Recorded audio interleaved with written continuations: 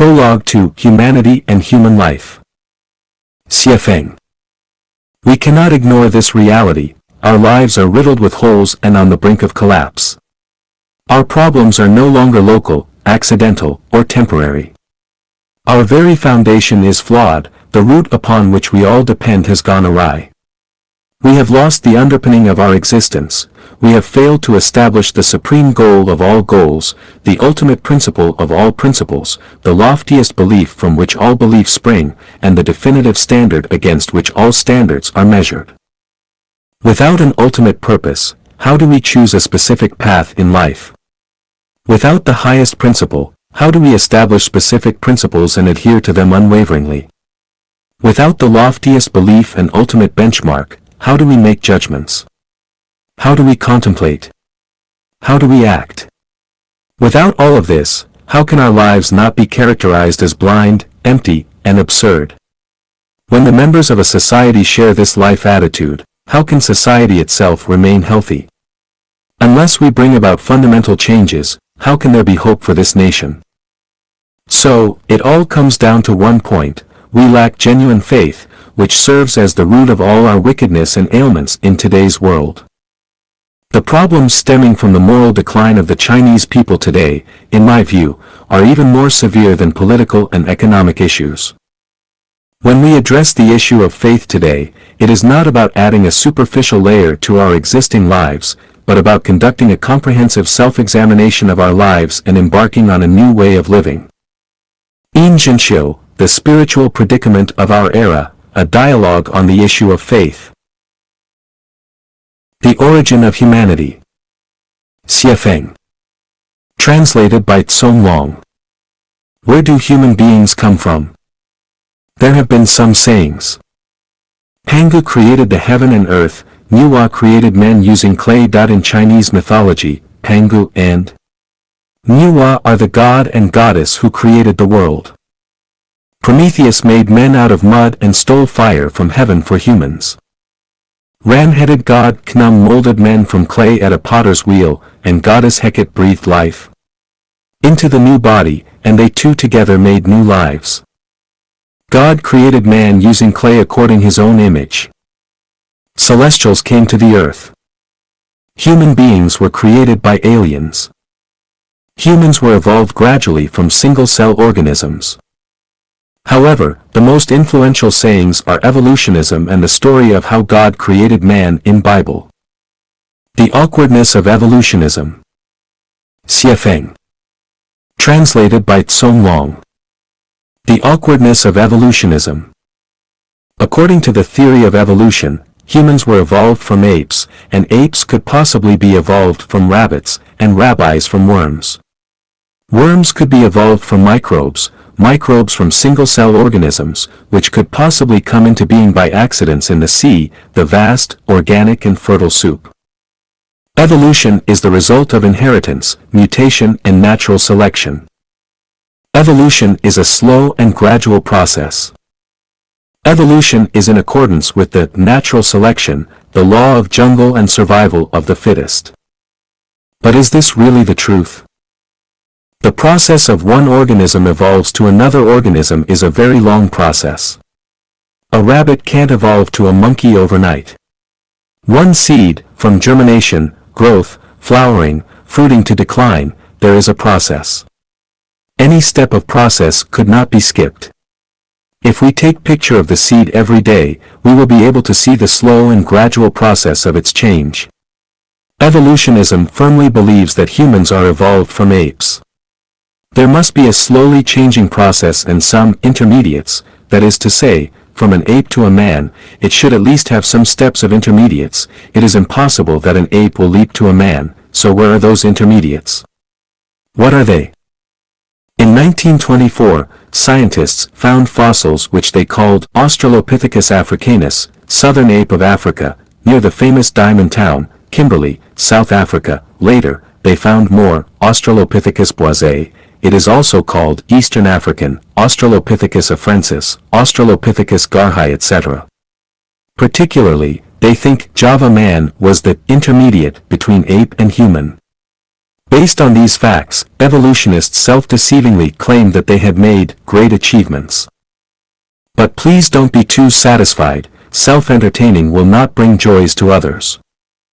According to the calculation based on molecular biology, it was between 4 and 5 million years ago when men and apes separated, so from 4 million years ago till the time of earliest historical records, how human beings evolved. Were there no any processes or intermediates? If not, does that mean evolution stopped at the stage?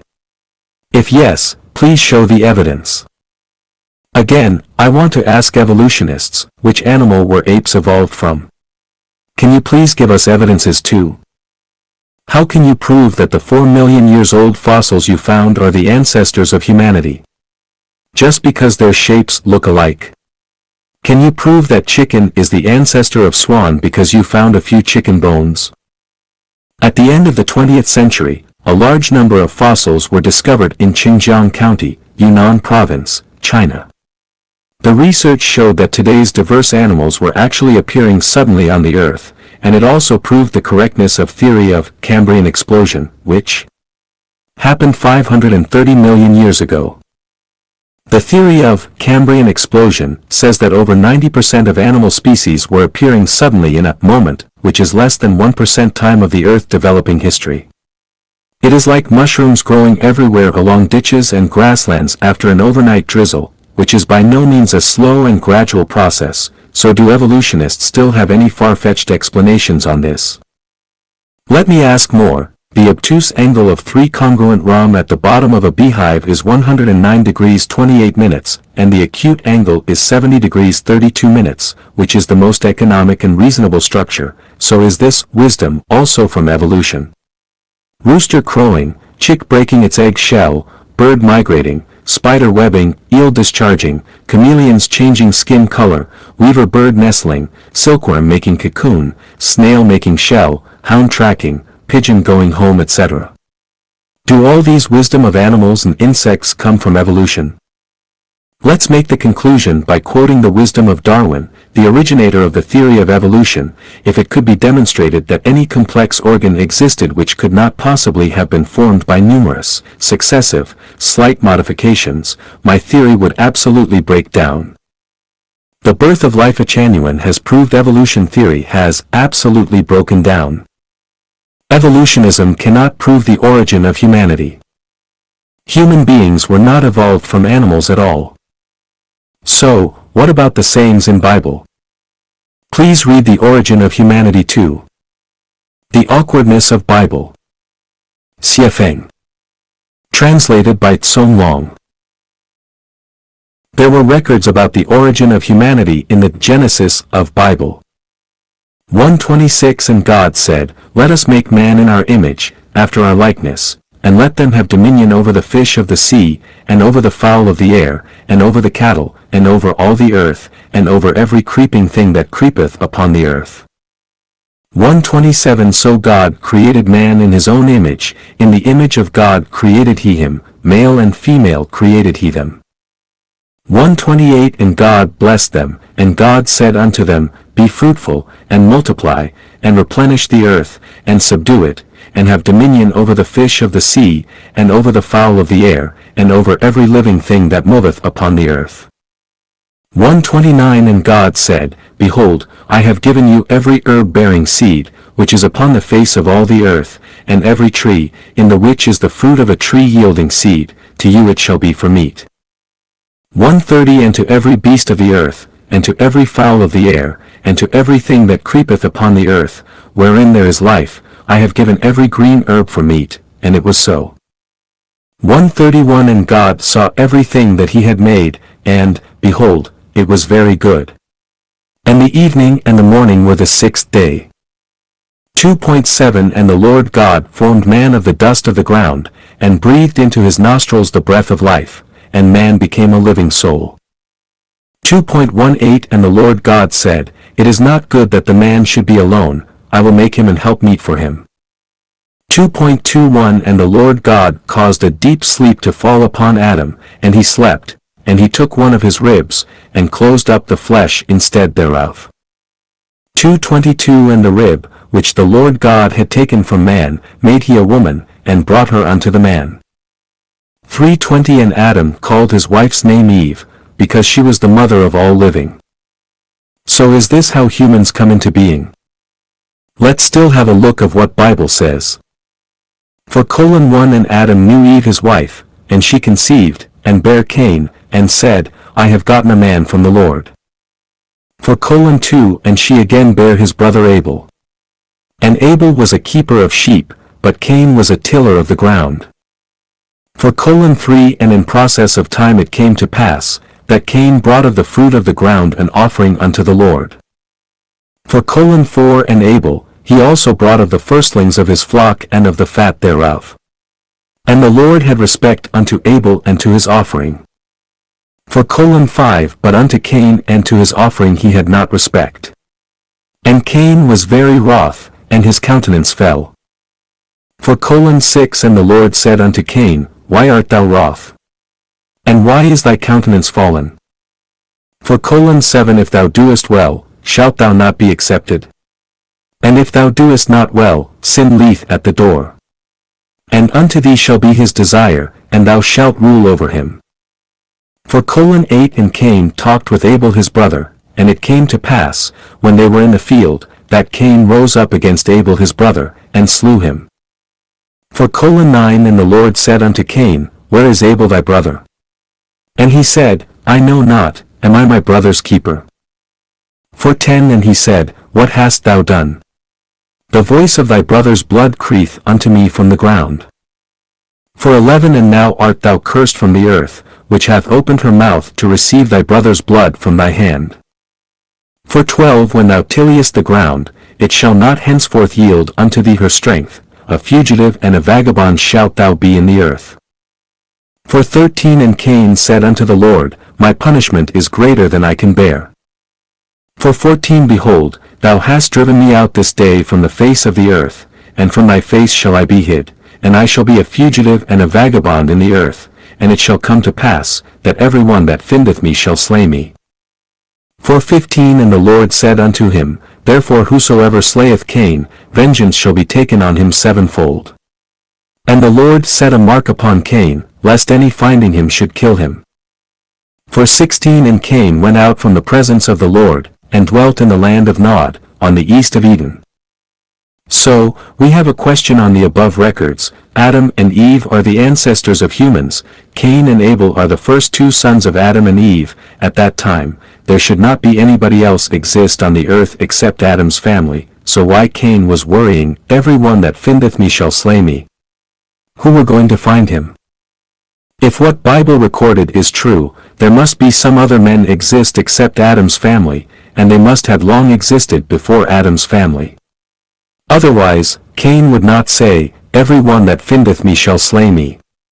So if there lived other humans, and they were not descendants of Adam and Eve, back then, Adam and Eve only had two sons, and Abel was killed by Cain, we can say Adam and Eve are not the ancestors of all human beings, and what Bible recorded is only the story of origin of Israelite people.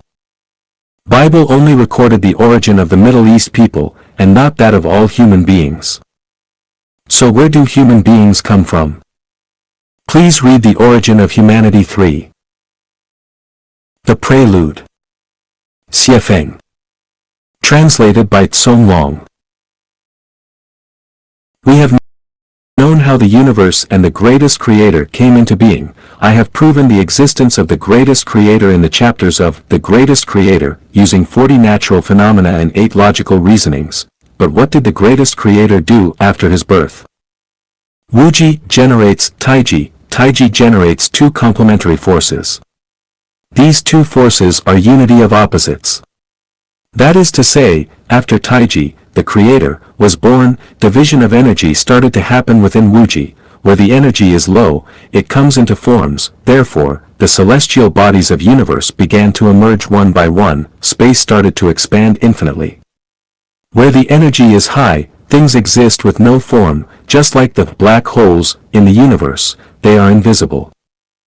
When some celestial bodies first appeared, their movement were random and disordered.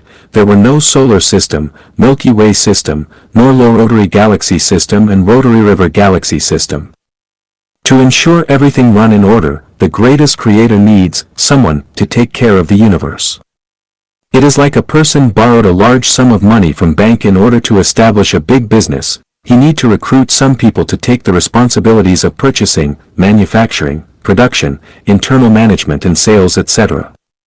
Same, the greatest creator also need someone to help him finish the project of creating the universe. Then how did he manage the universe? He started to make gods. What is God? God is the helper of the greatest creator. Then how did the greatest creator make God?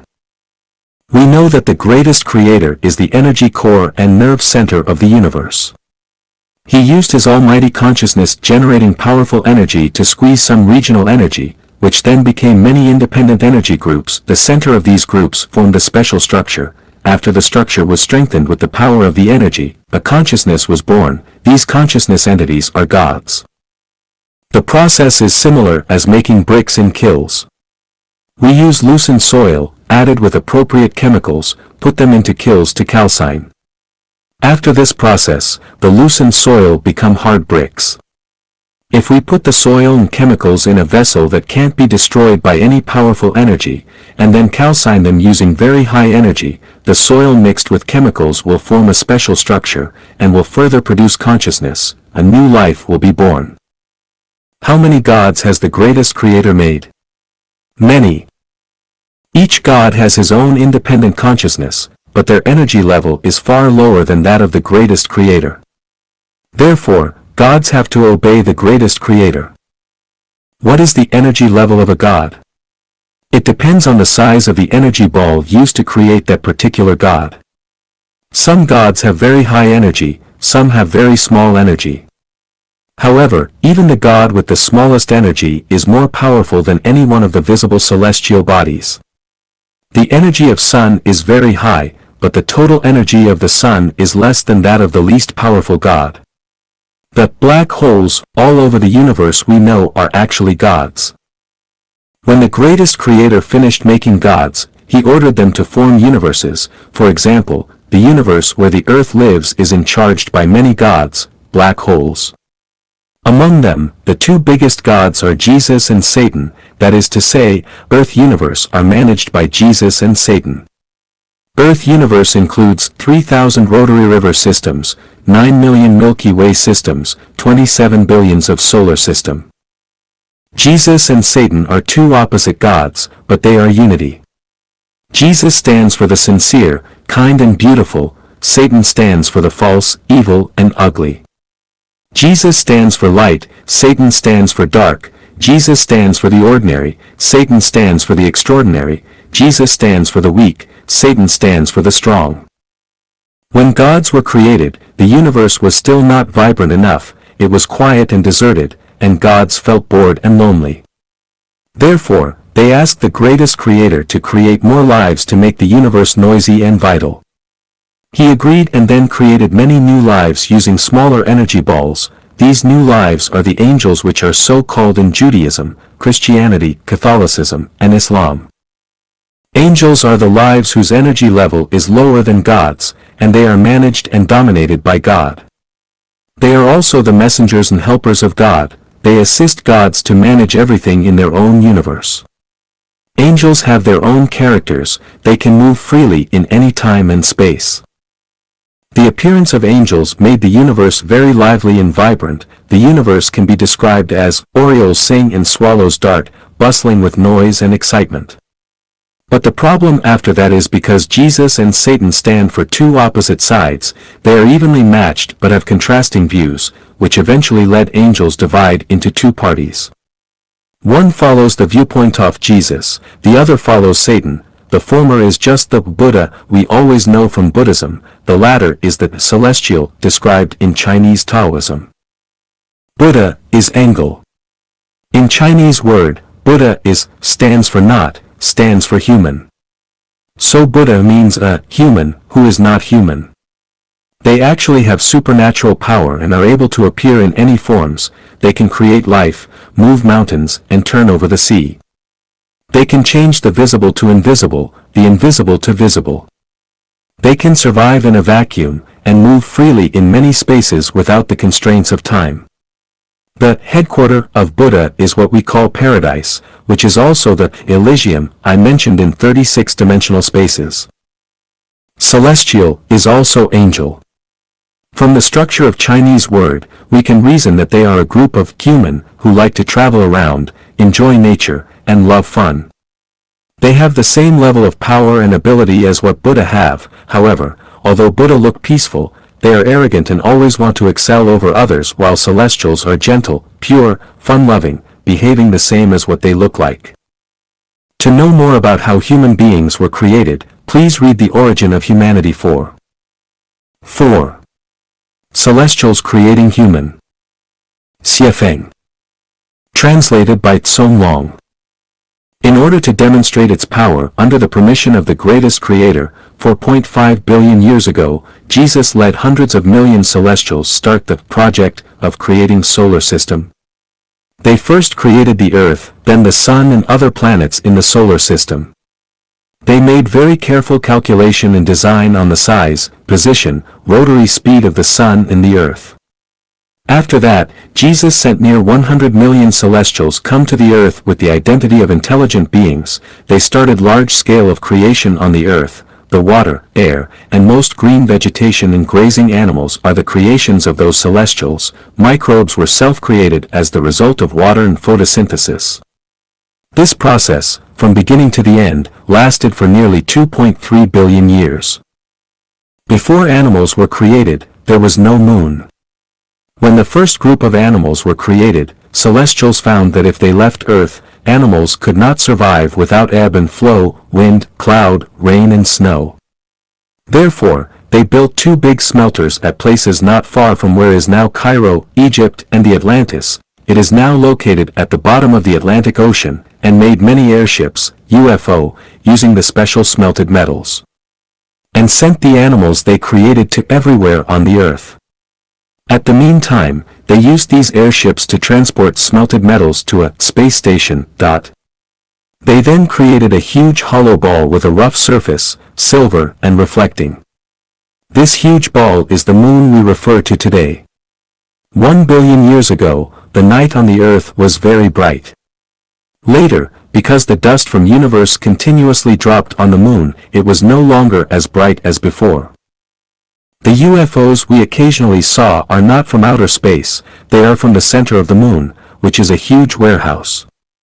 It stores many tools which have been used by celestials. UFO is also one of the tools. There is a door on the moon, it can be opened at any time. There is a giant palace under the mysterious Bermuda Triangle, that is the temporary lodge for the visiting celestials. Celestials can remotely control UFOs in the warehouse of the moon to monitor the Earth according to their needs. The Earth of 200 million years ago was very beautiful and prosperous.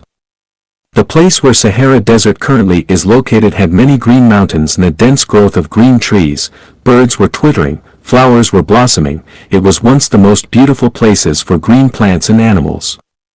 Celestials used to love singing, dancing and playing on the Earth, and they were so enjoying it and almost forgot their home. Unfortunately, the happy scene didn't last long. The happiness of celestials provoked the anger of Satan. In order to show that he had superior power, he sent another group of Buddhas to the Earth 250 million years ago, and started to create flies, mosquitoes, bugs, rats, scorpions, centipedes, snakes and predators in large scale to let these animals fight with the creations of celestials. Moreover, they even appeared in the form of dinosaur, destroyed the plants and animals all over the world out of jealousy. This inharmonious situation made the greatest creator very sad. At about 130 million years ago, he destroyed all dinosaurs by applying one kind of plague, and put all their souls in the prison of the cathode black hole. Unfortunately, there were a pair of smart dinosaurs hid under the bottom of East China Sea and were able to survive. They kept dormant underwater for nearly 100 million years. In about 1,600,000 years ago, in order not to let the earth become idle, the greatest creator designed a life structure himself, which is the draft version of current humans. He then gave the design paper to Jesus and led him to implement. The helpers of Jesus, celestials, started to make new lives according to this design. In order to receive the energy of the greatest creator sending from the universe, also to accumulate energy for creating this special new life and speed up the process, they built many laboratories in the place where now is Egypt. These laboratories are exactly the well-known pyramids of Egypt.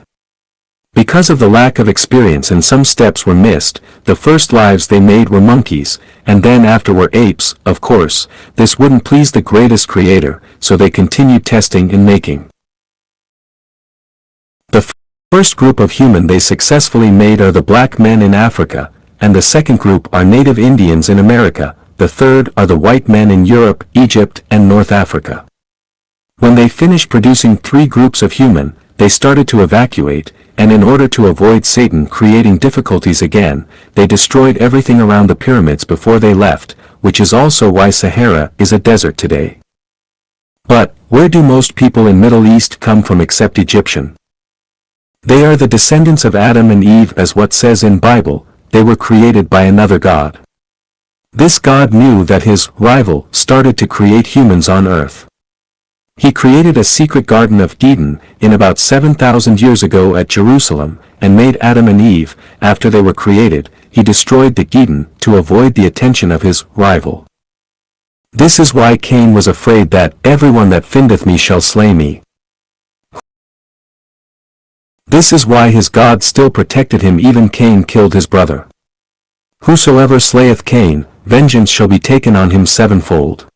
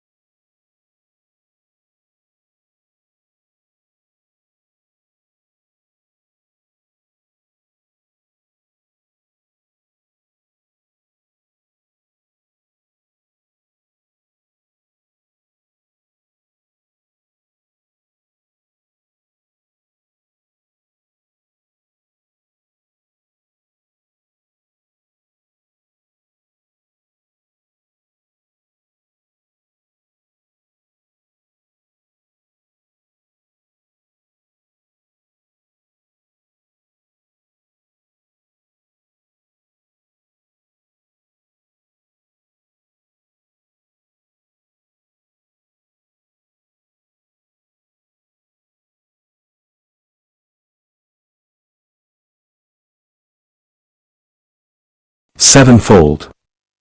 So today's conflicts between Israelite and Palestinian are actually the conflicts between brothers and our family affairs.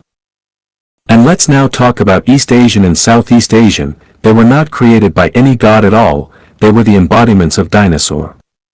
At about 7,500 years ago, when the pair of dinosaur knew that celestials created human on the earth, they sneaked from the sea, and changed into human form, started to propagate along the Yellow River, and the descendants gradually spread all over Asia.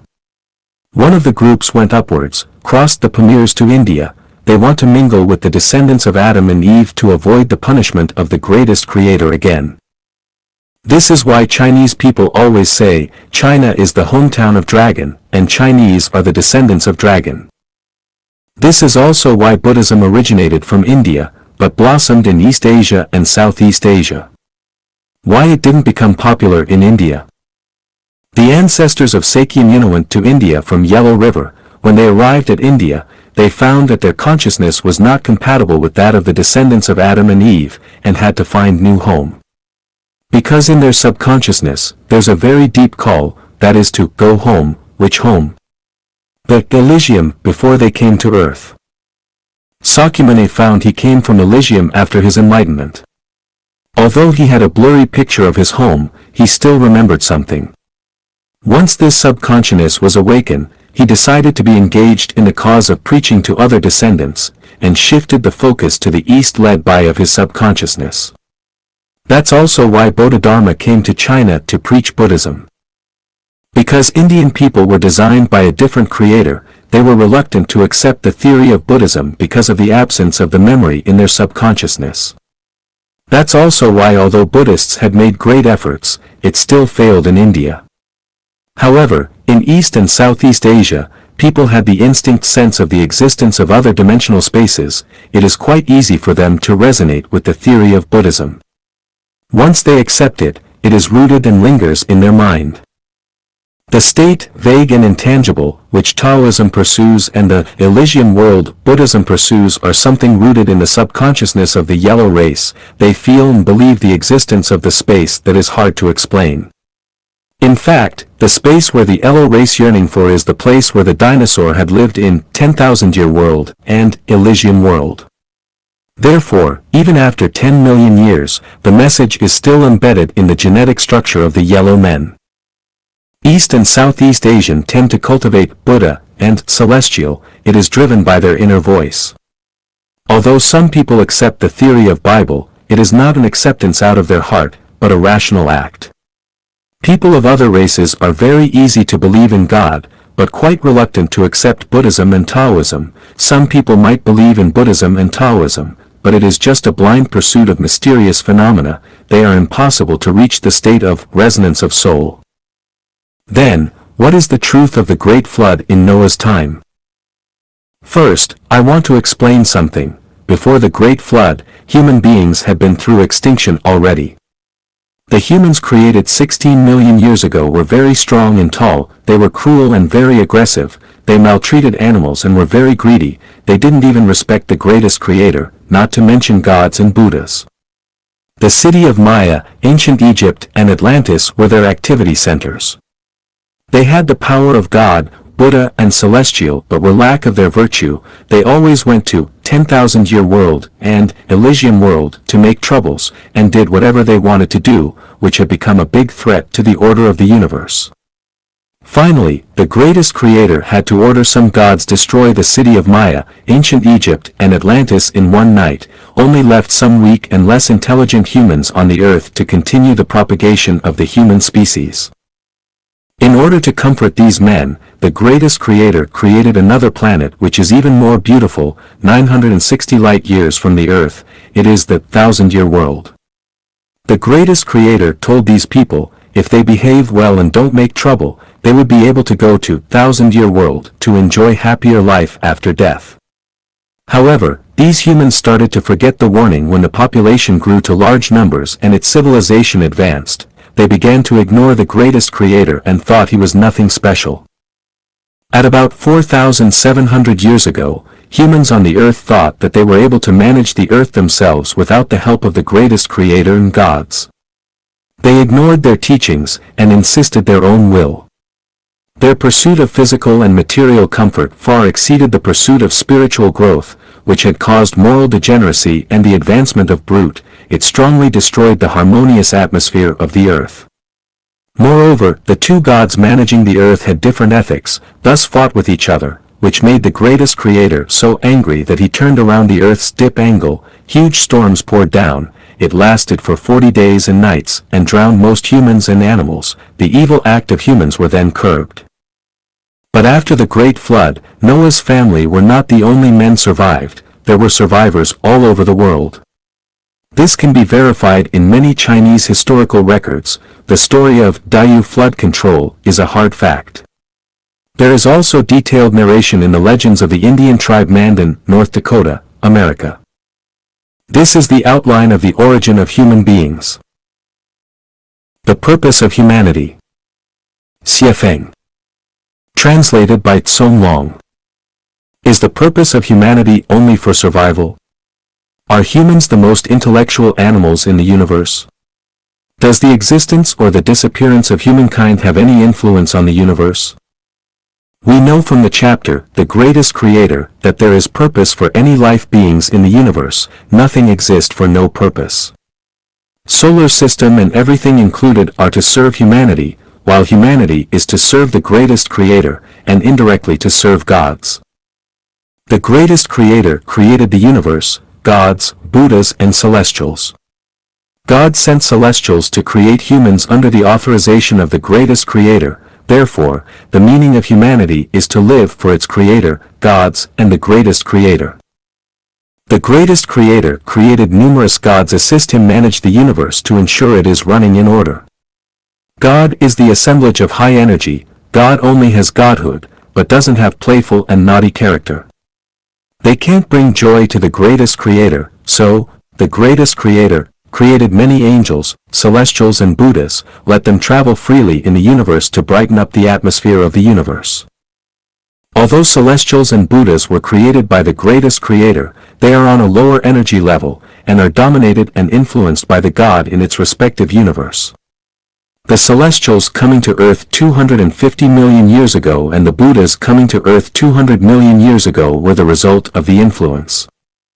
There are three origins for the human on Earth: the black men in Africa, American Indian, Egyptian, white men in North Africa and Europe were made by one God, Israelite, Palestinian, Iranian, Afghans, Iraqi, Turk, Syrian, Jordanian, Lebanese, Saudi Arabian and most Indian were created by another God, Chinese, Mongolian, Japanese, Korean and the people in Southeast Asia are the descendants of dinosaur. No matter where we come from, we are equal in the sight of the greatest creator, but in the sight of gods, there is big difference.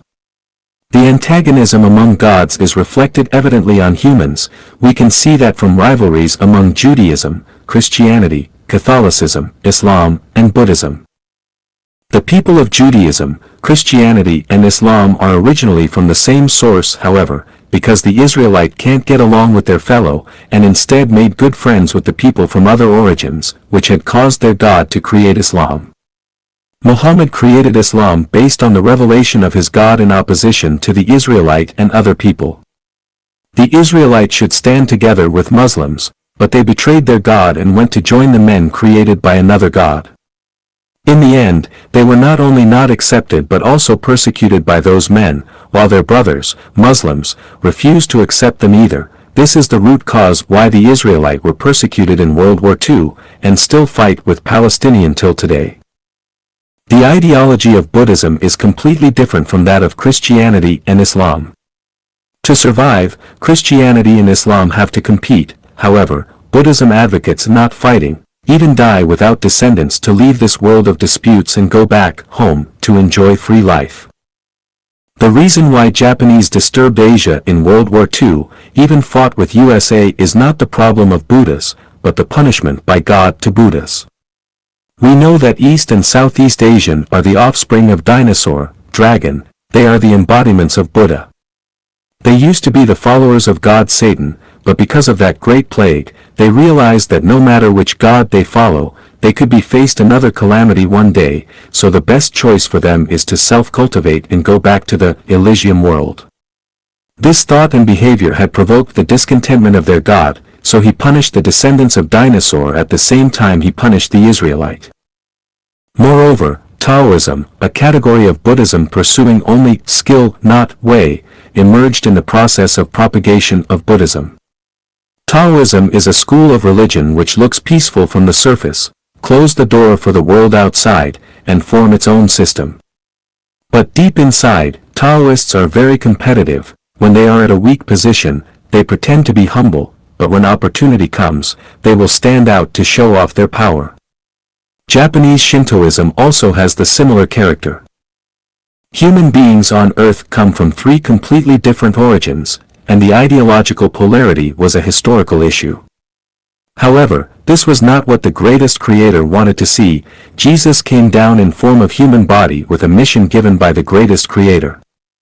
He was born in the Satan-made Israelite. When he criticized the Pharisees and religious leaders, by showing his miraculous power, he also taught people to love each other, and said all nations should be united. he asked people put their hope on the greatest creator, and make the earth a paradise as the greatest creator wishes, the kingdom of the greatest creator. St. Paul is a very good example transformed by Jesus' teaching. Today, all people around the world gradually come to surrender to Jesus. They are in fact walking on the way guided by Jesus. Now we know that the purpose of humanity is to serve the greatest creator. We are not alone in the universe, except human beings. There are angels, celestials and Buddhas, and there are gods above angels, and the greatest creator above gods. Humanity have been through hardships since its birth. Today's world is not an easy game. We need to be grateful to the greatest creator, and live in accordance with the teachings of gods. Any arrogant behavior will lead to more sufferings and even the destruction of human beings. The role of humanity. Xiefeng. Translated by Tsong Long. The greatest creator loves humans, because we were designed by him. Among all life beings, celestials are his most favorite, and the next is human. Therefore, we have three responsibilities. To please the greatest creator. To maintain unity of opposites of the God world. Gods are also the children of the greatest creator. There is no good or bad God, each God has its own role to play. It is up to the greatest creator to judge their merits and demerits. To build and beautify earth. Building and beautifying earth is the responsibility and the indispensable obligation of humanity. Maintaining ecological balance, purifying air, rivers, and land are the jobs must be shouldered by humans. We must not shirk our responsibilities just because we are taken care by the greatest creator. It is just like kids must learn to be independent and help themselves. They must not rely on the parents for everything. The past of humanity. Xiefeng. Translated by Tsong Long. The past of humanity is a history of sufferings, a history of fights and conflicts. The past of humanity is a history of bewilderment, a history of manifestation of animal instincts. The past of humanity is a history of selfishness, a history of survival of the fittest. The past of humanity is a history of chaos, a history of giants competing for powers, religions competing for position. The past of humanity is a history of wickedness, a history that is not worthy of remembering in emulation. The current situation of human being. Although there are regional extremes, humanity in general has been away from barbarism and ignorance, and on its way to be more rational. While in some places there are still superstitious forces, but scientific developments have made the majority realize that superstition is the source of barbarism and ignorance, and the vital cause of social turbulence. There were some major superstitions. Fanatical belief in religion. They think the religion they believe is the only right one, and others are evil. However, in fact, each religion has its own blindness, and a side of suppression of human nature. Fanatical belief in any religion is the result of an emotional choice, not rational. As long as religions exist, the light of human nature is not able to shine, and humanity is not able to get out of barbarism and ignorance, and war is unavoidable. The suffering of humanity will not be possible to end. Frantic worship of the great. Every country has its own great men, and its own founding heroes. They made immoral achievements in elimination of old forces. They are worthy to be respected. But if they are worshipped as God and the Savior, a vicious cycle will begin to form, and humans will be dragging into another round of suffering. It is all right to worship a great man, but if it is over a limit, it becomes a mania. Mania is a mental illness, and it is also a new form of barbaric ignorance which will inevitably lead to destruction and repression of human nature. Blindly follow a theory or academic conclusion. The development of things is progressing in a form of wave. Any theory or academic conclusion is a symbol of development from the perspective of current time and space. However, they are not perfect and are not able to cover the comprehensive contents and its extended meanings. They are not the ultimate truth. If we follow them blindly, our thoughts will be bound, and therefore new thoughts and theories are not able to emerge. We will hardly see the situation of 100 of flowers blossom, 100 of schools of thought contend, which will eventually lead to the twist of human nature and stop the progress of human civilization. Nationalism. Needless to say, each nation has its unique advantages. Just like different fruits and melons having their own taste and degree of sweetness. If watermelon and peach think they are the best, and all other fruits are useless, a monomode will be taking shape. This is an extremely overbearing behavior.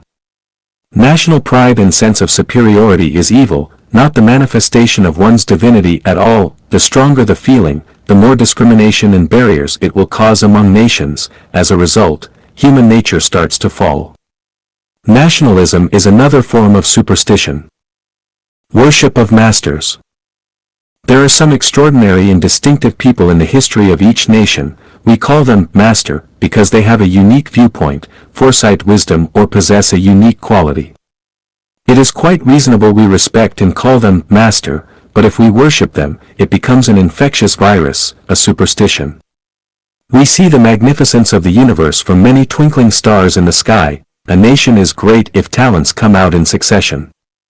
Any master is like a shining star of that time. If we regard him as a sun, and keep on revolving around him, the brilliancy of other stars will be covered, and the nation will not have a successor. Blind faith and following, seek after extraordinary. A man can only be a man as long as he has a human DNA, body. He can't be God or something else. We can't deny that life beings in other time and space could be reincarnated to human world. That is because they are bestowed by the greatest creator special abilities, wisdom and mission, which is something embodied in their DNA. These abilities and wisdom are far beyond any ordinary person can reach. As one of general public, we can only follow natural law and don't need to seek after extraordinary. If a potato wants to become a tomato, a red date wants to become a walnut, it is not only unnecessary, but also impossible. We will be on the way of devil if we are determined to possess supernatural power.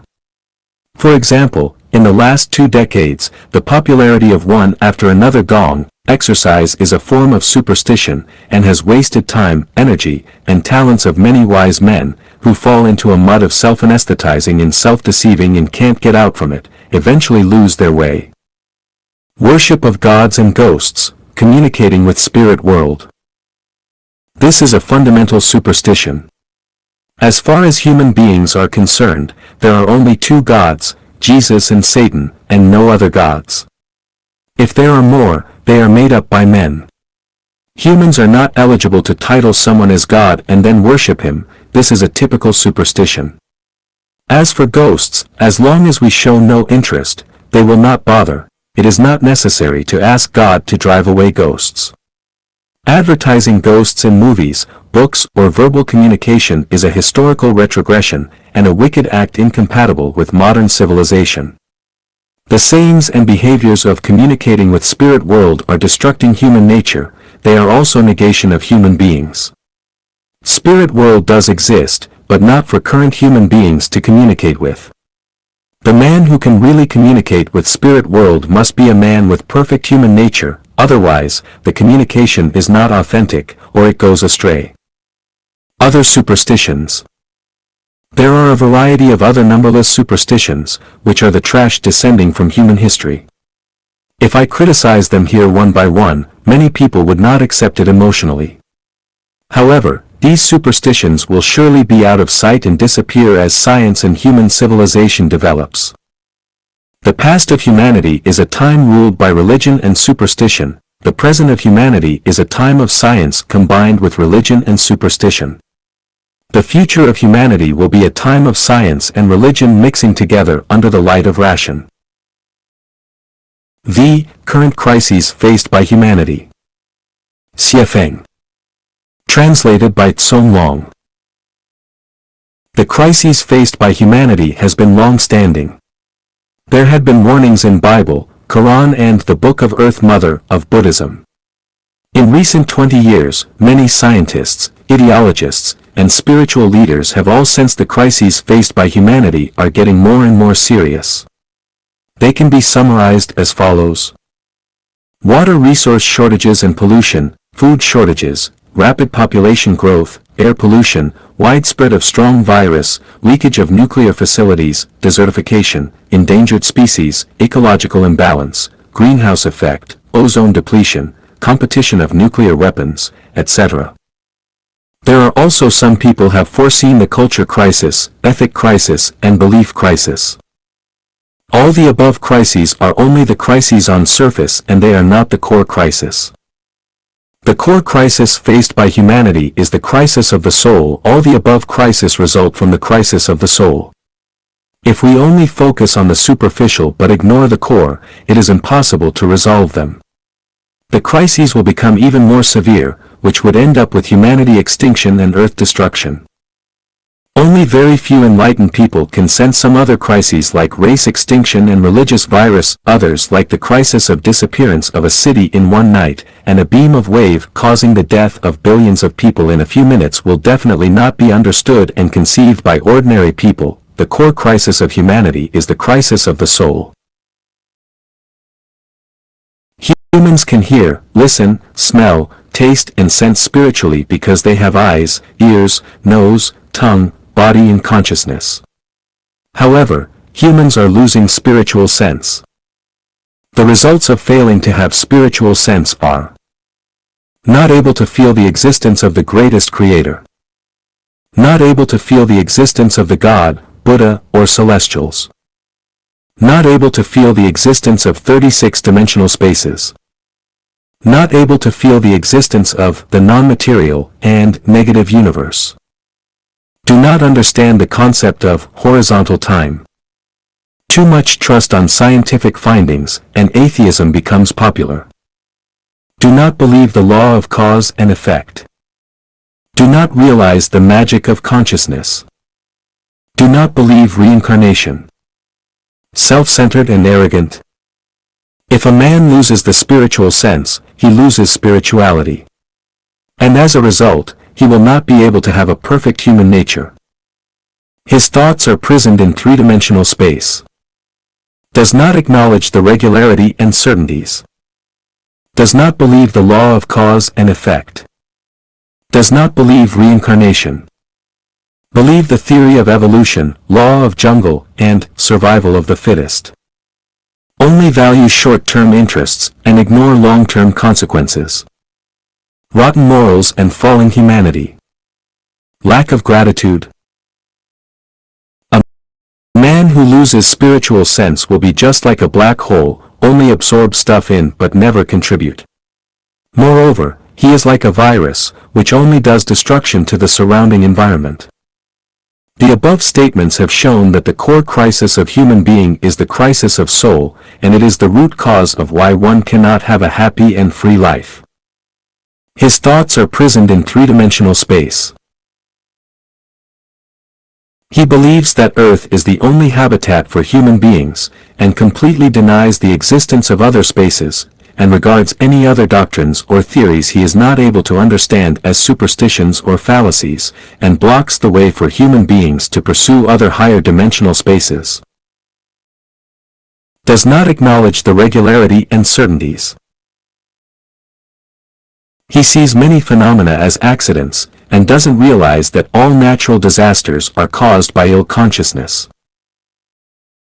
Does not believe the law of cause and effect. He attaches too much weight on win and loss, uses any means to achieve the goal, and ignores the effects that will cause in later lifetimes. Does not believe reincarnation. He thinks that death is the end of life, so does anything as she pleases without conscience, and regards fame, wealth and power as the symbols of a successful life.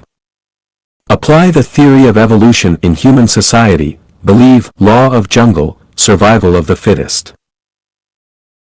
He stops nothing to achieve his goal, which may include making miseries to other people, polluting rivers, bullying the kind, lying and deceiving. Only value short-term interests and ignore long-term consequences. Use competition as primary means to promote social development, therefore, making nuclear and biological weapons, frantically developing heavy industries that damage environment, predatory exploitation of resources, and treating all people as potential rivals or enemies. Rotten morals and falling humanity. He does not respect God, Buddha, saints and sages, and does not respect his teacher, father and brother. He is violent, used to cheat and not shameful of his behaviors. Lying, bullying the weak, abusing women, killing people. He does all evils. Just like what described in the ancient Chinese book, Tractate of the Most High One on Actions and Consequences. The crimes of the wicked.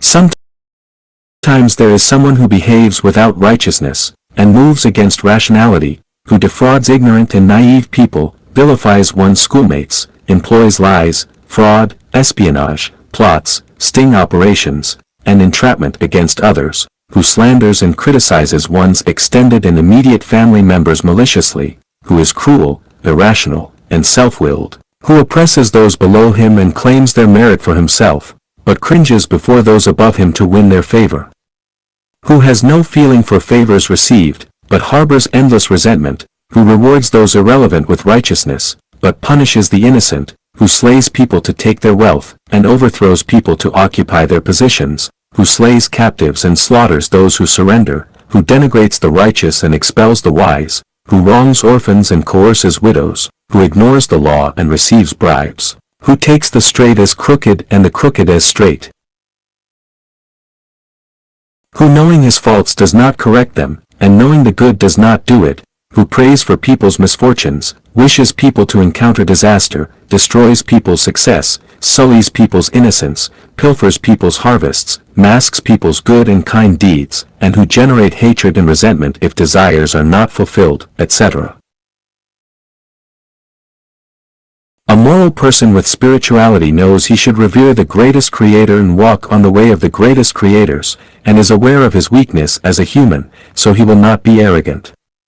He realizes he should cultivate himself, and knows he needs to take care of, cherish, respect and love Mother Nature, its resources and all life beings. He will never leave the wastewater of factories, mines, hospitals and cities to rivers, streams and lands. He will never hunt and eat the meat of wild animals. He will never destroy forests, mountains, and grasslands. He will never indulge in power, money, beauty, and let his greed expand, not even use any means to satisfy his evil desires. He will never use his power to serve his own or his family's interests, nor bully or suppress others. He will never sell fake or shoddy goods. He will never steal other person's research findings to gain fame for himself. He will never make life-threatening nuclear weapons and biological weapons. He will never provoke conflicts among people to profit from it. He will never suppress any new ideas, new cultures, or new values. Lack of gratitude. In his heart, there is no place for the greatest creator, gods, parents, elders, the society, other people. He only demands and is not willing to give. Even a plant bears fruits as long as we water and fertilize it. A chicken produces eggs as long as we feed it. A dog will be a good safeguard of our home as long as it has been taken good care. A man who loses spiritual sense will be just like a black hole, only absorb stuff in but never contribute. Moreover, he is like a virus, which only does destruction to the surrounding environment. The above statements have shown that the core crisis of human being is the crisis of soul, and it is the root cause of why one cannot have a happy and free life. If we look Earth from a height of 1,000 meters, and focus on the cities of the world, we will find the survival situation of human beings is just like a group of ants on a hot pot, running around hastily. You don't know where these ants are going to, they just follow their senses with no purposes. They move quickly all together once they spot an animal corpse or a drop of oil, they follow where the trend is. If you ask one of the ants, why are you so busy every day? Where do you rush for? His answer will be, I'm looking for something to eat, drink and a place to live. As for where to go, I will go wherever I can find food, drinks and a place to live. The secular world is just like an animal world. Some people stand themselves out, but where do they go after they get out? They go to religions. All religions, whether it is good or evil, they are made of people who have spiritual pursuit. A real disciple of any religion is superior, in spiritual aspect, to any kings or great men. So we can say, all people in secular world are sleeping and people in religion are awake. The formers do not have spiritual direction as the latters do.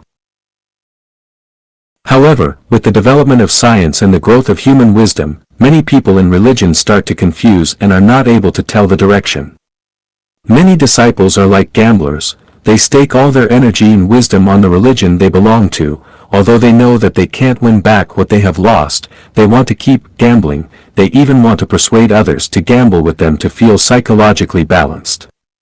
Just like the fox that has lost his frozen tail on the ice, he has lost the tail, he has been laughed at and left alone by other foxes, he also knows that he doesn't look good without a tail, but in order to comfort himself, he tries to persuade others that a fox without a tail is the most beautiful fox, and others are all fools if they don't cut their tails.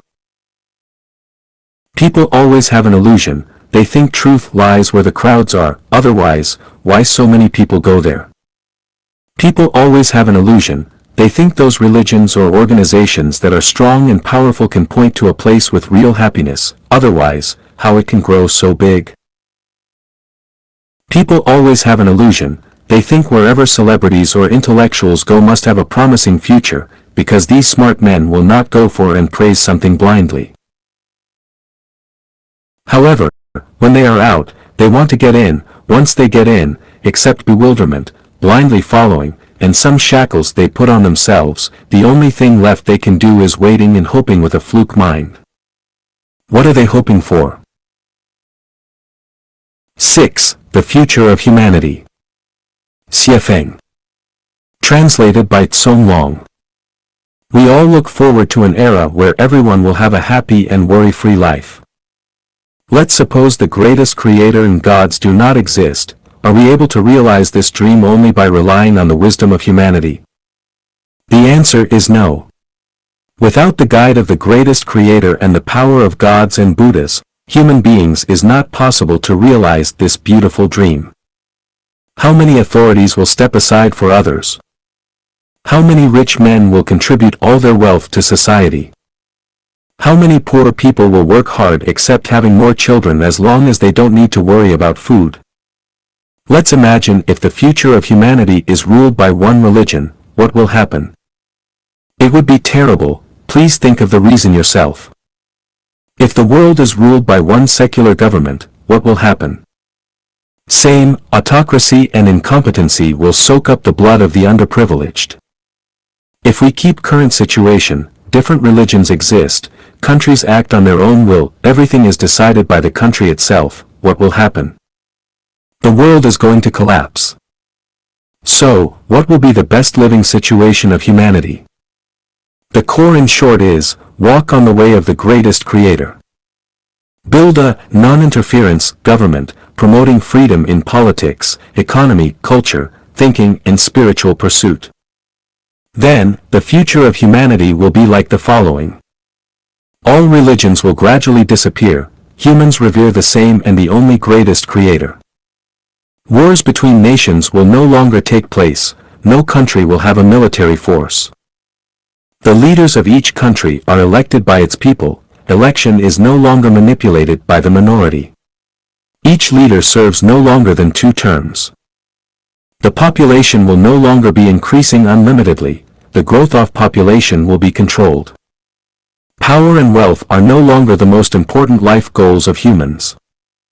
People will not talk about how to fight with nature and men, the earth will become a place where all life beings coexist harmoniously. Terrorist activities are going to disappear. Crimes will be decreasing year by year. The care of elders and the education of the youth will become the responsibilities of the whole society, which are no longer private affairs of individuals or families. Family life is going to dissolve, relationship of men and women is going to show diverse forms. Scientists and artists will be respected by the general. Manual labor is not regarded as a less decent job. A common bill of rights will be made, journalists will have greater freedom, the force of darkness in some regions will be curbed. A lazy person will be regarded as miserable and incompetent, a parasite-like lifestyle will be seen as a pity. Humans will be able to make new form of life, intelligent robots will come into being, Sahara will be returning to green again. A large number of supermen will appear, they discover the secret of brain and find the channel to communicate with the greatest creator, and therefore they know the secret of time and space, the cause and effect relationship of lives transiting in different time and space, the secret of thinking, the power of mind, and the road towards higher level life space. These supermen will bring the material and spiritual life of humanity to a brand new level. There will not be nature disasters anymore, earthquakes, floods, diseases will all vanish. Earth becomes a blessed paradise, which will be serene and harmonious, prosperous and vibrant, cranes are flying in the sky. People are healthy and have a long life, everyone live in peace and enjoy their job. In conclusion, human beings will enter an unprecedented, highly developed and civilized era, an era with happiness, abundance and freedom. Everyone will transform to a celestial at the end. We will understand all secrets by that time, each moment of our life will be extremely joyful, we will meet our family and friends who have passed away, a brilliant new life will start to unfold. However, there is a prerequisite, which is we must walk on the way of the greatest creator, if we ignore it, everything will be developing in the opposite direction. The position of life. Xiefeng. When we understand the origin of the universe, the greatest creator, and humanity, and comprehend the value and role of time and space, we come to realize that humans are not the highest beings in the cosmos, nor are they the lowest animals. Humans are a combination of spirit and flesh, positioned between angels, celestial beings and Buddhas, and animals. Human life serves as a transit station between lower-level and higher-level life spaces. From birth to the death of the physical body, humans continuously accumulate merits. With abundant accumulation, life evolves towards higher levels, with minimal accumulation, life remains stagnant, reincarnating on Earth in the next life, and without any accumulation, life devolves to lower levels. The value of life. Xiefeng.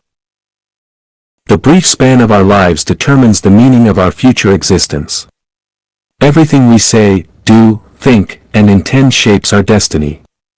Every moment, every day, meticulously records our good deeds and missteps. The path we choose, whether it leads us to higher realms like the 1,000-year world, the 10,000-year world, or the Elysium world, depends entirely on how we live our lives. Similarly, whether we can avoid descending into lower realms like the realm of livestock, the netherworld, or the flaming purgatory also depends on our actions during our short time on earth. Our short life holds immeasurable value. Even if we were given all the treasures of the earth, if, after our physical body passes, our life doesn't ascend to higher spiritual realms but instead descends to the realm of livestock, what's the point of all that earthly wealth? Conversely, if we possess nothing on earth, yet, after our physical body passes away, our life enjoys 1,000 years of happiness in higher realms, or even attains eternal life in the Elysium world, what greater purpose could there be?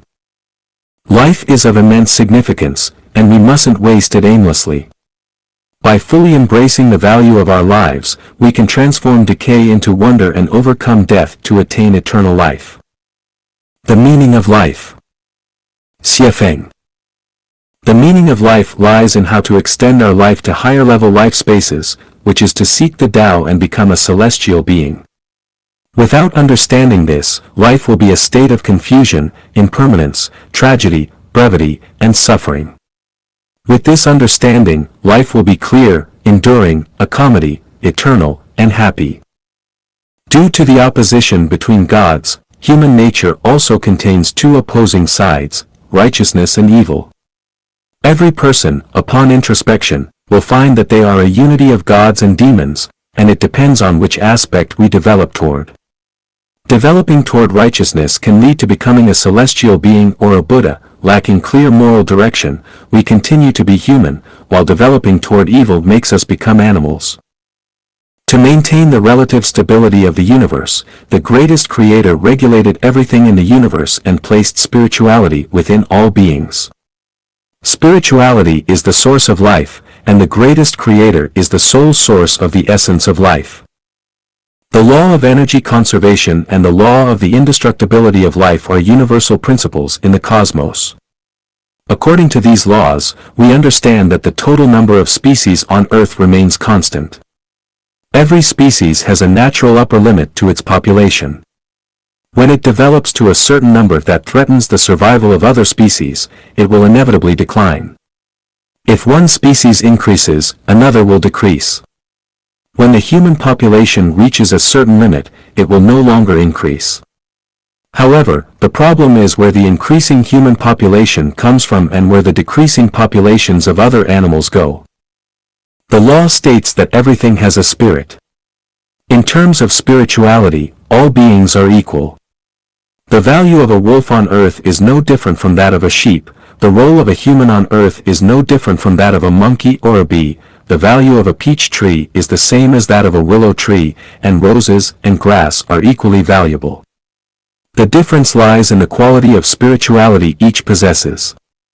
For example, with the same type of stone, if its hardness reaches 10, it becomes a diamond, with a hardness of 9, it becomes a ruby or sapphire, with a hardness of 8.5, it becomes a cat's eye, with a hardness of 8, it becomes yellow sapphire or spinel, with a hardness of 7.5 to 8, it becomes aquamarine or zircon, with a hardness of 7.5, it becomes emerald or green sapphire.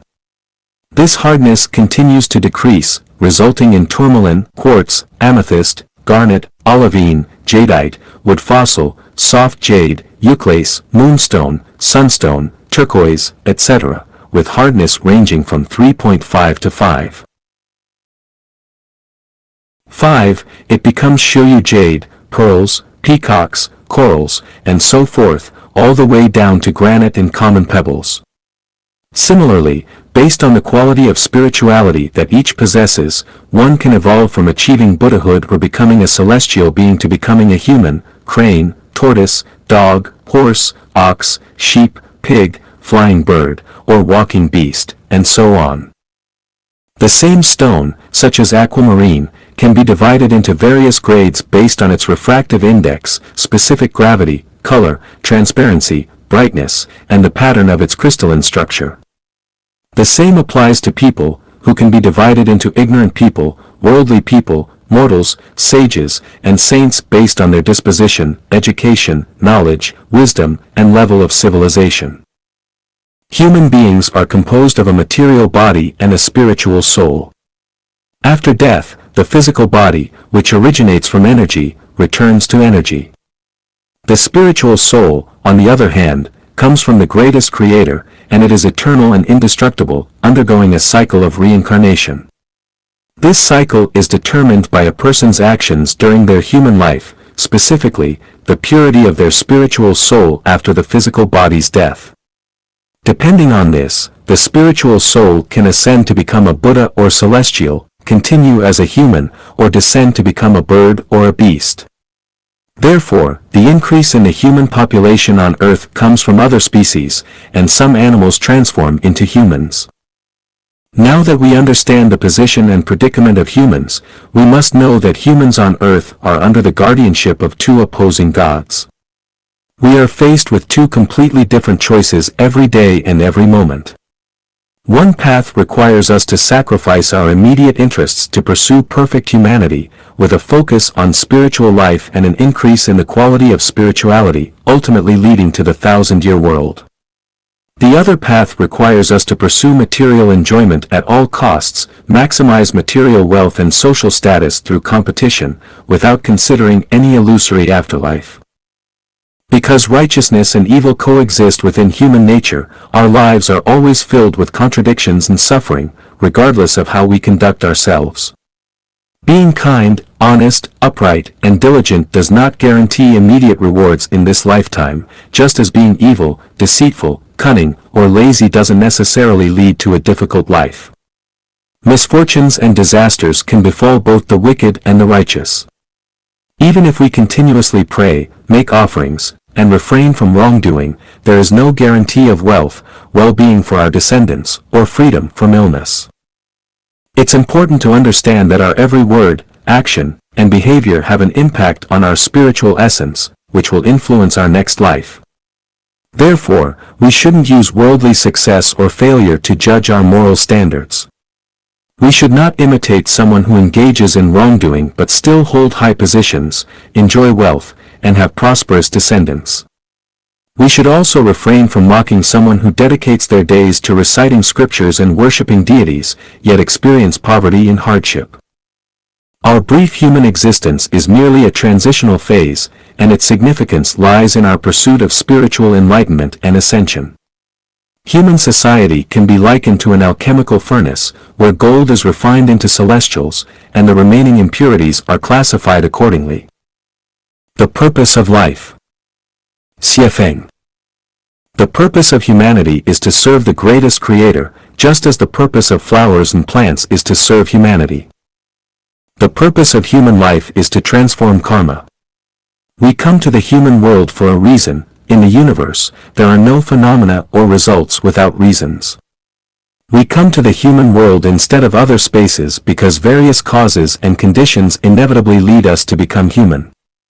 We come to enjoy the pleasures of the human world and to bear the pains of being human. Why do we have to endure the suffering of being human? It's because we created karma in our past lives. There are no phenomena or results in the universe without causes and conditions. The suffering and hardships we endure are to repay the debts from our past lives. The more suffering we endure, the more debts we repay. Those who oppose us, insult us, bully us, exploit us, oppress us, humiliate us, deceive us, or create unjust cases against us are helping us to transform karma. They are our benefactors. On one hand, we need to transform karma and eliminate the sins we created in past lives. On the other hand, we need to refrain from creating more karma. If we continue to create karma, we will be reborn as humans in the next life. The more karma we create, the more suffering we will experience, and we may even descend to the animal or plant realms. If we stop creating karma and attain perfect humanity, we can enter the 1,000-year world in the next life. If we not only stop creating karma but also accumulate merits by serving society and others, we can enter the 10,000-year world.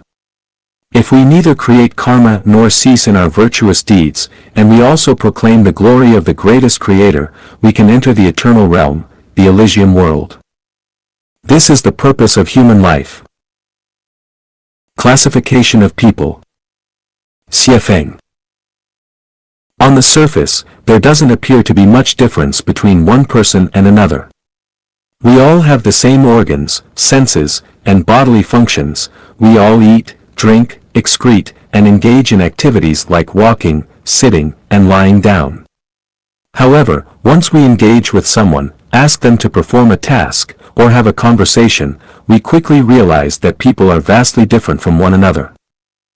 Most individuals tend to believe that they are not much different from others, with distinctions primarily revolving around differences in wealth and social status. In reality, the variations among people are primarily rooted in their spirituality and wisdom.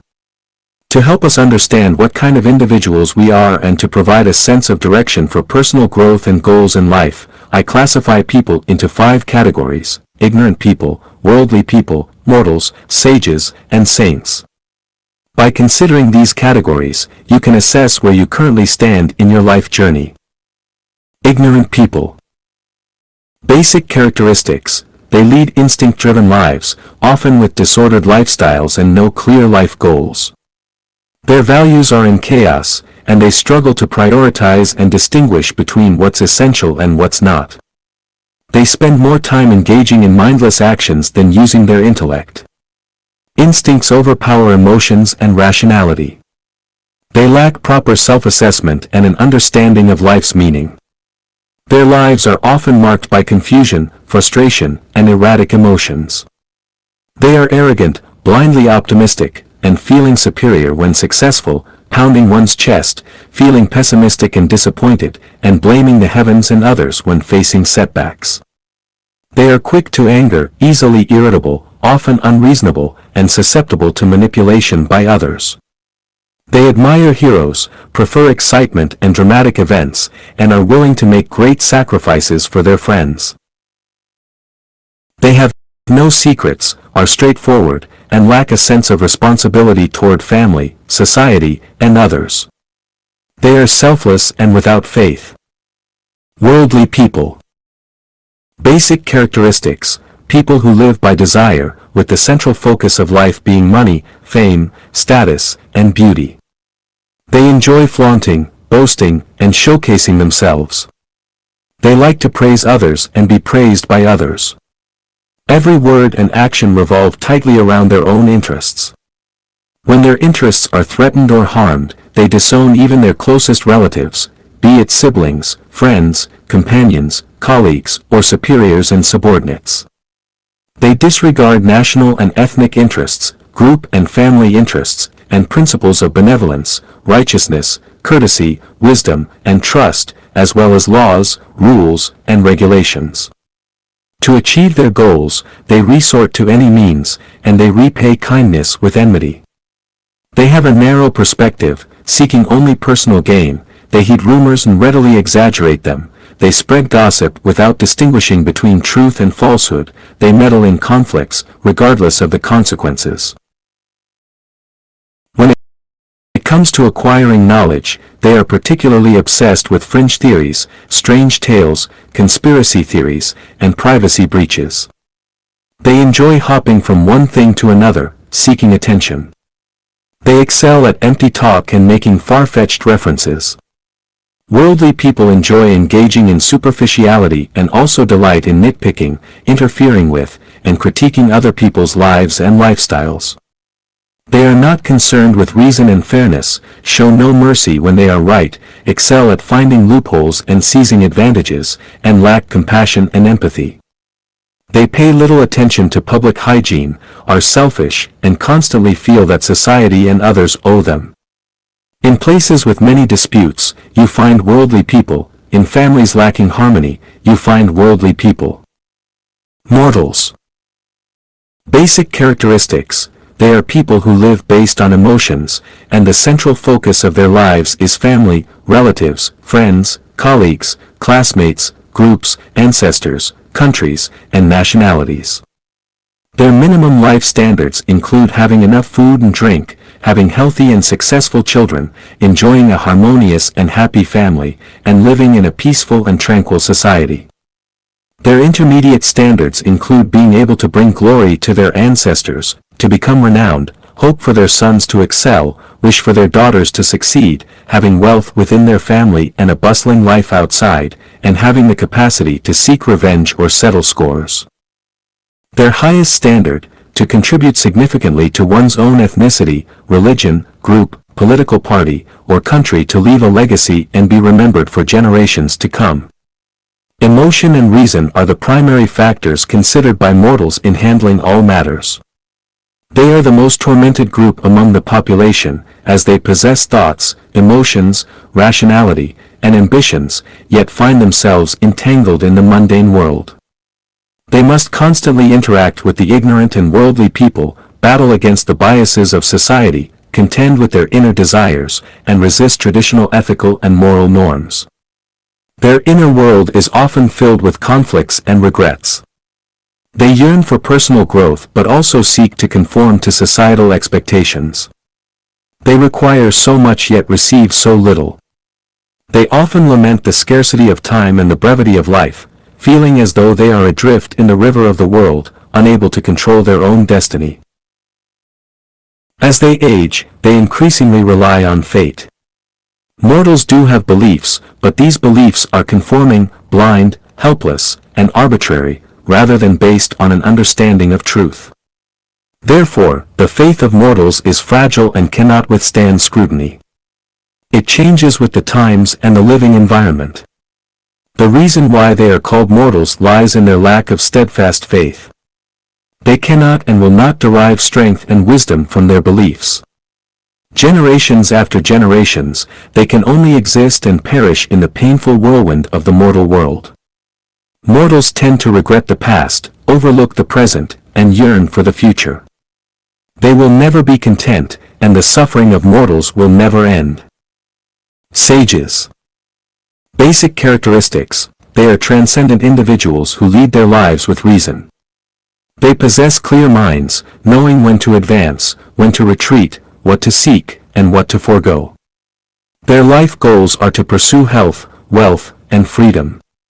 They have their own principles and adhere to societal codes of conduct.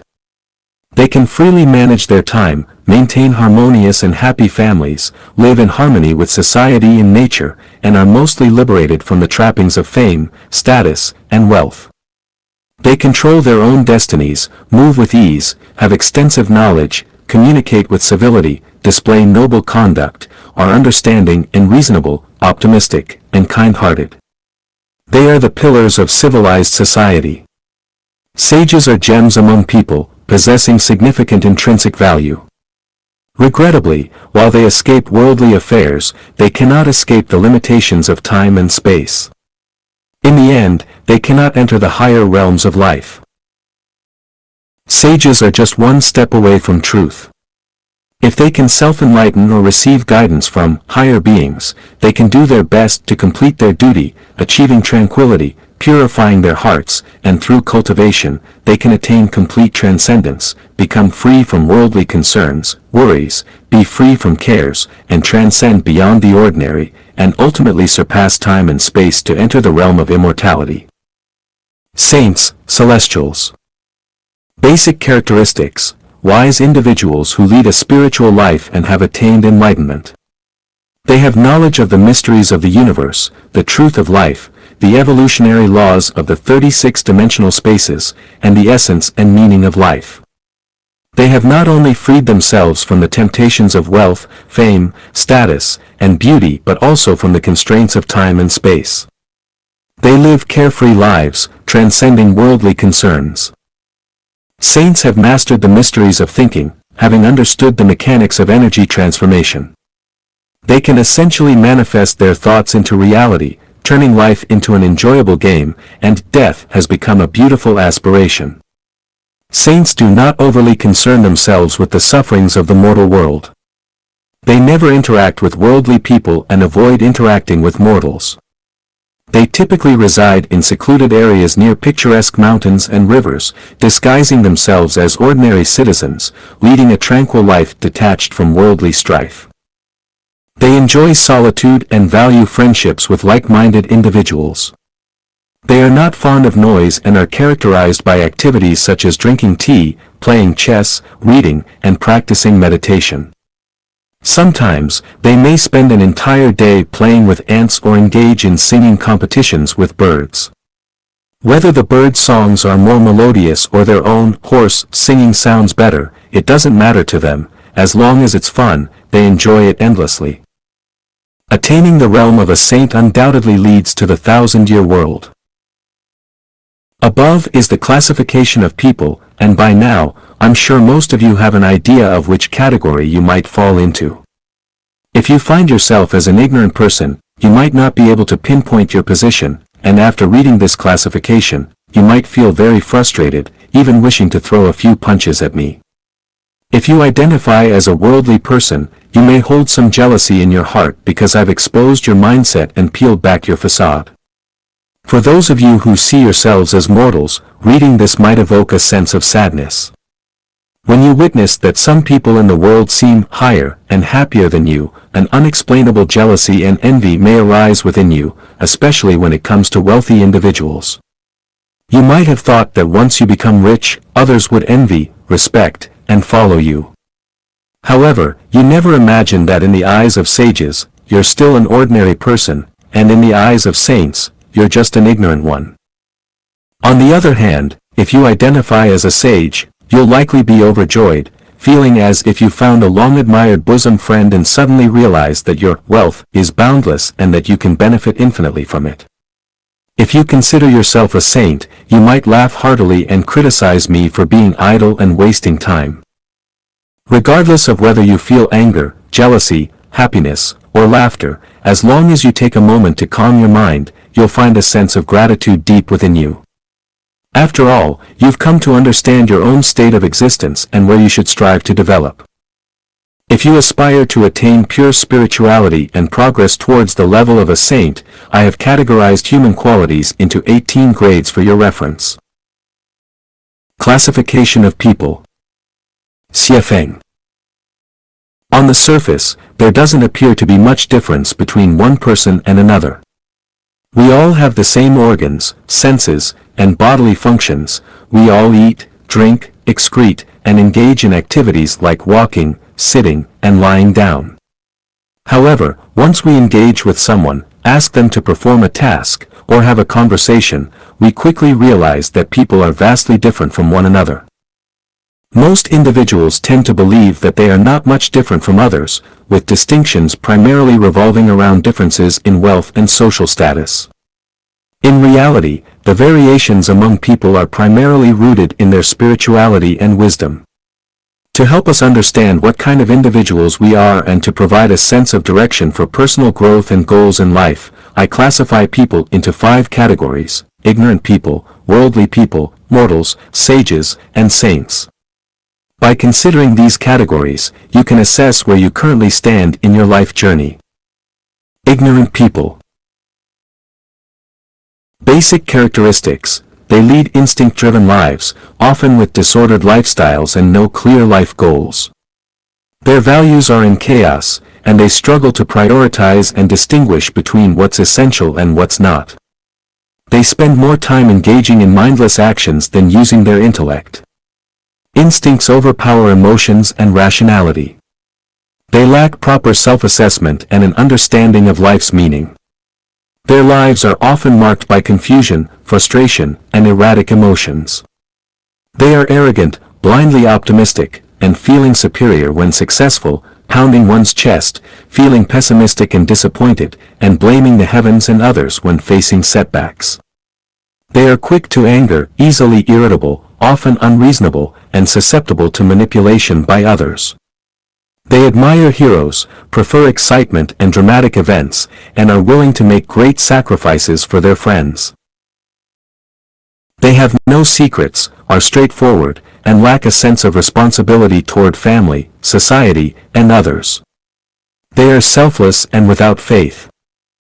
Worldly people. Basic characteristics: people who live by desire, with the central focus of life being money, fame, status, and beauty. They enjoy flaunting, boasting, and showcasing themselves. They like to praise others and be praised by others. Every word and action revolve tightly around their own interests. When their interests are threatened or harmed, they disown even their closest relatives, be it siblings, friends, companions, colleagues, or superiors and subordinates. They disregard national and ethnic interests, group and family interests, and principles of benevolence, righteousness, courtesy, wisdom, and trust, as well as laws, rules, and regulations. To achieve their goals, they resort to any means, and they repay kindness with enmity. They have a narrow perspective, seeking only personal gain. They heed rumors and readily exaggerate them. They spread gossip without distinguishing between truth and falsehood. They meddle in conflicts, regardless of the consequences. When it comes to acquiring knowledge, they are particularly obsessed with fringe theories, strange tales, conspiracy theories, and privacy breaches. They enjoy hopping from one thing to another, seeking attention.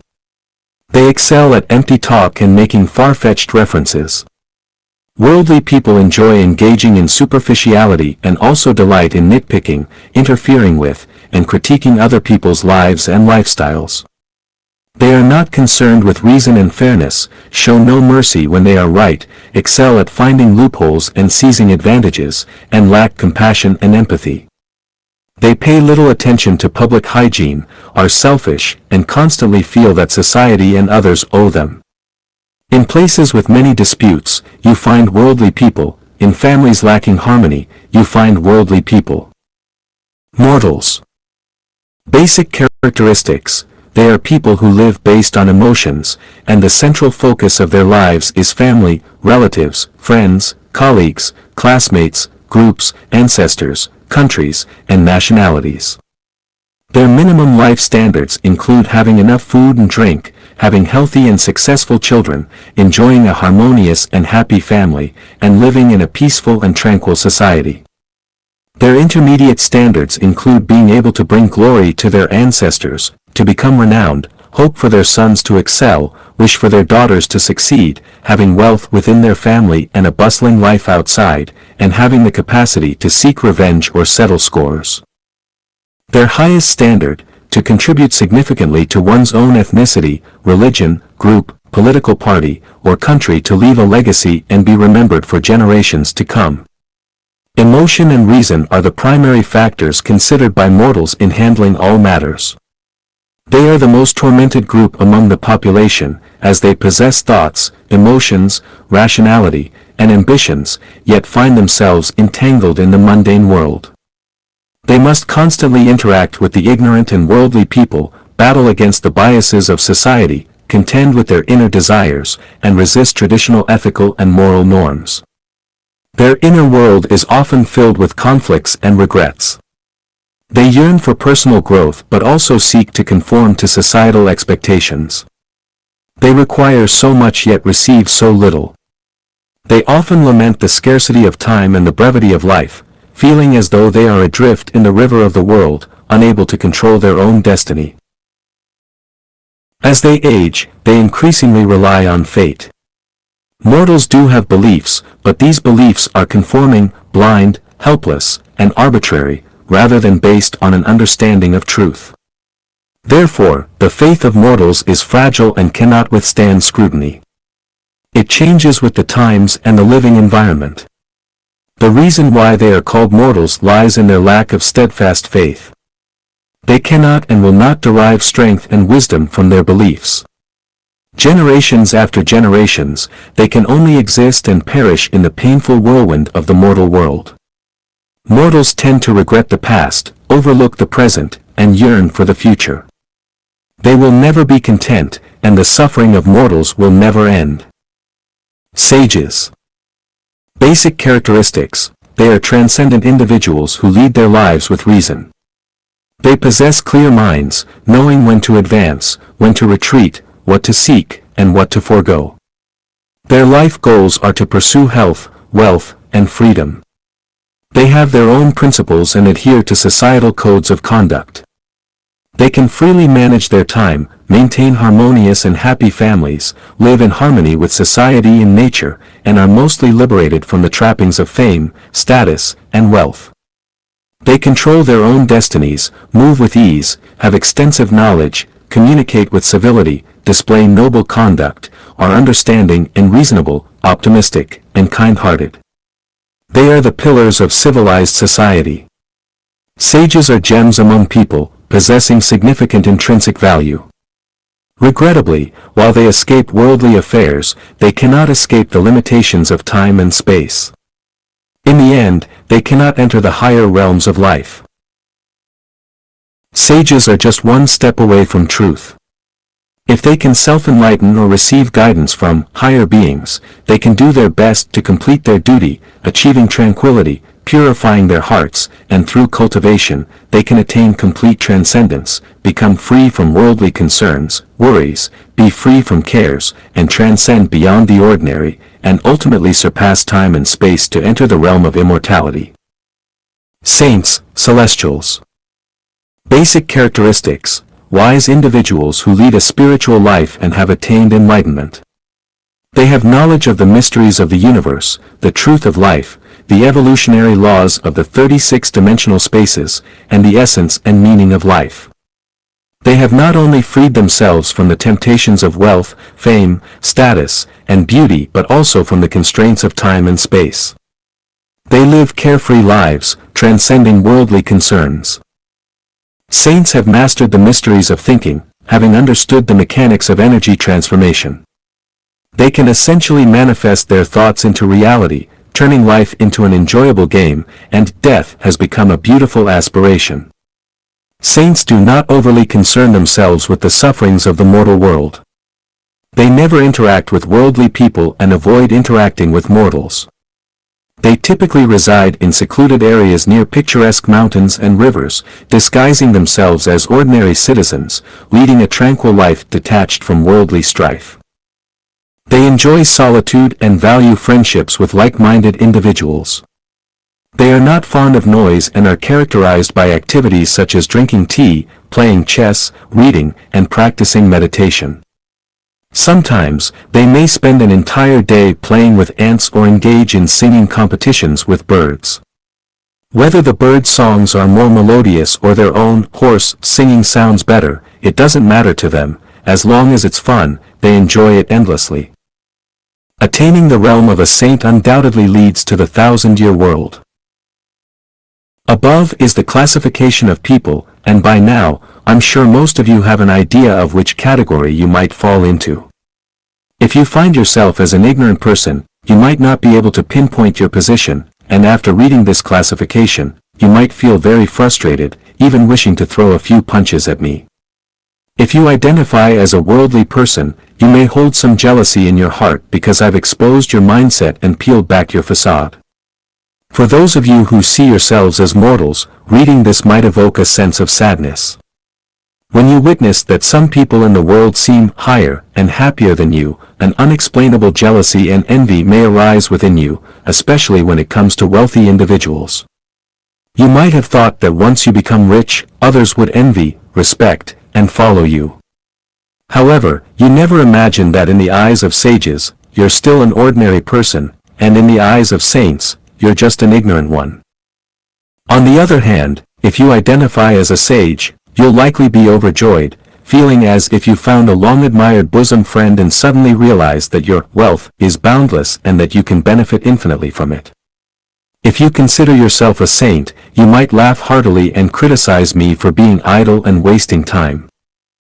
Regardless of whether you feel anger, jealousy, happiness, or laughter, as long as you take a moment to calm your mind, you'll find a sense of gratitude deep within you.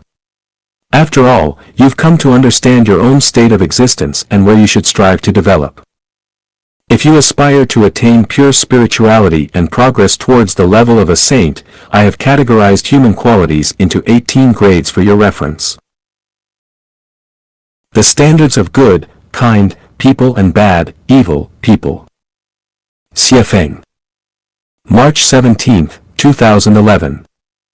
Translated by Tongxin and edited by Kayer. The standards of good, kind, people. All those who bring joy, happiness, freedom, and blessings to others are good, kind, people. All those who lead others to the way of the greatest Creator are good, kind, people. All those who help others to get through difficulties are good, kind, people. All those who promote others into good and harmonious relationships are good, kind, people. All those who love and cherish nature and life are good, kind, people. All those who promote human beings toward the directions of peace, union, and prosperity are good, kind, people. All those who can live independently but do not bring troubles or pain to others are good, kind, people. All those who lead others to a wonderful future are good, kind, people. The standards of bad, evil, people. All those who bring to others troubles, pain, fear, and anxieties are bad, evil, people. All those who lead others to the way of the devil are bad, evil, people. All those who lead others into difficulties are bad, evil, people. All those who destroy nature and hurt life beings are bad, evil, people. All those who block others' good futures are bad, evil, people. All those who impose their own wills upon others are bad, evil, people. All those who make and spread rumors are bad, evil, people. All those who urge others to enter into marriage, traditional families, or any organizations are bad, evil, people. Check if you are following the road of devils. Xiefeng. March 16, 2011. Have you ever experienced afflictions, vexation, anxiety, sadness, and fear? Have you been cheated, bullied, blackmailed, oppressed and humiliated by others? Have you felt frustrated and desperate at life and life? Do you know why all this should happen?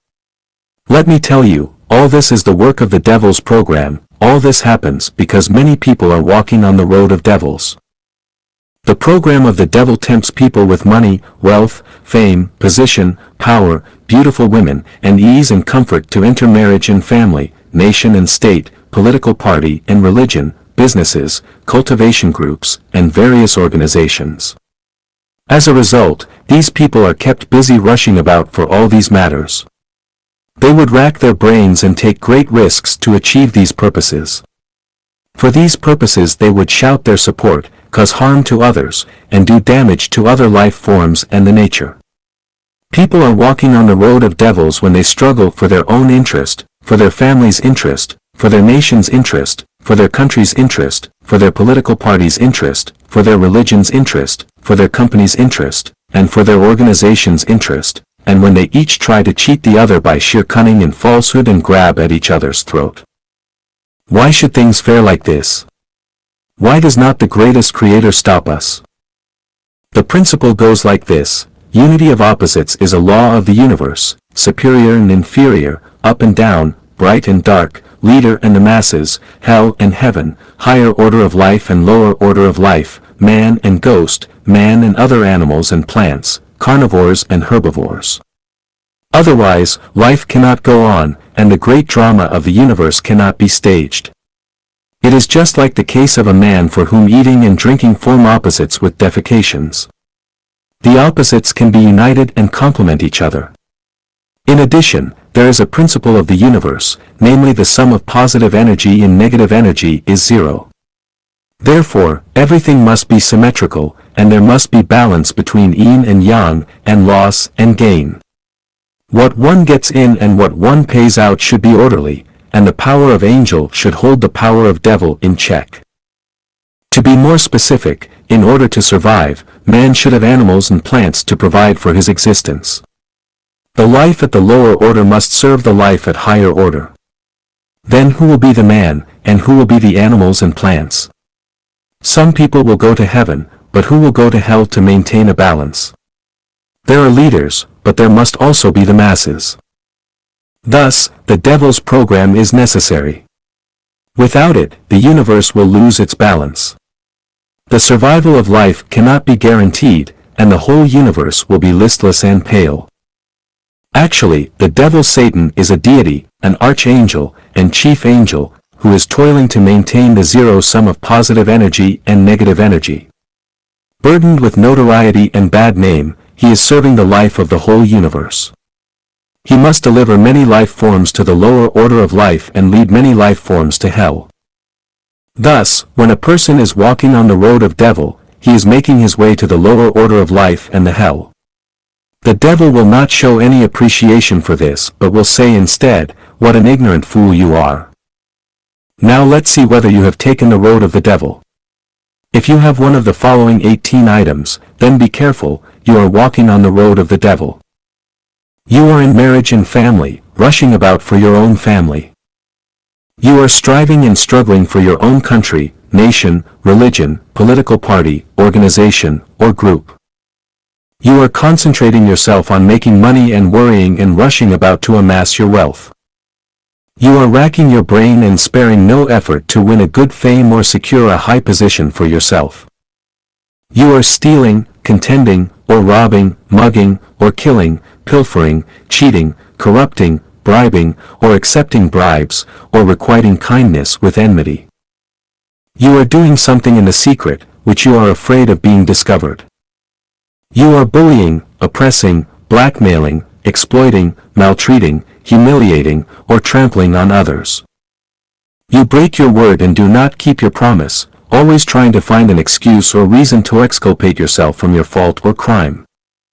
You are eating things you are not supposed to eat, using things you have no right to use, and doing things you are not entitled to do. You are affronting or desecrating the greatest creator, or affronting or desecrating God and Buddha, or affronting or desecrating sages and saints, or affronting or desecrating ancestors, or affronting or desecrating president of the country, or affronting or desecrating your own parents, or affronting or desecrating others. You are threatening, abducting, or controlling others and restricting their freedom in the name of love or other excuses. You are propagating and publicizing incorrect outlooks on life, value, life, and the world. You are inciting or abetting others to plot a rebellion. You are spreading gossips and rumors to ruin the close and harmonious relations between others. You are jealous of others' joy and happiness, and you feel resentment at others' freedom and blessing. You are always envying, or complaining, or reprimanding, or hating, or detesting, or attacking, or hurting others. You are always making comparison with others, or prompting others to make comparisons. You are polluting the rivers, the land, and the air with chemical materials, waste water, and waste gases, or polluting others' spirit and soul with negative, passive, and pessimistic mood. If you have any one of the above 18 items, then you are walking on the road of devil. You should wake up and realize your mistakes and rein in at the brink of precipice, before it is too late to repent. Where should I go after turning back from the cliff? Answer: walk on the road to heaven and follow the way of the greatest creator. The ways which meet life's needs. Xie Feng. October 23, 2014. Translated by Transin and edited by Kayer. The American psychologist Abraham Maslow believed that human has 6 major needs: physiological, safety, love and belonging, self-esteem, self-actualization, and self-transcendence. To be specific, life needs food, water, air, sex, sleep, safety, resources, health, medical care, assurance of having a job, family affection, friendship, love, self-esteem, social status, confidence, a sense of achievement, morality, skills, creativity, and so on. Meanwhile, Maslow also argued that human needs are hierarchical and that they will be fulfilled at each level, from bottom up. That is to say, fulfilling the physiological needs comes first, then the safety needs, and so on, and the self-transcendence efforts can only be made after self-actualization. For me, Xie Feng, my life needs are as follows: a room with a bed, a desk, and a chair, 3 suits of clothes and 2 pairs of shoes, 2 meals with plain tea and simple food each day, being surrounded by like-minded people who share the same resonance of consciousness, being busy every day, having a clean, orderly, and beautiful environment, sharing everything with everyone, doing everything willingly but nothing compulsorily, peace, harmony, warmth, health, realizing my dreams and ideals. Understanding life and time and space, and knowing the destination ahead and the realm that life can reach. How does one realize this ideal of needs? Maslow listed them from the bottom up, but I do from the top down. I have found that in Tao, virtue, benevolence, righteousness, courtesy, wisdom, credibility, achievements, sorcery, and magical art. Only when there is Tao, everything else can be met.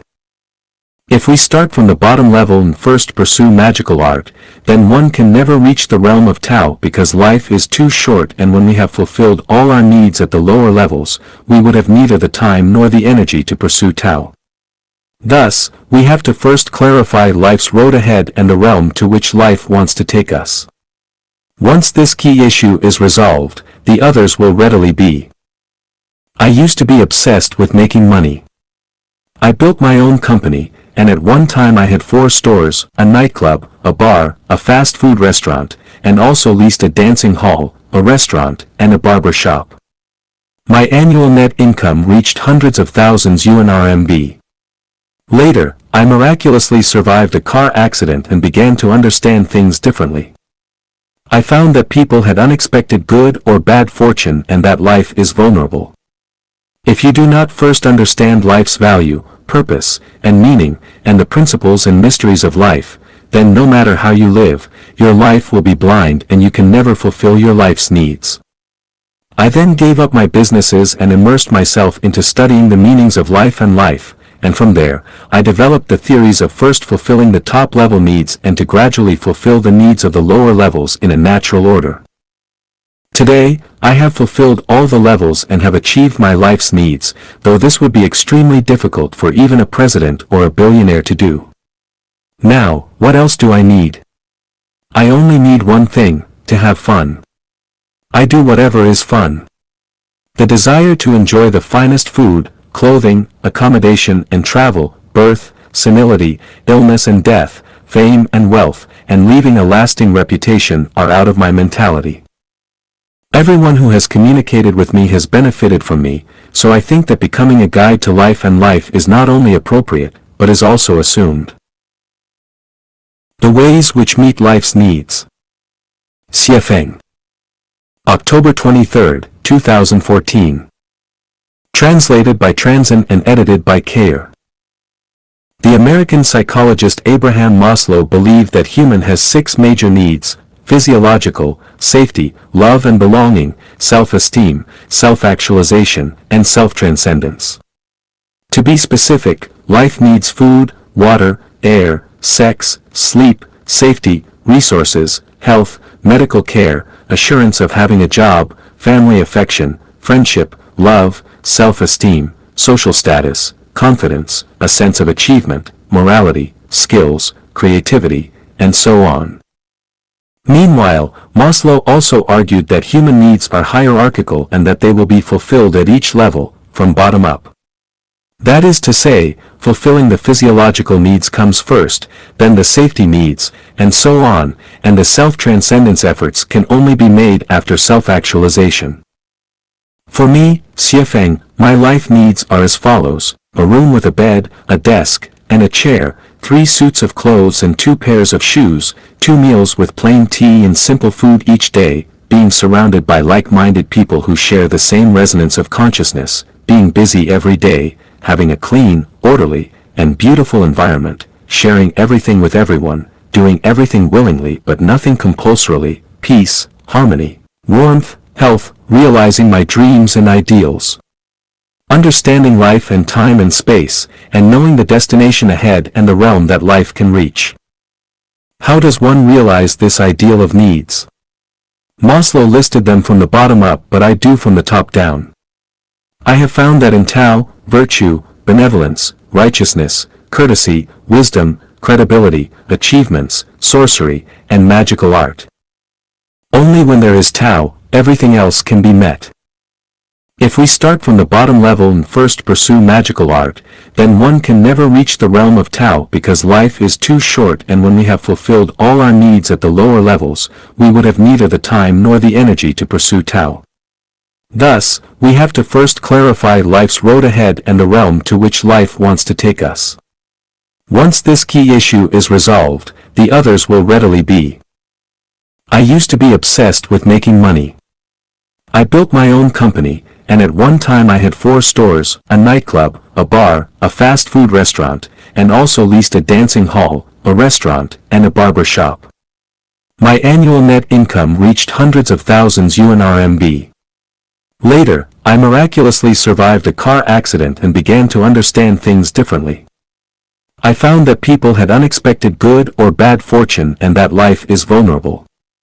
If you do not first understand life's value, purpose, and meaning, and the principles and mysteries of life, then no matter how you live, your life will be blind and you can never fulfill your life's needs.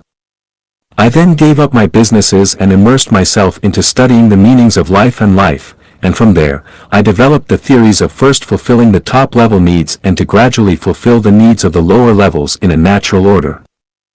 Today, I have fulfilled all the levels and have achieved my life's needs, though this would be extremely difficult for even a president or a billionaire to do.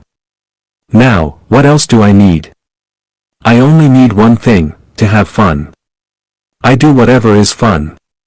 The desire to enjoy the finest food, clothing, accommodation and travel, birth, senility, illness and death, fame and wealth, and leaving a lasting reputation are out of my mentality. Everyone who has communicated with me has benefited from me, so I think that becoming a guide to life and life is not only appropriate, but is also assumed. Collecting New Era Life Values from Global Citizens. Xiefeng. May 20, 2014. Translated by Tongxin, Songlong and edited by Kair. In order to inherit the wisdom of the past saints and sages comprehensively and to absorb the precious thoughts of today's saints and sages, and to realize the dreams of the talented will be put to good use, and the whole world will be one family, no one would pocket anything found on the ground, and doors are not bolted at night, and everyone is joyful, happy, free, and blessed. Human beings can develop sustainably. The 800 Values for New Era Human Beings will begin its third revision. Every citizen on earth can take part in this activity regardless of which religion, political party, country, nation, or ethnic background he or she belongs. Anyone interested, please selflessly devote your wisdom to the betterment of the entire human race, because as long as your thoughts are beneficial to the interests of all humanity, we will accept and compile them into the third version of the 800 Values for New Era Human Beings. Please note that we are calling for values, not views or beliefs. We are calling for life values, not market values, country values, religious values, values for political parties, etc. Values are the crystallization of wisdom and thoughts, but thoughts and wisdom are not values. The values we need are life principles to follow. Therefore, please condense your wisdom and thoughts into values which can be expressed concisely and succinctly, but with rich content, and use one sentence instead of two sentences if it is already clear enough. Please do not explain your values or present your reasoning with long texts. Please contribute your wisdom and values regarding these 8 aspects. How to achieve a harmonious coexistence among people, society, and nature. How to let everyone on earth have dignified, joyful, happy, free, and blessed lives. What values, modes, and phenomena in people's lives are ignorant and backward, and with what new ones should they be replaced? What kind of lives should we lead in order to resonate with the laws of nature and of human nature? What kind of belief system, moral system, and value system should we build? What is the meaning of civilization and what kind of civilized principles and etiquette should we follow? The universe is infinite and creation is limitless, so toward what direction should we walk and what kind of life level or condition should we pursue? What right values should human beings follow in all aspects of the fields of their production and lives? We will bring people into the highly civilized Life-Genuine era, and this will be a common objective for all human beings. We hope everyone on earth will participate in it actively, and we look forward to the contributions of foresight and understanding, and incisive values by the sages of this time. What we need is positive, optimistic, and very creative energy. Therefore, we will turn a deaf ear to all that is negative and pessimistic. For those values which are directive or educative, or sound like advice or guidance, unless you have done it yourself and have reached that standard, please do not bother us because we have no time to listen to moralizing. But if your values are correct, we will follow them immediately. The second home of Life-Genuine is a big international family, and this family leads a life completely according to the 800 Values for New Era Human Beings. As the life and production modes in the second home become more and more perfect, it will achieve a lever at which it will be able to change the fate of humans and will lead the world into a higher, more civilized level. Please be aware that many groups of people in the world are totally selfless and have dedicated their lives to the happiness of all people. These are the pioneers who are moving forward and are striving for the best. Please spread this article as widely as you can. 8 Truths by Which to Lead a Life. Xiefeng. Edited by Kair. Living in this world, we need to understand why we do and how we should, or we will live an unclear and muddled life. For every road on the trip ahead, there must be a destination, and different ways of living will ultimately afford us different views and lead us to different destinations. As a messenger of the greatest creator, the incarnation of gods, Buddha, celestial beings, saints, and a guide for human spirits and souls, I propose the following 8 truths by which to live, please examine and consider them, and choose whether they make sense and whether they can benefit you. Rivers have sources and trees have roots, people have parents and celestial beings have ancestors. Everything has its origin and all effects have their causes. Rivers will run dry without sources, trees will wither without roots, people will scatter without parents, and celestial beings will fall without ancestors. Therefore, in living a life, we have to connect our souls to their source to be clear and to gain eternity. The source of everything is the greatest creator, and we, our lives within our life, should always keep the greatest creator in mind and live in accordance with the will of the greatest creator. In this way, our life can reach a wonderful destination in the end. Life is a short journey of life in the mortal world which begins and we are born and ends when we die. You were there before you were born and will still be there after you die. Birth and death are only life phenomena, and not the beginning and end of life, so it is very important to learn from where you came and to where you are going. The mortal world is a transition between different levels and different types of life. Passengers traveling in all directions will transit through this mortal world and stay for periods of time whether they will ultimately ascend or descend. Therefore, the mortal world is populated with all levels and all types of life. Gods, Buddha, celestial beings, saints, goblins, devils, ghosts, monsters, and demons all exist in the mortal world, and as such, anyone's life trip can be misdirected by only slight miscalculations. We must therefore sharpen our eyes and be weary of the negative influences in life. Everything in this world exists within the unity of opposites and the result of it is always neutral. That is, the amount of positive and negative energy in the universe is always equal. What you have paid and what you have gained are always equal. This means that what one gets and what they give within a lifetime are equal. If you gain more, you must pay more.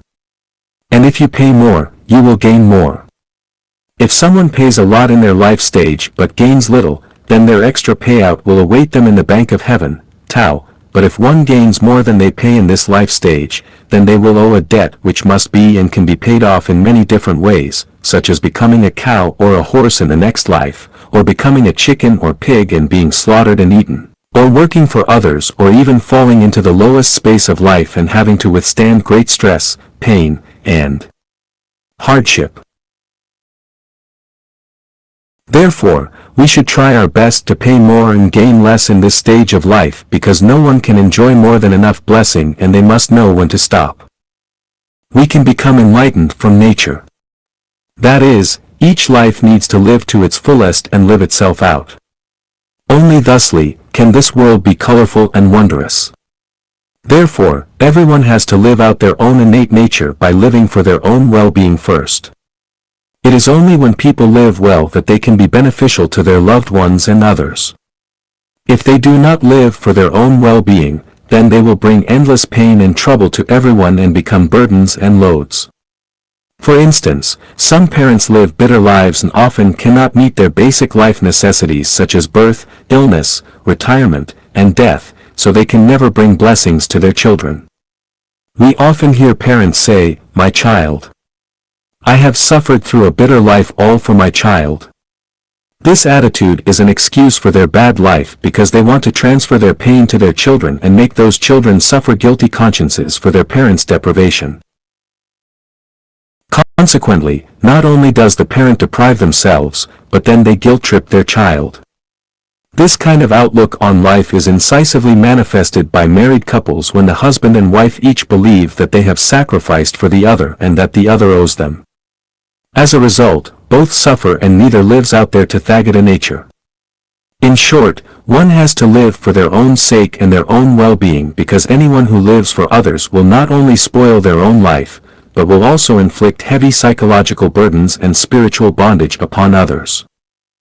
What is there for people to live for?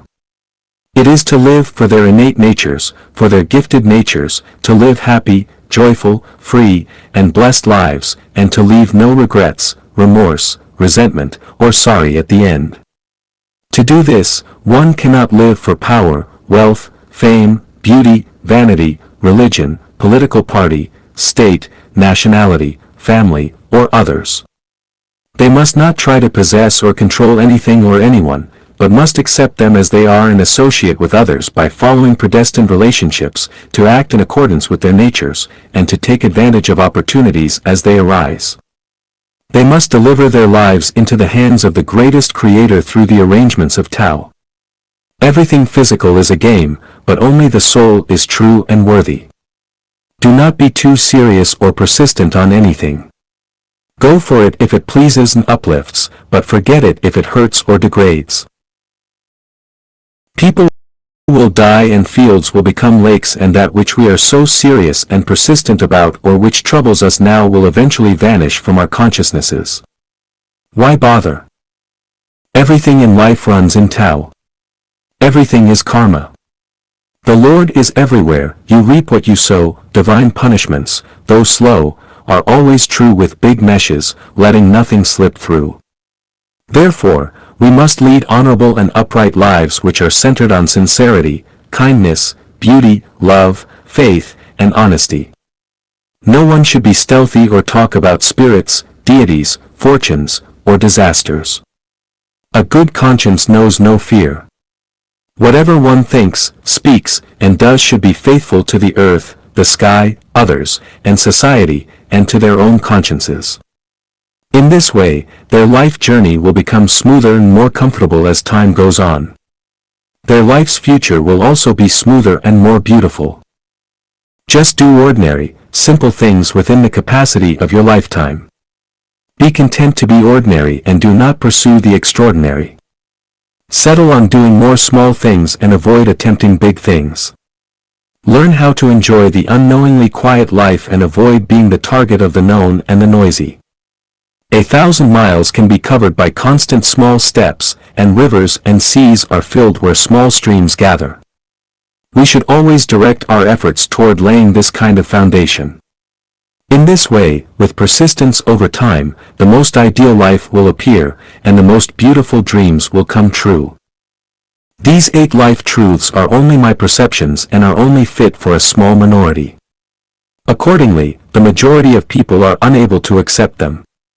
If you think they make sense, then use them as references. If you think they do not make sense, then find your own ways. We do not discuss, debate, or argue. Life Guide with Philosophical Dialectics. Xiefeng. Translated by Transin and edited by Kayer. Philosophy is the abstract theory about the nature of the universe and its developmental law, as well as the relationship between thinking and being. Dialectics is the theory of the unity of opposites, the contradictory movements of things, and the universal connections and characteristics of them. In terms of properties, dialectics is part of and resides within the category of philosophy. It is like consciousness and thinking. Thinking is part of and resides within the category of consciousness. Speaking metaphorically, philosophy is the human body and dialectics are its eyes. Philosophy deals with the broad sense while dialectics deals with the narrow sense. Philosophy is general while dialectics is specific. It is my opinion that philosophy is science and should be understood and reasoned with real evidence, without which it would not be logical, and that would in turn lead to wrong conclusions. For instance, both the absolute idealism and absolute materialism sever the unity between the two sides of the contradiction. Such as, religion, which emphasizes more about the idealism and ignores the value and meaning of real existence. And pragmatism, which stresses more about existence itself, but less about its causes.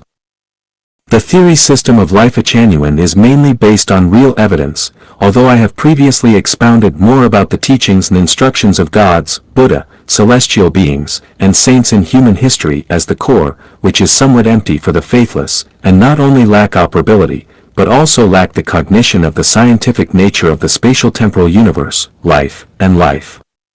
It is like Lao Tzu's descriptions of Tao, an image of what existed before God. The Tao that can be discussed is not absolute Tao, evasive, elusive, yet latent within it, are forms.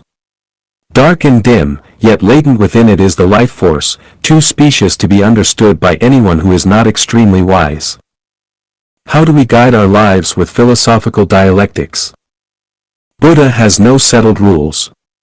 Buddha's rules always vary according to the situation. Keep the main and change the others according to the situation. To be selfless is to achieve self. To be free from ego is to achieve ego. To own nothing is to own everything, and so on, which I summed up conforms to dialectics in the philosophical sense and can guide life. Now we will talk in detail about how to understand the world and how to guide our lives with philosophical dialectics.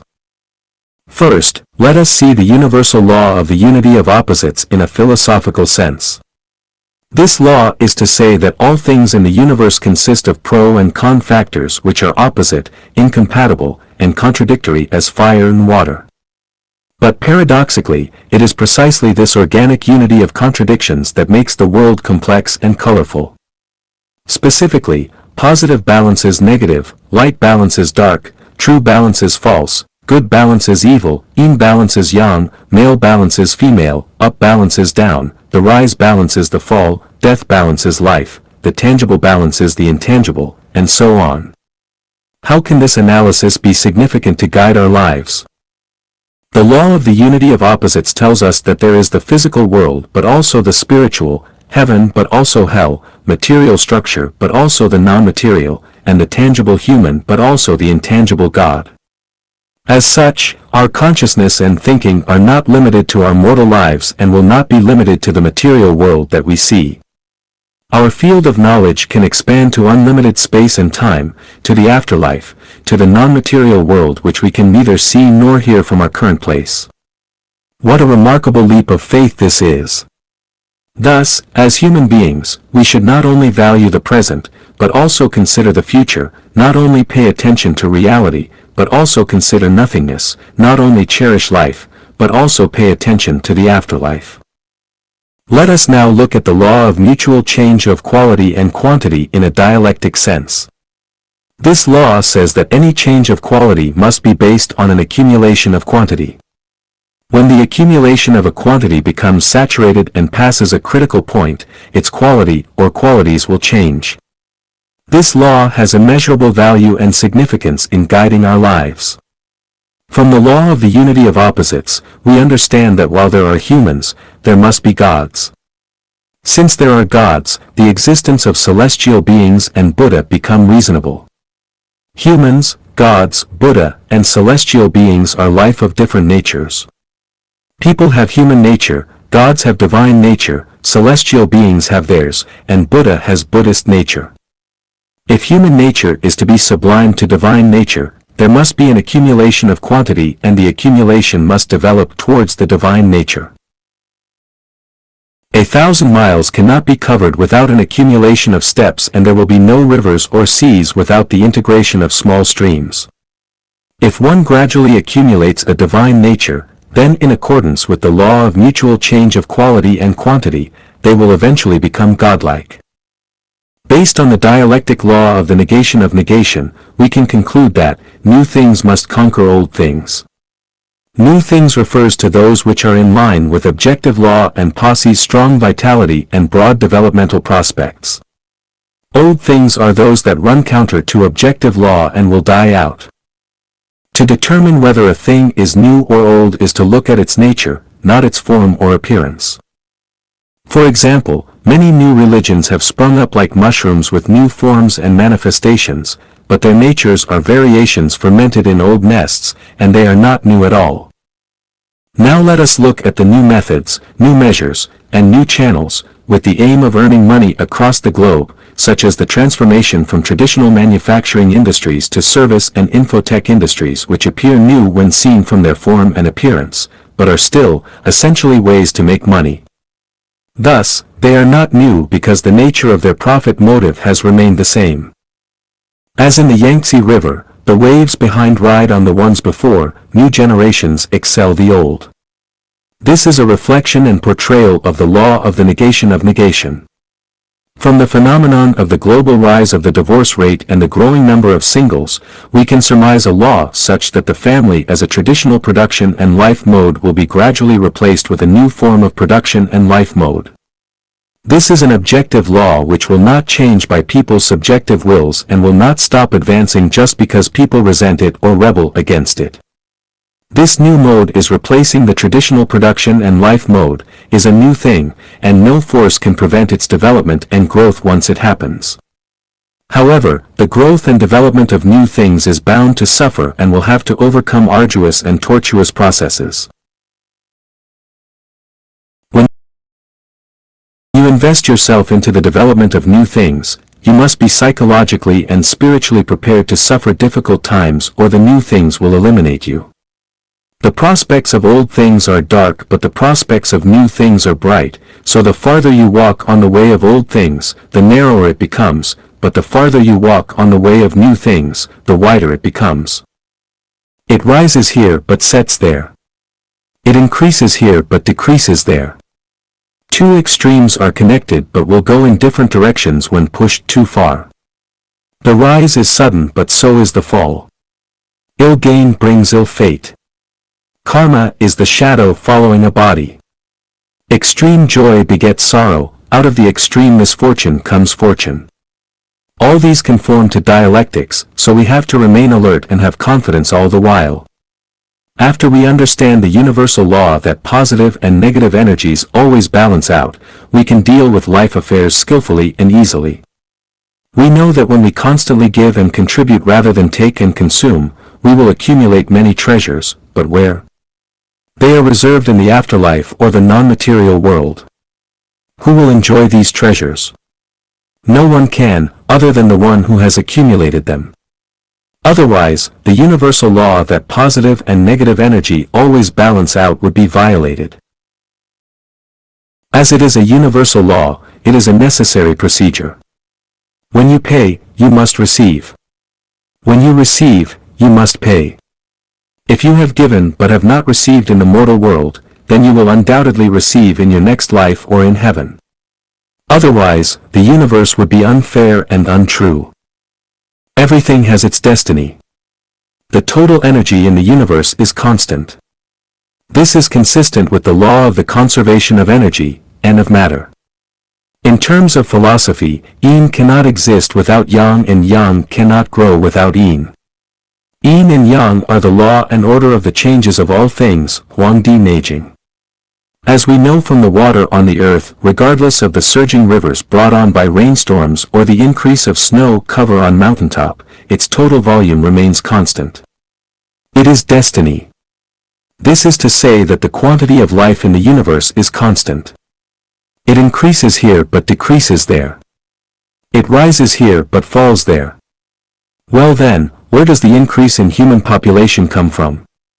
Are new lives born out of thin air? People who have explored and studied anything about reincarnation know that human reincarnation happens several days before birth.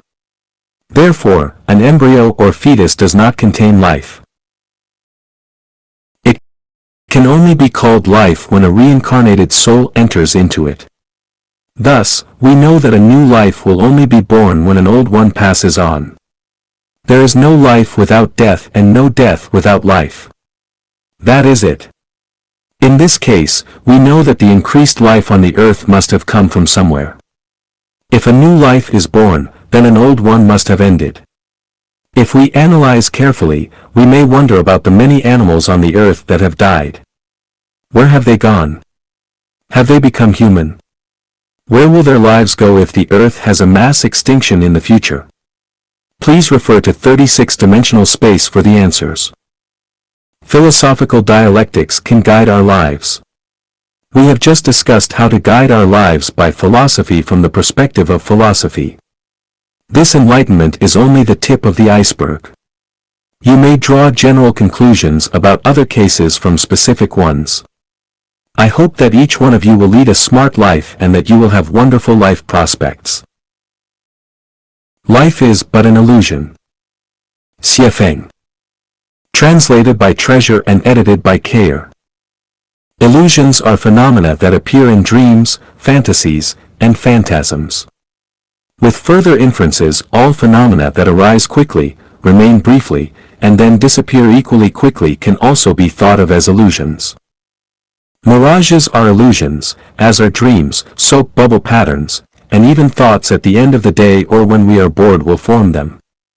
It can be inferred that flashes and pans are illusions, A large number of cells, microbes, and fungi are illusions, many photos online are illusions, computer games are illusions, and movies and TV shows are illusions, too. Dreams are illusions because the dream world lasts for a short time. If one dreams for 100 years continuously, would that be an illusion or reality? Of course it would still be a dream because the moment that the person wakes up, the dream would disappear, so how could the dream not be an illusion? It can be concluded that no matter how long a phenomenon exists, as long as it disappears completely at some point, it too must be an illusion.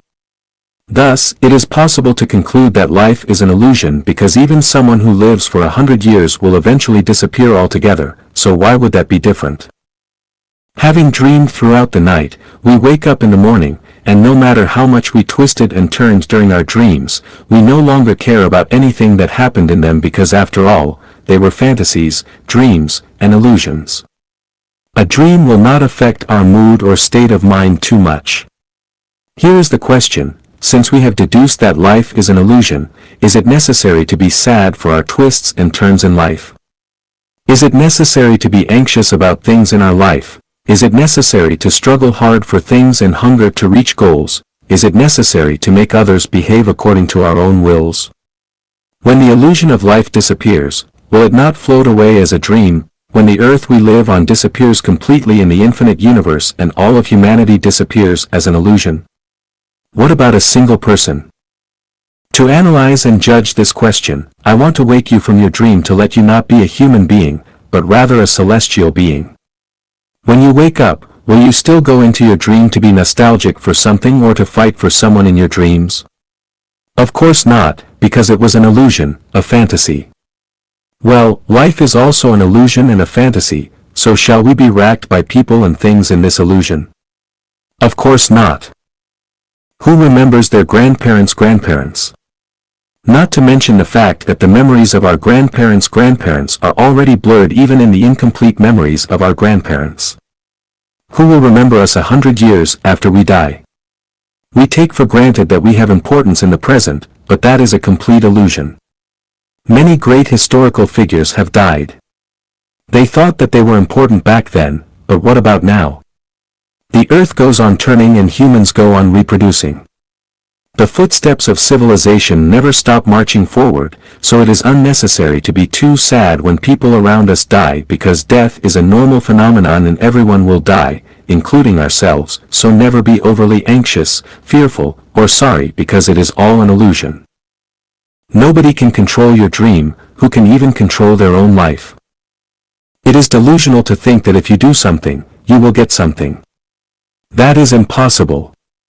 You cannot secure yourself against all risks and dangers. How can people control your life? You cannot wear shoes when you are supposed to be barefoot and you cannot stay on the mountain when you are supposed to leave. Cold shoulders cannot be expected when you are thriving and on the way up. That every cloud has its silver lining may be forgotten in despair and adversity. Therefore, never force yourself to learn, suppress yourself to work, or force yourself to do what you dislike and which is against your own better judgment. No matter how successful you are, outstanding or a billionaire, or how glorious your family reputation has been flowing down through many generations, when you wake up, all will have been a dream. Affection and love tactics are the most difficult traps for people to escape, they are the most terrible traps in life. Ask the mortal world what love is. It drives one mad to death. Now think about it, life is but an illusion. After waking up, everything will be nothing, so is it necessary to be bogged down on affection and love? It might actually be better to live as a beau, a dandy. What people fear most is losing what they own and are most attached to their property, their power and status, their reputation, and of course their most beloved lover, however they are not at all necessary. What really belongs to you and cannot escape is yours, but if it is not yours, you cannot keep it. Any way one looks at life, it is still an illusion which can be shattered and vanish in a moment, so why make yourself suffer for it? Why not enjoy a natural and unrestrained dream? Has anyone in history been so intelligent and so powerful that they could control everything? Not one. Everyone is acting in a play, They are playing roles, following scripts. If anyone could control all things with their wisdom and power, their fortunes would be as boundless as the East China Sea, and they would live a very happy, healthy, and eternal life, forever. Have there been any? Not one. This proves that man is only a grain of sand in a sandstorm, a drop of water in the sea, and that nothing can really be controlled by anyone. So why not just follow predestined relationships and take things as they come?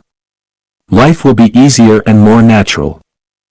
People expend a lot of time and effort on their health and appearance, yet regardless of their daily exercise and nutritious eating habits, the sick are still sick and the short-lived still come to untimely ends. No matter how much paint and powder one applies to their face or how much plastic surgery they undergo, wrinkles still creep onto the forehead and cheeks as time passes, and signs of aging become more and more visible every day. These changes cannot be resisted, so why try to fight them when you know that you cannot? Life is too short. Fiddle with this today, fiddle with that tomorrow, and remain confused.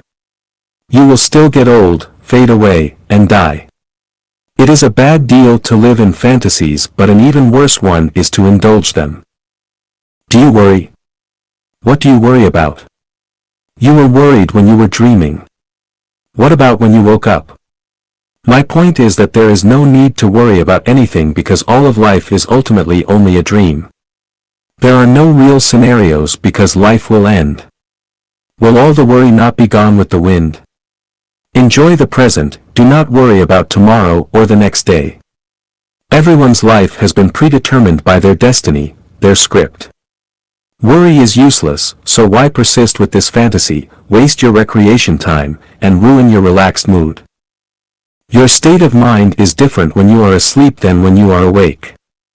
Sleeping people lead befuddled lives in their dream worlds of obsession, worry, anxiety, sorrow, and fear. However, fully awake people know that all is but an illusion, so they have neither strong bliss nor intense grief, but are just pleasant, relaxed, and calm.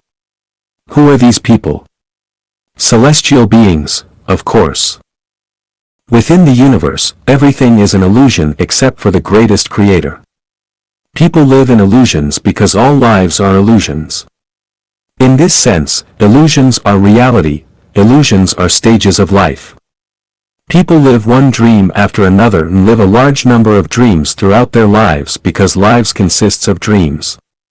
Although people live in illusions today, this is really the entirety of human life. Never expect to lead a real life without it being an illusion. Even the 1,000-year world, the 10,000-year world, and the celestial islands continent of the Elysium world are all illusions. The differences are that those illusions are more beautiful and splendid and go on much longer. It is very clear that everything is an illusion, but most people are too stubborn, obstinate, and perverse to see them as such and are convinced that they are living in reality. When one awakens from their dreams, their soap bubbles will burst and they will say goodbye to their dream, but they will do it unwillingly and with disappointment and frustration. Knowing that life is an illusion, how does one lead a wonderful life? Whatever it is that makes you happy, joyful, free, and blessed, just do it, follow your best judgment, have fun, then play. If something bothers you but you need to do it, make a perfunctory effort. No fun, see you later. Better yet, never see you again. The second home does not take the road of reverting to ancient civilizations. Xie Feng. People have created splendid cultures and invented innumerable production tools and living products. Inventions, innovations, and scientific developments have relieved us from backward and primitive production and living modes. Except for those gifts bestowed by nature, all that we enjoy today comes from those advancements. If civilization abandoned science and technology, then it would not be an advancement, but a regression. The way of the greatest creator is the way of nature. Scientific inventions and technological advancements have not gone against nature, but some have been used in irrational ways. Achievements of technological inventions and progress have gone against the ways of nature in many aspects, but the fault is not theirs, rather, it is from people's misuse out of selfishness and greed. Cutting vegetables is a natural use for a knife, but using it to cut woods or to kill people is a misuse. The problem lies not with the knife, but rather with the person who misuses it. It would be extremely illogical to blame the knife rather than to look into the false consciousness of the person who behaves irrationally. Would it be better to use toilet paper or clods of soil to wipe one's buttock? Of course, toilet paper is better, at least more hygienic. If a toilet paper manufacturer cuts a large amount of woods and then spills wastewater into rivers, it would not be the fault of the toilet paper, but that of the manufacturer who has ignored the result of wrong behavior by only pursuing economic profit. Some people are under the mistaken belief that the production and life mode of the second home will lead to a reversion to primitive conditions, but returning to nature does not include doing such things as eating raw animal flesh and drinking its blood or wearing the skins and furs of animals. Rather, it means that we should live according to the will of the greatest creator and by the principle that people need to coexist with nature harmoniously. At least we can say that people should not advance at the price of natural destruction, but according to the fundamental principle of sustainability. What we have created is a brand new civilization which will not only inherit all the positive achievements of scientific and technological development but will also advance humanity into a more developed stage of civilization. It would not be possible for us to revert to ancient practices because although we would absorb wisdom from ancient cultures, we would not be limited by them, we would learn from their essence but would not revert to them. Our thoughts should neither be confined to ancient ones nor make us repeat the mistakes of our ancestors. Following in their footsteps, we need to initiate a new future and a new way of living which will avoid the recurring tracks of previous civilizations which have been destroyed completely. Religions should not stop progress, politics should not be short-sighted, economies should not destroy nature, and societies should not be reluctant to advance forward. The biggest crisis facing humanity is that of the soul, all others pale in comparison. When this crisis is eliminated, all others will disappear automatically. Do not define the second home by using concepts of old production and life modes and do not assume that the second home will be the same as any other living mode in human history. We are walking on a new road which aligns completely with the will of the greatest creator rather than human will. It will bring happy, joyous, blessed, and free lives to people, and even allow them to evolve into celestials. I am the spiritual guide of humanity. I will lead people to an unprecedented, amazing future, and even take some to heaven. This is not a boast. As long as you follow me, you will experience it, step by step. 2.1. The mode of the new oasis for life will solve 21 difficulties that mankind is facing. Xie Feng. June 27, 2020. Translated by Treasure and edited by Care. Whether we call it Utopia, New Eden Garden, Kingdom of the Greatest Creator, or Xie Feng-style communism, Life Achanuan's new mode of production and life in the new oasis for life will solve these 21 problems that have been handed to us over thousands of years of human history. It will free women from their daily trivial chores forever. The elderly will lead their happiest lives in old age whether they have children and receive pensions or not. The phenomenon of orphans will disappear forever. All children will lead lives full of love and care and will be well educated. The phenomena of people remaining unattached and lonely will disappear forever. Domestic violence will disappear completely. The conflicts among religions and belief systems will end forever. Political parties will have no purpose, so competitions among them will disappear. All people will be able to travel throughout the world freely and without restrictions. Military expenditures will be reduced to zero because there will be no militaries. Border and land disputes between states will no longer exist. Regional and ethnic conflicts will no longer exist and peace will abound everywhere. Drug abuse and gambling will disappear completely. Official corruption will disappear completely, as officials will have neither need nor ways to corrupt. No wealth disparities will exist as everyone will have everything yet own nothing. Courts, lawyers, and legal systems will die out gradually as they will no longer be needed. Criminal activities will be reduced by 3/4 and security will be greatly enhanced. The population will stabilize without sharp increase and decrease and will be in balance with planetary resources. Atmospheric pollution as well as that in all water and on the earth will disappear. Extinction of species will end and many lost ones will return. Climatic disasters will no longer occur and distinct seasons with consistent climate will become normal. At least half of the people will sublimate into angels, bodhisattvas, celestial beings, and Buddhas.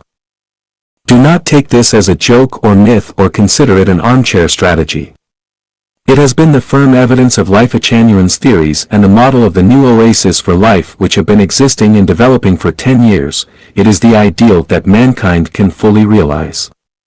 Whether you wish or not, and believe it or not, mankind has been bound to and is entering into the Life Achanuan era. Everything is running according to procedure. Life arranged ingeniously, the ordinary life. Xie Feng. March 27, 2019.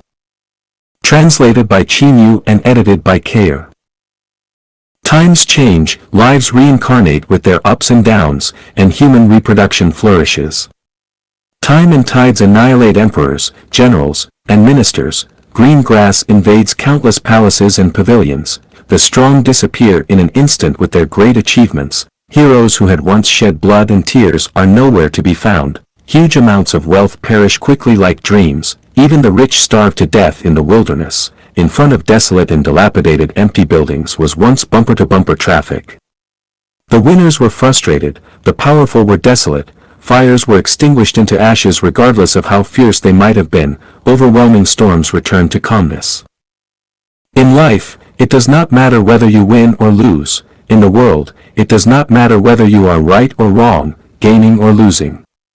Everything is destined, everything is a constant. We suffer from our own actions, we harvest what we sow, we are responsible for our wins and losses. The greatest creator never has special mercy for anyone and never intentionally abandons anyone. Those who exploited others will be exploited, those who hurt others will be hurt exactly the same, not more and not less. Evil rages in the guise of justice but will be contained eventually. Self-interest is cheating and bluffing in the name of public good, but it will eventually be recalled. Advantages taken will surely be lost and every extra gain will become a loss. Tao is never absent, angels never leave, the devil never slackens, prosperity ends in a big mess, prosperous ages end in ruins, lavish banquets end, that which flourishes dies, phenomena will not last, but essence never changes. There are tens of thousands of ways to die. If one does not know how they will die or where they will be in 100 years, then what is the use of being busy? Why are you in a hurry? Clouds are rolling and unfolding, flowers are blooming and falling, rushing passers-by cannot hold anything, lonely ghosts cannot find places in which to settle down. What are you fighting for? What annoys you? It is all a waste of energy, a waste of the meaning of life. Useless usage has great use. Power, status, reputation, money, real estate, and houses are all passing clouds, and the winner of them must be captured by the devil. The states of realm, virtue, quality, etiquette, gratitude, contentment, and courtesy are all the claims of life, so one will be blessed by heaven if one possesses them. The sum of all positive and negative energy of the universe is zero. If you gain something here, you will lose something there. Looking at heaven, looking at hell, looking at the world, everything is clear. Joy is sorrow, gain is loss, suffering is happiness, frugality is abundance. You might be eager to get what you want, but when your desire is met, misfortune will follow. You might be eager to achieve success, but when you succeed, you will suffer from it. Virtuous individuals, please listen to me, avoid the urban noise and return to the rural countryside. Life is like a chess game and each one is different. We cannot see it through, we cannot explore it all. Why not raise a few chickens and ducks or go to watch the full moon in a field? Pickles and steamed buns warm the stomach and ragged clothes are like honey to the heart. The chaos of the world is not without its source. Do not go back and forth hurriedly and quarreling. It is hard to tell who is right and who is wrong when all are jollifications of knacks. A big fire will burn everything down, a flood will wash everything away, the pandemic came quietly, and man-made misfortunes are everywhere. Living today, we do not know tomorrow's situation. Something superfluous might cost your life, so why rush yourself and worry? The world is like an unsatisfactory tight dragnet, but everything is arranged ingeniously, every detail is clear, not a word or act is wrong. Do not hate anyone, do not complain about things happening in the world, results are what matter. Find the benevolence of the divine across 3 lifetimes. Evil things in the world are made by good people and supremely good deeds are made by evil people. Good intentions always create trouble and slander waits beside honor and favor. Misery, happiness is to be found by its side, happiness, misery lurks beneath it. Disaster is a blessing in disguise. It is better to cultivate in the countryside, to be an ordinary person, not to be famous, not to fight for profit, but to light the sacred lamp in your heart and watch the world change. Relying on other people, one will exhaust themselves on them, so why not rely on the Tao of the greatest creator? Everyone has a life trajectory that cannot be changed, so why bother to worry about others? Parents' suffering cannot be replaced by their children's, and the children's sins cannot be negated by their parents, let alone by others. You might think that you are doing something for the good of others, but how do you know that you are not working against Tao and disturbing their trajectories? You cannot give money to others without having money in your pockets. How can you guide others to live well if you do not live well? Depend on your own experiences and feelings and do not listen to others' moral preachings. No harm in life is greater than that which affection can do when it is deep and hurts very severely. Sentient beings are trapped in affection nets until they die in mazes of affection. If you cast your affection onto someone, then their burden will become yours, so why not direct your affection toward idyllic, green mountains and blue rivers? Attaching affection to flowers, birds, insects, and fish is more beneficial than doing so to people. How can you wash your feet while still standing in mud? How can you sever your worldly ties while still living in the world? Waves never end, repaying debts by borrowing will keep you in debt forever. We also need to repay our debts that we borrowed from nature. The only way to eradicate debt is by giving alms formlessly. Our minds should not abide in form, sound, smell, taste, touch, or dharma, but should abide nowhere. This mind abiding nowhere is our true mind, which is nature, Buddha, angels, and celestials. Looking throughout the world, the best place for life is the new oasis for life. Check if you are a gambler. Xie Feng. May 22, 2020. Translated by Qin Yu and edited by Kayer. Do you gamble? Check this out. What is a gambler? It is anyone who wants to win rich rewards by betting their money, youth, future, and life on uncertain things which they self-identify as certainty. Gamblers lose everything that they begin with, including the clothes on their backs, eventually. Are there any who earn good lives by gambling? Casino dealers can do very well, but they are not really gambling because the games are all stacked in their favor, but most people who participate in gambling will lose and will end up with crushing losses. The truth is simple and clear, but people still want to gamble, all are gambling. I studied carefully and discovered the surprising phenomenon that almost everyone gambles, with marriage being the biggest gamble in life. You cannot be sure of its outcome, you can never fully understand the other person's personality, outlook, temperament, character, interests, and other factors, but you are betting your whole youth and your entire life on them. You expect to be happy, joyous, harmonious, and blessed, and expect to remain in love with each other for your lifetime, but then what happens? It is not necessary to analyze the results. The eventual result of all gambling is that the gamblers all lose.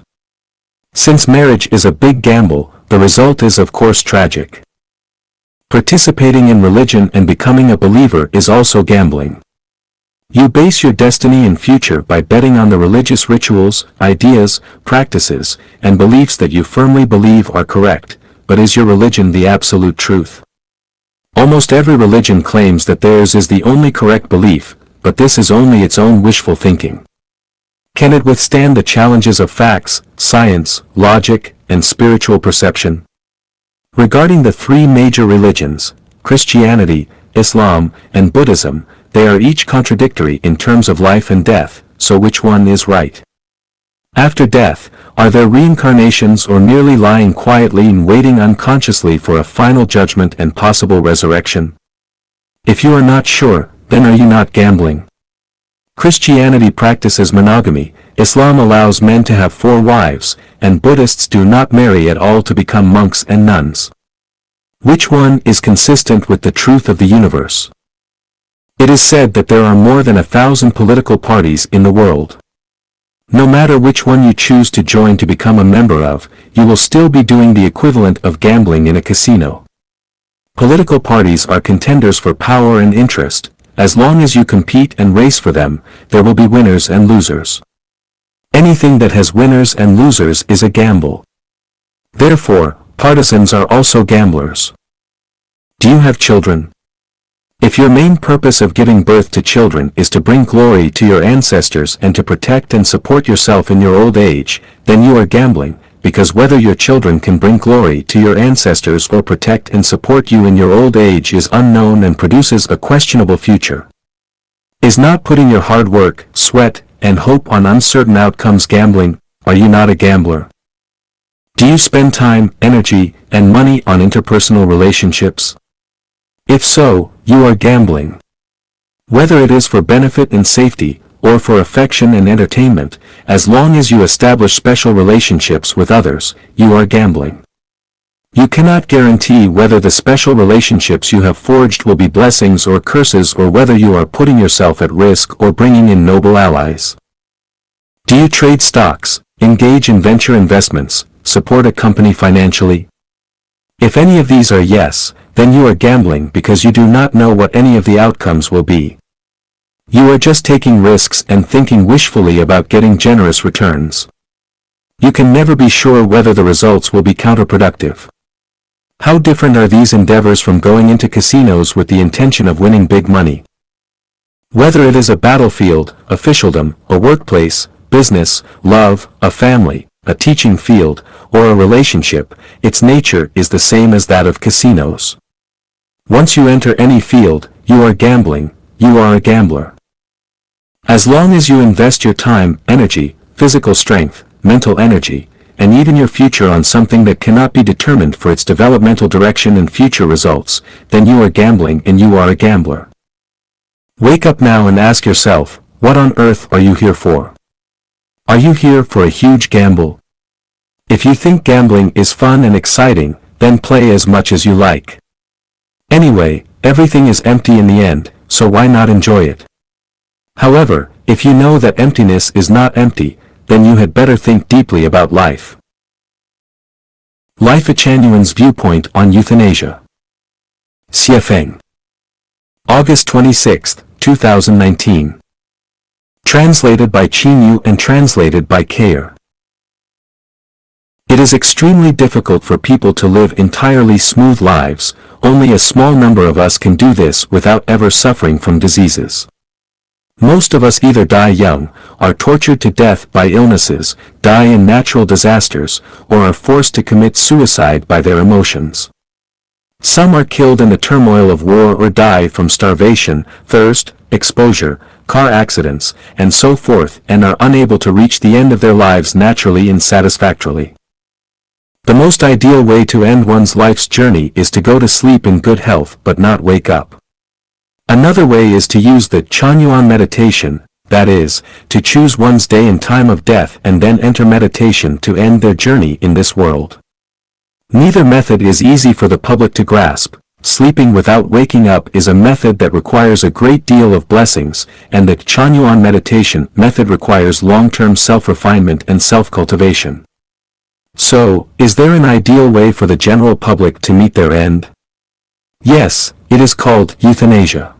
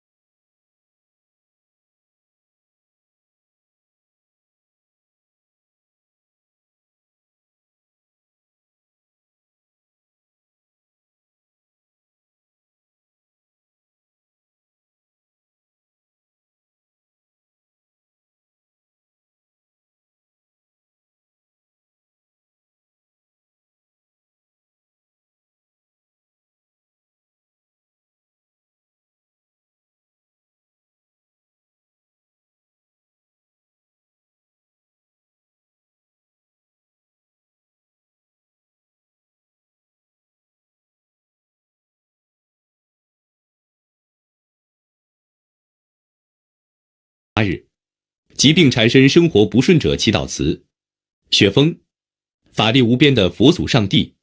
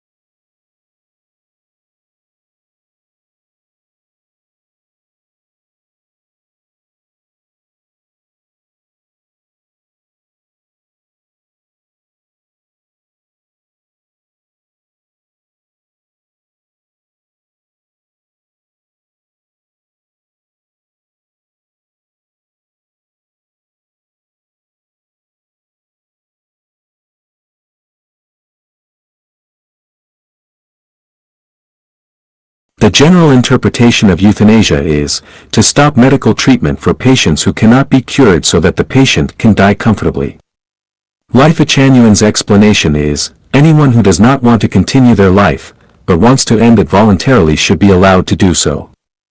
People should have the right to decide their own life paths. In fact, most people are kidnapped by their reality, the environment, or by their relatives. They live passively, not actively. We should offer the right to choose and decide their own life's ending to everyone. Anyone who has reached the age of 18, despairs of life, and is willing to end theirs, should be offered the option to be euthanized, regardless of their situation. As long as someone still wants to live, regardless of their age or physical condition, they should be treated, given energy, and the hope to live. How much time is enough for someone to live? A century, a millennium? The truth is that for most people, no amount of time is ever enough. Immortality is everyone's wish, however life is a short journey of life in the mortal world. In the end, everyone has to part with life.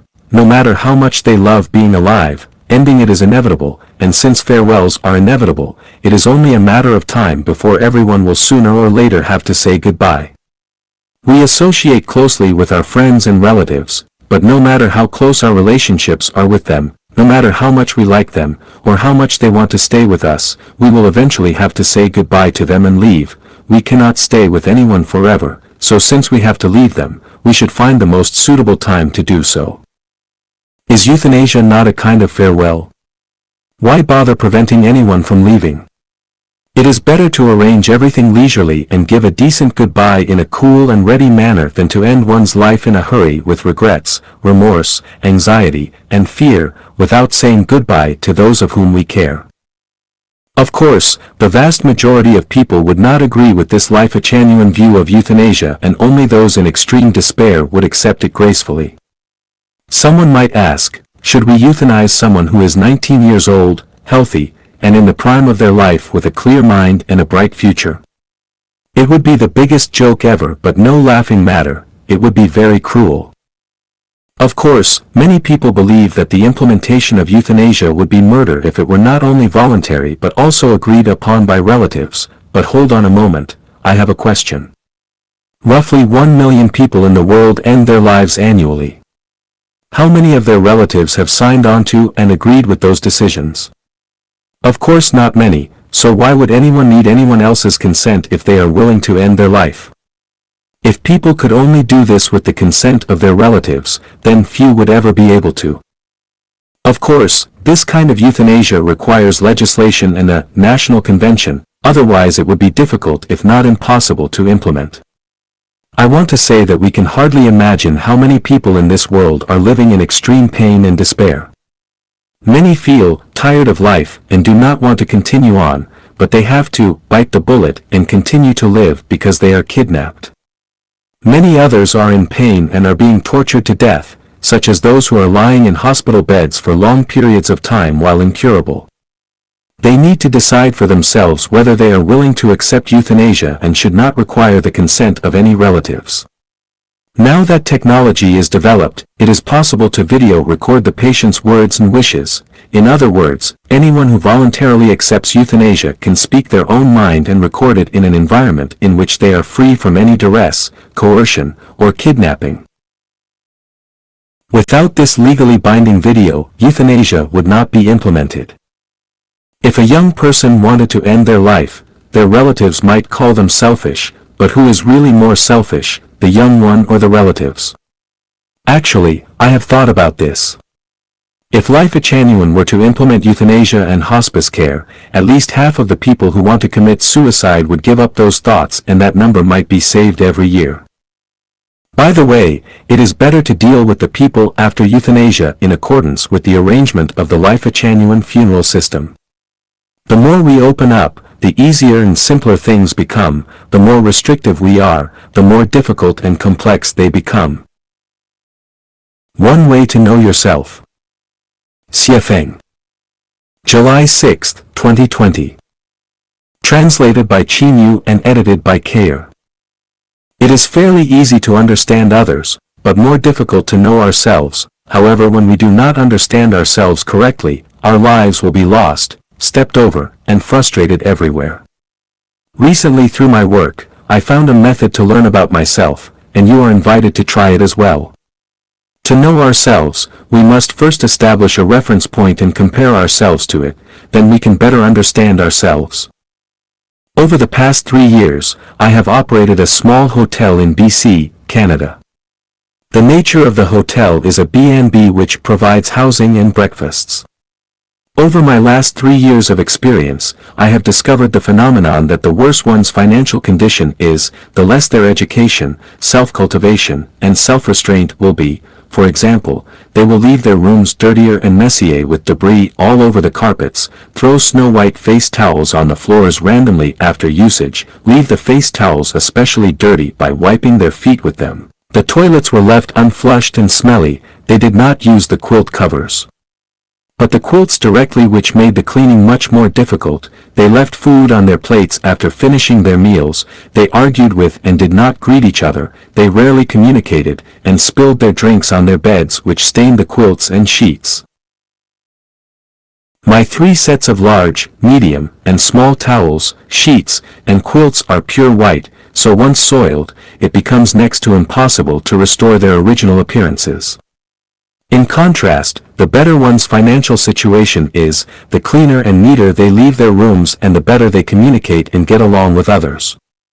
All in all, those who messed things up and could not communicate well were lower middle class workers, while the more civilized were more intellectual.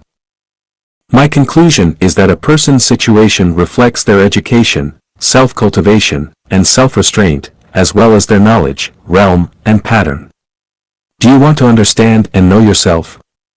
Then look at your current situation because it represents you. If you are very poor, have few close friends and confidants, have trouble getting help from others, and your life is rough and difficult, then there must be something wrong with you, and it is not because society is unfair or others are short on love. In Life Genuine, there is one value: the world is faultless, all faults lie within us. Any trials and tribulations that we encounter are reflections of our own consciousnesses. If we want to live a good life, then we must start by transforming ourselves. This is the building of our own soul garden, as advocated by Life Genuine. Never resent or blame others or your society. There is another phenomenon, that is, those who are good at communicating with others have relatively easy and satisfactory lives, but those who are not have more difficult and miserable ones. One can understand and know themselves from the social circle in which they interact with others. If there are no knowledgeable people in your social circle with big views, it shows that you are a commoner and it will be difficult for you to have a bright future. From this analysis, we can derive a useful life experience, that is, that one should always put the improvement of one's education, knowledge, self-cultivation, self-restraint, realm, and pattern first, not rushing to make money, success, to become the best, to glorify your ancestors, or to curry favor with rich and powerful people and celebrities. If you are excellent, then those correspondingly good things will come to you, but if you are not, then do not detest the flies around you. Let yourself be a flower. Butterflies will find you. By extension, when you are faced with natural and man-made disasters such as epidemics, floods, turmoil, and the like, do not blame the greatest creator for being unjust or people for being unkind. All these things are reflections of your human mind and consciousness because you caused and invited them upon yourself. If you want the weather to be favorable, the world to be peaceful, and everyone to be happy and satisfied, then you should first learn to be a decent person, learn how to communicate, always be wary of your thoughts and intentions, and make sure that they are not evil. If you have more negative, passive, and pessimistic emotions, then your lives will become harsher and the world will continue to worsen. Above is a basic method of how to understand and know oneself. The core of this method is the root quality, that is, if we want everything to be satisfactory, then we must change our roots. Do not envy those whose roots are bad but very flashy. If one's position cannot match their virtue, then disasters will befall them. Flaunt with bad roots, and you will see the results. They must include disasters. 8. 8 invisible external factors influencing our lives. Xiefeng. May 9, 2020. Translated by Caillou and edited by Kayer. We should be aware of these 8 mysterious and invisible factors that influence our lives. Feng Shui, geomantic omens. Gods and deities. Grievances and curses of others. Ancestral virtues and sins. Solar radiation. Socio-ecological environments. Destiny trajectories. Mathematics. Let us examine each one of them in greater detail. Feng Shui mainly refers to one's geographical and atmospheric environments, the veins flowing underground, the humidity or dryness of the climate, whether the air is fresh and its flow is smooth and unobstructed, whether there is sufficient light and the geomagnetic field is comfortable and pleasant, as well as the water quality and the chemical elements contained within and whether it is alkaline or acidic, and so on. It is really not easy to find a perfect geomantic omen place. The best way to avoid long-term damage to yourself by certain unfavorable factors is to change your living space often. Most chronic diseases are caused by Feng Shui, and they can be cured after changing one's environment. For example, if people with arthritis who live in humid areas can relocate themselves to places with drier humidities for 3 to 5 years, their arthritis can heal completely. People in my hometown in the 1,000-year world never get sick for many reasons, but one of them is that people change their living environments often. This is why I emphasize that Life-Echanuan Celestials must move to another home every 3 years. When there are 256 homes, new oases for life, on the earth, it will be hard to get sick for a lifetime if you relocate yourself every 3 years. Affection of gods and deities. Everything has spirituality. What we call heaven gods, mountain gods, water gods, earth gods, and so forth are actual gods and deities, and if we worship them in our hearts, then we will have no bad luck. For example, if you want to climb a mountain, pray to it and ask its god for protection, and you will not fall or injure yourself during your climb. If you pray to a river god or deity when crossing its river, then you will cross it safely.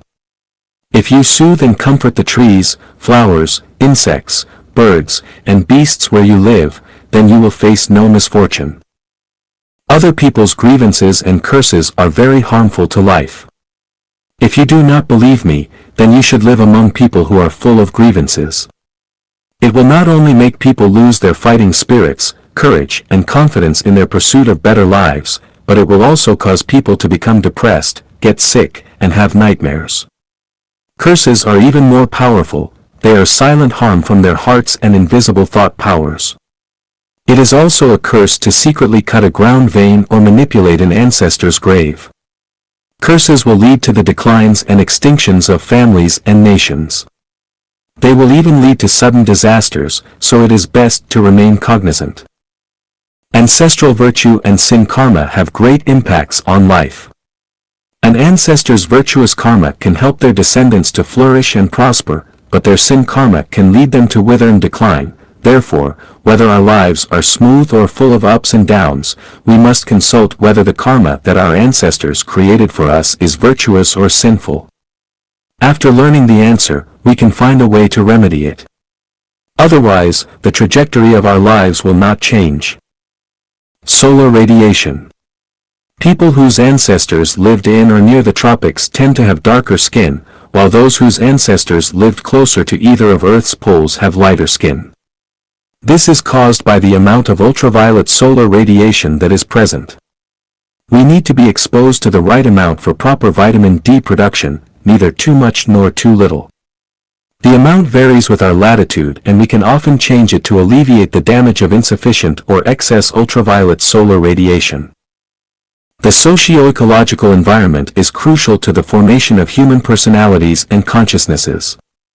It includes factors such as culture, beliefs, conventions, customs, overall values, and the outlooks on life, and the universe. If you are enclosed in a bad socio-ecological environment for a long time, you will become incapable of distinguishing fragrance from stench. It will be hard for you to know that there are mountains beyond mountains and skies above skies, and you will live very ignorantly. The trajectory of fate is an invisible binding force created by people's previous lives' merits and demerits, as well as an invisible manipulating force. The 18 unmanageable factors of life are an invisible arrangement of the trajectory of fate. Why am I so lucky or unlucky? Why have I met such a noble or unreasonable person? And other such questions are established arrangements along the trajectory of fate. To change that, to resolve or continue your trajectory of fate, you must self-cultivate and self-refine. The influence of mathematics is mysterious. Symmetry and proportion are very important. To be symmetrical and proportional, you must work hard on the math. The figure of the golden section looks beautiful, and this is caused by perfect symmetry and the most appropriate proportions. Symmetry and proportion must follow math strictly. Math is the principle of numbers. The more symmetrical things are, the longer their lifespans, and the more symmetrical a life is, the healthier it is. Once the math falls out of balance, a life will quickly decay and die, and it also becomes easier to suffer from nature. Therefore, how high a house should be, how big its doors and windows should be, how far or close it should be to the neighbor's house, how many sets of clothes and shoes should be stored in its closets, how high its tables, stoves, and windows should be, on which dates you can go out for trips or important meetings should be held, on which date the construction of the house should be started, how many plates, forks, and chopsticks should a family have, how big your house should be, and so on, are all in the math. If the math is suitable, then everything will go well, but if it is not, then everything will go against your will. There are 64 factors that affect people. The permutations and combinations of them are astronomical figures. As a person, it is hard to attend to one thing without neglecting another. The simplest method available is to follow the way of the greatest creator, the path of life. Changyuan. Xiefeng chats with young people. Xiefeng. October 22, 2020. Translated by Qinyu and edited by Kair. After more than 60 years of springs, summers, autumns, and winters, I have some insightful life experiences to share with young people.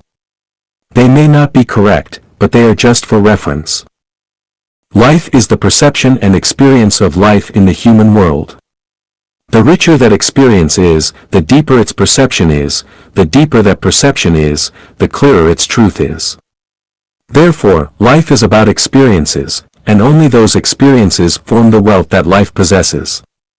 Some of those experiences are frustration, disappointment, failure, despair, love, friendship, kinship, sex, holy love, the spring, summer, autumn, winter, wind, clouds, rain and snow endowed by nature, joy, freedom, happiness, satisfaction, sacredness, solemnity, beauty, infinity, the coming and leaving of predestined relationships on the trajectory of life, and the cycles of causes and effects.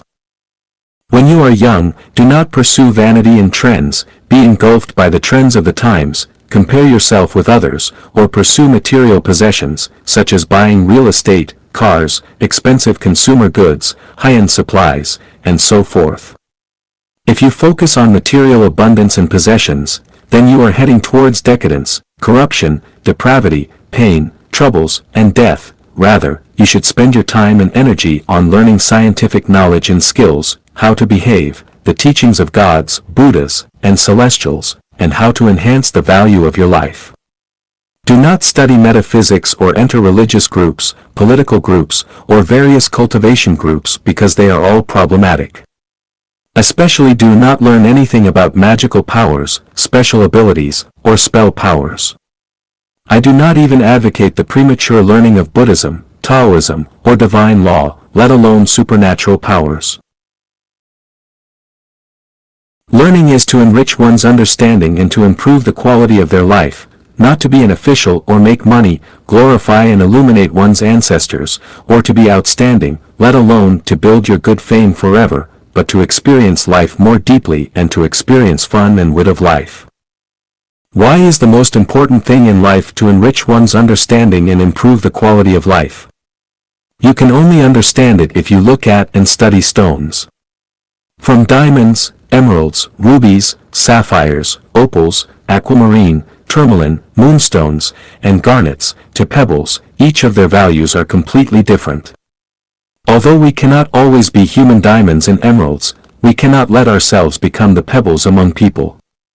The more precious the stones are, the more embedded they are into the most sacred places, and the rougher they are, the more they are laid under people's feet. If someday, someone can become a god, you will know that the purer their quality of life, the more they will live in a free and perfect world, and the lower their quality of life, the more they will live in a world of control and dilapidation. When you are young, do not waste your mind on building relationships with people because the cost of doing so is very high. Many people spend their precious time, energy, and even wealth on maintaining relationships, but it is not worth it. As long as they are people, they will part ways with you. Lasting relationships are almost impossible to maintain. Following predestined relationships is best, but not maintaining them deliberately. True confidence will appear on your road to strive forward instead of in the relationships you maintained by racking your brains. If you are a precious gemstone, then you will not need to establish relationships deliberately because people will chase you. If you are a cobblestone, then no matter how you rack your brains to establish relationships, people will abandon you.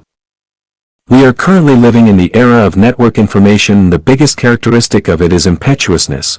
People are impetuous, markets are impetuous, society is impetuous, religion and political parties are all impetuous. There are bubbles everywhere and they will burst at any time. Therefore, learn to calm down and think and study those that can last longer. According to my observation and analysis, 95% of the internet's content, including social media, is rubbish. Therefore, if you invest your time and energy with social media on the internet, you will be collecting rubbish and you will be dealing with rubbish. In the long run, you will become a garbage collector. There are three major wealths in life: material wealth, spiritual wealth, and soul wealth. When you are young, you should pursue soul wealth first, then spiritual wealth, and material wealth last. If you have a healthy body, that is equal to having material wealth, it can be said that health is the first material wealth of life.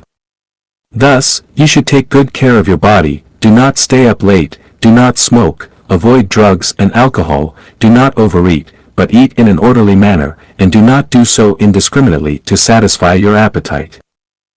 Your first priority in life is to honor your parents.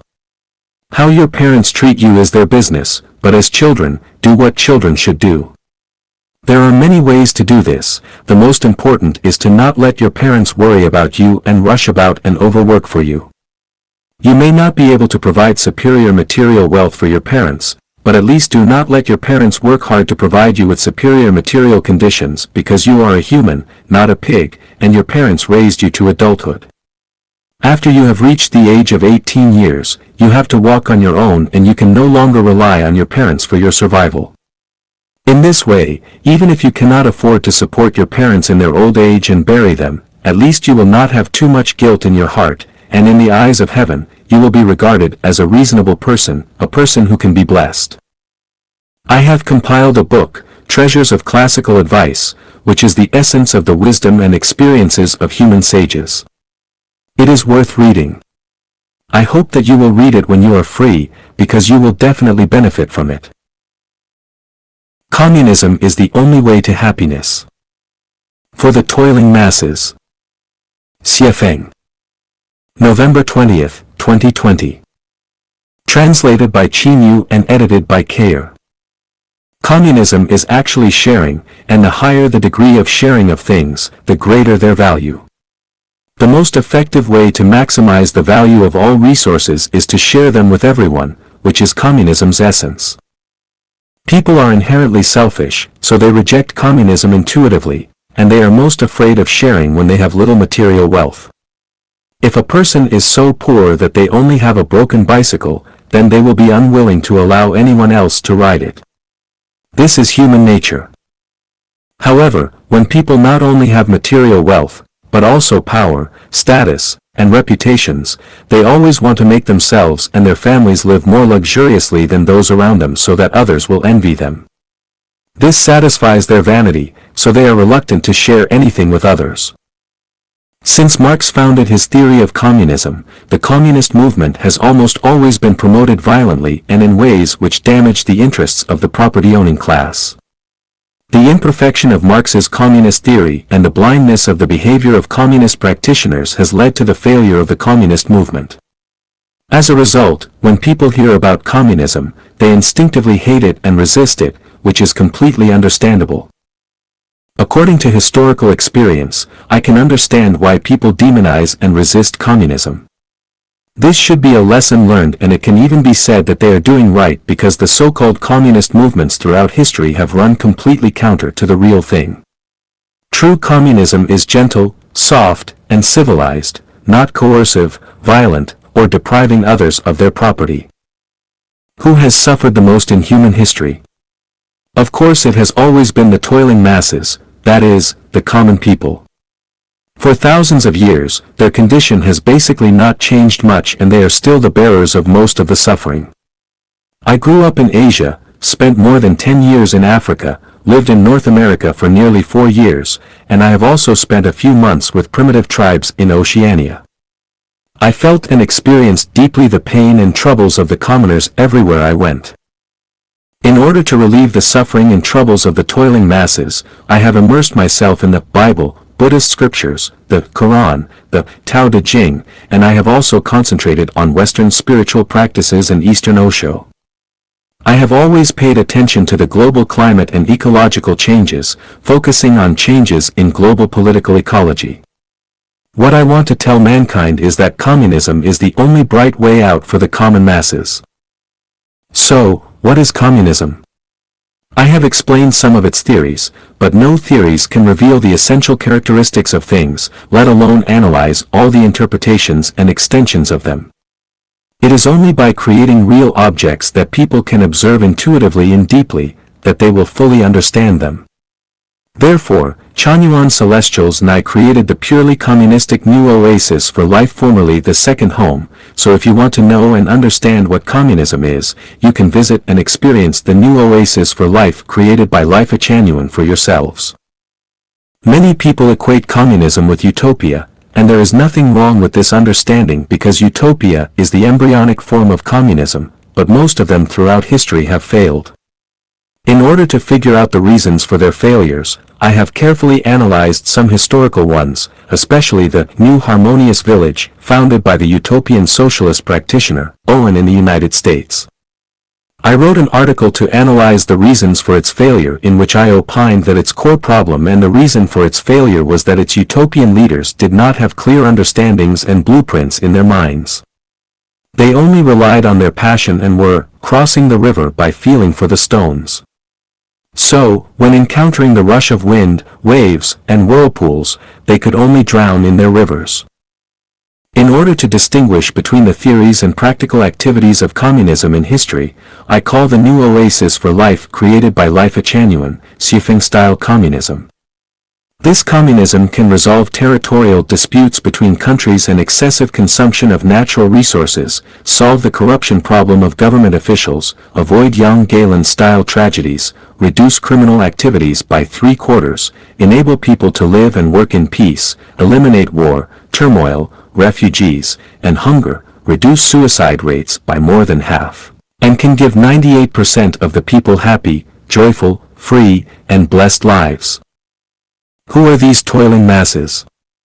The term refers to those who have suffered their entire lives for food, clothing, housing, transportation, life, old age, sickness, and death, those who have been struggling for a lifetime and are still struggling, those who have suffered and have been bullied, troubled, and tortured all their lives, those who have been looking forward to getting rich every year, while year after year still wearing torn clothes, those who lack security but see no hope, and those who hate government officials, but on the surface have to show smiles on their faces and be deferential and sycophant to the officials. In short, everyone who wants to live a good life with their hands and diligence are the toiling masses.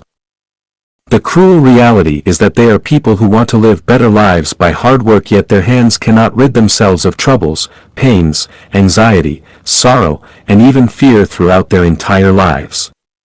This is what happened thousands of years ago, it is the same today, and it will remain this way for thousands of years to come unless we change our traditional production and life mode completely and enter the Xiafeng-style communist society. Otherwise, they will only dream eternally of having better lives.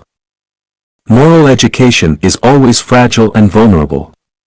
Christian moral education, Buddhist moral education, Islamic moral education, Confucian moral education, and the moral education of all kinds of sages have been easily destroyed by the face of reality. Look no further than today's China. All Communist Party officials have been raised on Mao Zedong's ideological and moral education, but in the face of money and interests, Mao's thoughts have been shelved. The level of corruption is staggering, millions of yuan, even tens of millions are not enough. They embezzled hundreds of millions, billions, or even tens of billions. These servants of the people never cared about the lives of all the young Galens. Who cares about the lives of the toiling masses? Very few. Did decades of moral education work? Not at all. Let us look at the recent U.S. presidential election. Before the result of the election had even been settled, the mainstream media in the United States rushed to declare Joe Biden as the president, followed by the heads of Western democracies such as Britain, France, Germany, Israel, and other similar countries, which sent congratulatory letters to Biden for his election victory. Even the president of Taiwan, Tsai Ing-wen, who is known as a Democrat, hurriedly sent congratulatory messages to Biden. No matter who is elected president, respecting the facts and listening to the voices and wishes of the people is the basis and bottom line of morality. The mainstream media's announcements and the congratulations of foreign before the facts had emerged and the votes had been counted violates the basic bottom line of morality and does not conform to legal procedures. What should be emphasized here is that most people in Western society have been educated in Christian morality, but where is the morality of the mainstream media? Where is the morality of those national leaders? Democratic countries are like this, but moral education in non-democratic countries is not even worth considering. The facts tell us that moral education is not enough to allow the toiling masses to live and work in peace and contentment because all spiritual chicken soup is an anesthetic. The current rampant Buddhist preaching is even more of an anesthetic, and the preaching to return to traditional Chinese culture is tantamount to advocating for men to wear braids and long mandarin jackets and women to bind their feet. That mysterious and spooky preaching is a portion of poison. Those who care about the welfare of the toiling masses should seek and establish programs which fundamentally guarantee happy lives for them. It might be very good to say that we should put power in the cage of the system such that government officials dare not, cannot, and would not have access to corrupt practices, but unfortunately, it is the system itself that is the best soil for officials to grow corrupt, so the system will be unable to restrain and stop it because it is its own hotbed of corruption. I ask, can this system shut down power? Can it shield officials from corruption? Of course not. There have been many changes of dynasties throughout Chinese history, but what were the results? The herbal soups changed but the medicines did not. Individuals changed, but the system did not. The obvious result is that the toiling masses are still the toiling masses and their toiling nature and destiny have been fundamentally unchanged. If you do not change the traditional production and life mode, then it is of no use to change the ones in charge. It is useless even if you adopt a separation of powers, such as in the United States. If the president is Old Wang, the judiciary is run by his brother-in-law, the legislative power is under the control of his third aunt, and the media are controlled by his best friends. Toiling masses, use your heads, would you have free and happy lives? Xiafeng-style communism is the only way to happiness for the toiling masses. The new oasis for life production and life mode created by Life Chanuan is a paradise for everyone. Many poor people among the working people have fluky minds and they always think that they can squeeze into the upper class and live the life of the best as they sharpen their heads. Yes, they have that chance. There have always been 1 or 2 people out of 10,000 who have achieved this wish, but the probability of success is much too low, and it is a path that very few common workers will ever take. There are also some commoners, who think that since they have million-yuan houses and cars worth several 100,000 yuan, that they no longer belong to that low level. In fact, they are self-anesthetized and daydreaming. If they cannot maintain control for 3 days, then their car is just a pile of scrap iron. If they do not have food for 3 days, their million-yuan house is just a coat. If there is a major illness or disaster, their property and vehicles will not save them. There are even some poor toiling masses who think that since they have become civil servants with iron rice bowls, secure jobs, they feel that their futures are secure, but in fact that is just a temporary comfort for themselves, and when they get old, they will learn the feelings of life, the sour, sweet, bitter, hot, and salty tastes of life. In fact, Xiafeng-style communism is not only the road to happiness for the toiling masses, but also for capitalists and government officials, and the road for the cultivators to become celestials and Buddhas. The reason for this cannot be fully explained in a single article. If you have any doubts, please ask those who have lived and experienced Xiafeng-style communism. They can answer you. Remember this, communism is the only way to happiness for the toiling masses, and the only way out for mankind. Sharing of some very important common sense of life. Xiafeng. Translated by Qin Yu and edited by Kayer. October 19, 2020. If your life is stable but stressed, see if you lack common sense in these areas. If the greatest creator came to you but you failed to recognize him, then your life will reincarnate again and again. If gods, Buddhas, and celestials have come to see you but you have been unaware, then you have not yet awakened, and you can only keep on sleeping. If noble people occasionally appear in your life but you do not acknowledge them, then it will be difficult for your life to have a turning point and change, and your hardships are inevitable. Among the 3 factors that change one's destiny, personality is a very important one. This person may be a god, Buddha, celestial, or noble on the path of your life, and as long as you know any of them, your destiny will develop and change for the better. But I found that no one knows the greatest creator, and when gods, Buddhas, and celestials come around, people do not know them either. When noble people come near, few will pay attention to them. Therefore, most people are just living beings, rather than otherworldly saints. Some people can change the trajectories and destinies of their lives, but it is unfortunate if they keep missing their chances. 5 major turning points impacted my life. for were from noble people, and one was related to the greatest creator. Had I not recognized the greatest creator, this tour guide that you know would not have been born, and were it not for the four noble people's guidance and help, I would be an old farmer in my hometown today.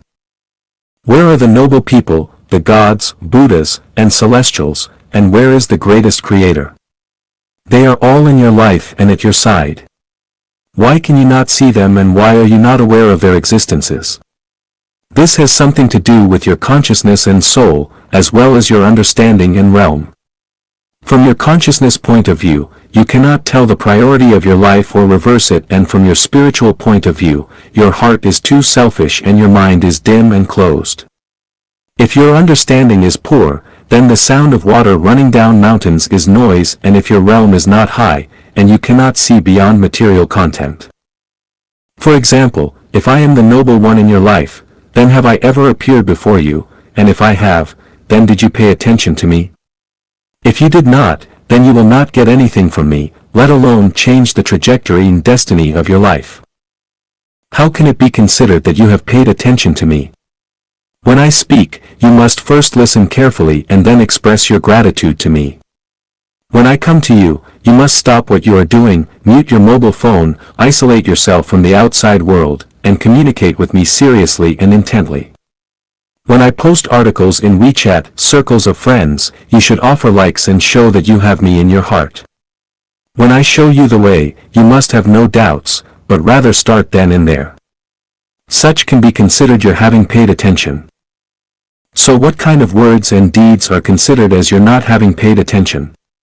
When I talk to you, do you steer clear of my crucial points, not focus on the subjects of our conversations, and stray to topics that have nothing to do with my subjects? Do you talk too much and listen too little? When I came to you, or when you came to me, were you too busy looking at your phone and chatting with someone else to communicate seriously with me? When I posted an article, did you never offer a like, and therefore prove that I am not important to your consciousness? Were you so busy expressing yourself that you never reacted to my point of view, and so on? What I am saying is that there must be someone whose cognition is higher than yours in any group, just as in a banquet, there must be a guest of honor. Therefore, after entering any group, the first thing that you must do is to find a person whose cognitive ability is higher than yours. As long as they are there, then you should talk less and listen more to them. In this way, you will benefit. Since they might be a celestial, Buddha, or the noble person in your life, they might well change your miserable destiny. There are mountains beyond mountains, skies above skies, people beyond people, and great masters beyond masters. Do not express yourself too much. When confronted by people with higher cognitive abilities, always listen, do not argue or express yourself, because the more you do, the worse you will be, because within the scope of his or her cognition, those actions can only show your limitations. When you become complacent, they will have already abandoned you. In this way, you will have missed the gods, Buddhas, celestials, and noble people, and missed your opportunity to change your destiny. When one thinks that they are completely right, then there is no room or opportunity for them to sublimate anymore. Their sublimation will be over, and the gods, Buddha, celestials, and noble people will avoid them. All those who insist that they are right will distance themselves from gods, Buddhas, celestials, and noble ones, and auspicious lights will no longer shine on them, because they will have already set their shape, and what they now are will definitely remain the same in the future. People have many opportunities to change their destinies throughout their lives, but most are not blessed to seize them.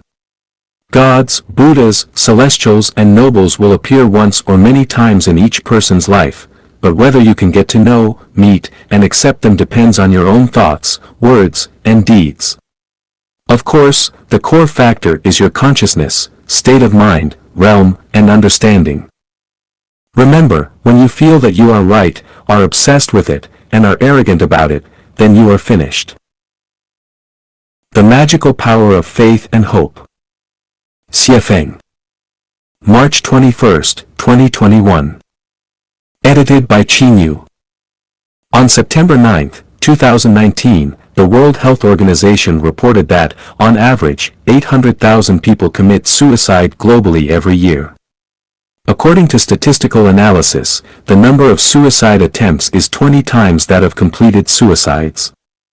Suicide is a result of losing faith and hope. The impact of suicide and suicide attempts on people is estimated at 4 individuals affected per person, resulting in 64 million people worldwide experiencing extreme suffering annually. If we add the suffering caused by diseases, conflicts, poverty, wars, and disasters, it's safe to say that, not exaggerating, 2 to 3 billion people live in pain every year. We cannot turn a blind eye to this. We must liberate people from suffering. The way to liberation is through faith and hope, because faith and hope have a miraculous power. In a major earthquake in Los Angeles, 14 children were rescued 36 hours after the quake. The core factor behind their rescue was the faith and hope of one child and his father. The father once told his son, "No matter what happens, I will be with you." The son's faith and hope were, "My father will come to save me." This belief and hope infected the other 13 children, helping them survive the dangerous period of fear and despair and ultimately being rescued. On August 5, 2010, a collapse occurred at the San Jose copper mine in northern Chile. 33 miners were trapped 700 meters underground, and those above ground didn't know if they were alive or dead. The 33 miners managed to take refuge in a shelter, but their situation was dire. The shelter held only enough food for 2 to 3 days, yet they persisted for a full 17 days. They survived by consuming just 2 spoonfuls of canned fish per day per person. How did they manage to survive until they were finally rescued on the 69th day? The answer is faith and hope. In times of despair, as long as one holds on to faith and hope, there is a chance to transform danger into safety. In today's era, one of the best examples of maintaining faith and hope is the Chanyuan Celestials of Life Chanyuan. A group of ordinary people, more than 100 in number, began living together in a communist model since 2009. Over the past 11 years, they have faced repeated hardships. They built 3 idyllic paradises in Yunnan province. Due to the government's lack of understanding, they were driven out of their homes, and their more than 20 million yuan in property went to waste. They then built a home in Nanjing, only to be evicted again by the government. Meanwhile, they created 3 homes in Xinjiang, only to be driven out again. Returning to Yunnan, they built 3 more homes, only to face hardship once more and be forced out. The group exhausted its funds, feeling that there was no place for them in the world. However, they overcame these difficulties and persisted until today. Several more homes have been rebuilt, especially the 2 homes in Thailand received support from local temple abbots. The home building in Canada was delayed due to the pandemic but remains standing. Despite being in dire straits, we did not lose hope. We did not stop moving forward because our faith remained unshaken, and our hope never turned into despair. We firmly believe that the greatest Creator will not abandon us. We believe in the justice of the Tao. We believe that the government's lack of understanding is only temporary, and we believe that, as long as there are no unlawful or unruly acts, the government will one day understand and allow us to live according to the communist model. Additionally, our profound understanding of countless secrets of the universe, time, space, and life has filled us with immense hope and confidence in the future. Without the support of faith and hope, Life Chanyuan would have long vanished. From the practical experience of Life Chanyuan New Oasis for Life, we have gained a profound understanding. As long as all of humanity embarks on the way of the greatest Creator, the path of Life Chanyuan, and enter into the Xiefeng style, communist form production and life, the 800,000 people won't commit suicide every year, and the suffering of hundreds of millions of people will not only be alleviated but may even disappear entirely. The entire human race should embrace one faith. Life Chanyuan can save humanity and rescue people from the sea of suffering. The entire human race should hold on to one hope. As long as Life Chanyuan exists, the beautiful life that humanity dreams of will undoubtedly come. The efficiency, depth and breadth of life. Xiefeng. July 16, 2020. Translated by Chinyu and edited by Peter. Most people should be geniuses in a certain field, but most people are mediocre and find their goals to be unachievable throughout their lives. The reason is that they are forced by life and cannot engage in the work they like, and their entire lives are consumed in their trivial daily affairs. We analyzed housewives statistically. Few housewives have achieved success in their careers because they are submerged in daily trivial housework. We asked an elderly woman, "What have you done in your life?" She could hardly list any examples that she can be proud of. In fact, she has a lot of work to do every day: cooking, washing, taking children out, purchasing, cleaning, and visiting relatives and friends. Countless daily tasks almost dragged her down and, in the end, she found that she had accomplished nothing in her life. Of course, I do not advocate that all people become the best, glorify and illuminate their ancestors and be successful, much less advocate that all people be extraordinary and live their whole life gloriously. I just want people to live a life that is a little more comfortable, cool, relaxed, and free. Then, how to achieve this wish? Do only one thing in your life. This is a truth that I have recently realized. In the past 10 years or so, I have spent my life being a guide for Life Genuine and have not done anything else. Thus, I have finished writing articles comprised of millions of words and created more than a dozen picturesque human homes based on the new life model. But in the last 2 or 3 months, I have done so many tasks which are too miscellaneous, that I have hardly anything to show for it.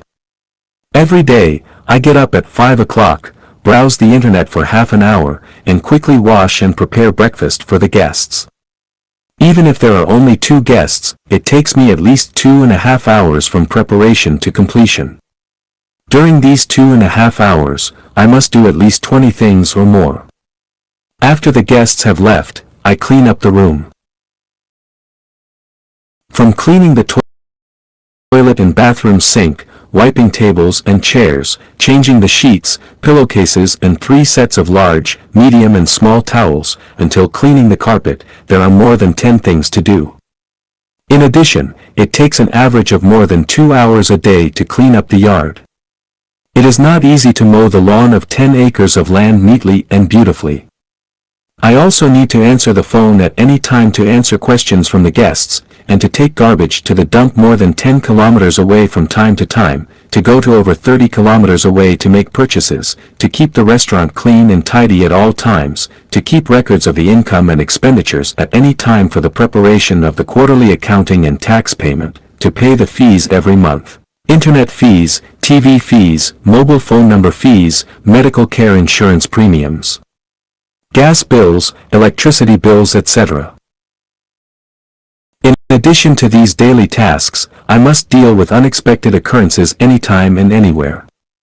I am thinking that if I spend my whole life like this, even if I am a genius in a certain field, my talent will be buried in endless tedious affairs. Doing a lot of various kinds of work can broaden the breadth of life, but you will never reach the depth, height, of life, and there will be no efficiency. Always doing one thing will be the most efficient. The more complicated and varied the things you do, the lower the efficiency. Last year, I planned that any way possible, this year I will go away once, at least to visit Prince George City, which is more than 300 kilometers away. As a result of my daily tasks, I haven't been able to achieve this goal till now. I am tightly bound to the same place and cannot leave for a while. A donkey has a blindfold over its eyes to let it grind grain. It goes around and around the millstone and will go around in circles in the same place for a lifetime. In fact, most people live in the same way as donkeys do. The donkey has to revolve around the millstone. Whether the donkey pulls the grindstone, makes the circle or not, it is not up to it. What about people? Compelled by environment and the pressures of life, people have to repeat the same work every day. All this is involuntarily, and they have no choice. Who can say that, I do what I like the most every day? To make life a little more comfortable, chic, relaxed and free, we must only do one thing in our lives, so that we can reach the depth of life. A drilling rig can only drill tens of meters at a time if it infrequently changes the drilling location. To drill to 1,000 meters or 10,000 meters, you must drill in the same hole. Only by concentrating on one goal can it be thus. Rubbing ropes against wooden boards will cut into them and dripping water onto stones will wear them down. If we work 8 hours a day to make $100, can we make $100 in just 2 hours? I think it is possible. The way to do this is to do only one thing. The more complicated the things we do, the less money we can make. Only by doing one thing can we be relaxed and comfortable. In this way, can we have a good mood and free time to dabble in a broader field in order to expand the breadth of life. The problem is, who can do only one thing in a lifetime? If we still pursue the efficiency, depth, and breadth of life in accordance with the traditional production and life mode, for most people, it is just a beautiful and unrealistic fantasy. There is only one way to reach the goals, that is to live in the life mode of New Oasis for Life created by Life Echanuan. That is the best place to realize your ideal of life. The Road to Freedom. Xie Feng. November 10, 2022. Translated by Qin Yu and edited by Peter. The highest realm pursued by human beings is to obtain physical and mental freedom. Not being physically and mentally free is like being in prison. Why do people want to make more money? Its core purpose is to gain greater freedom. Everyone, who has worked hard all his life, is fighting for his own physical and mental freedom.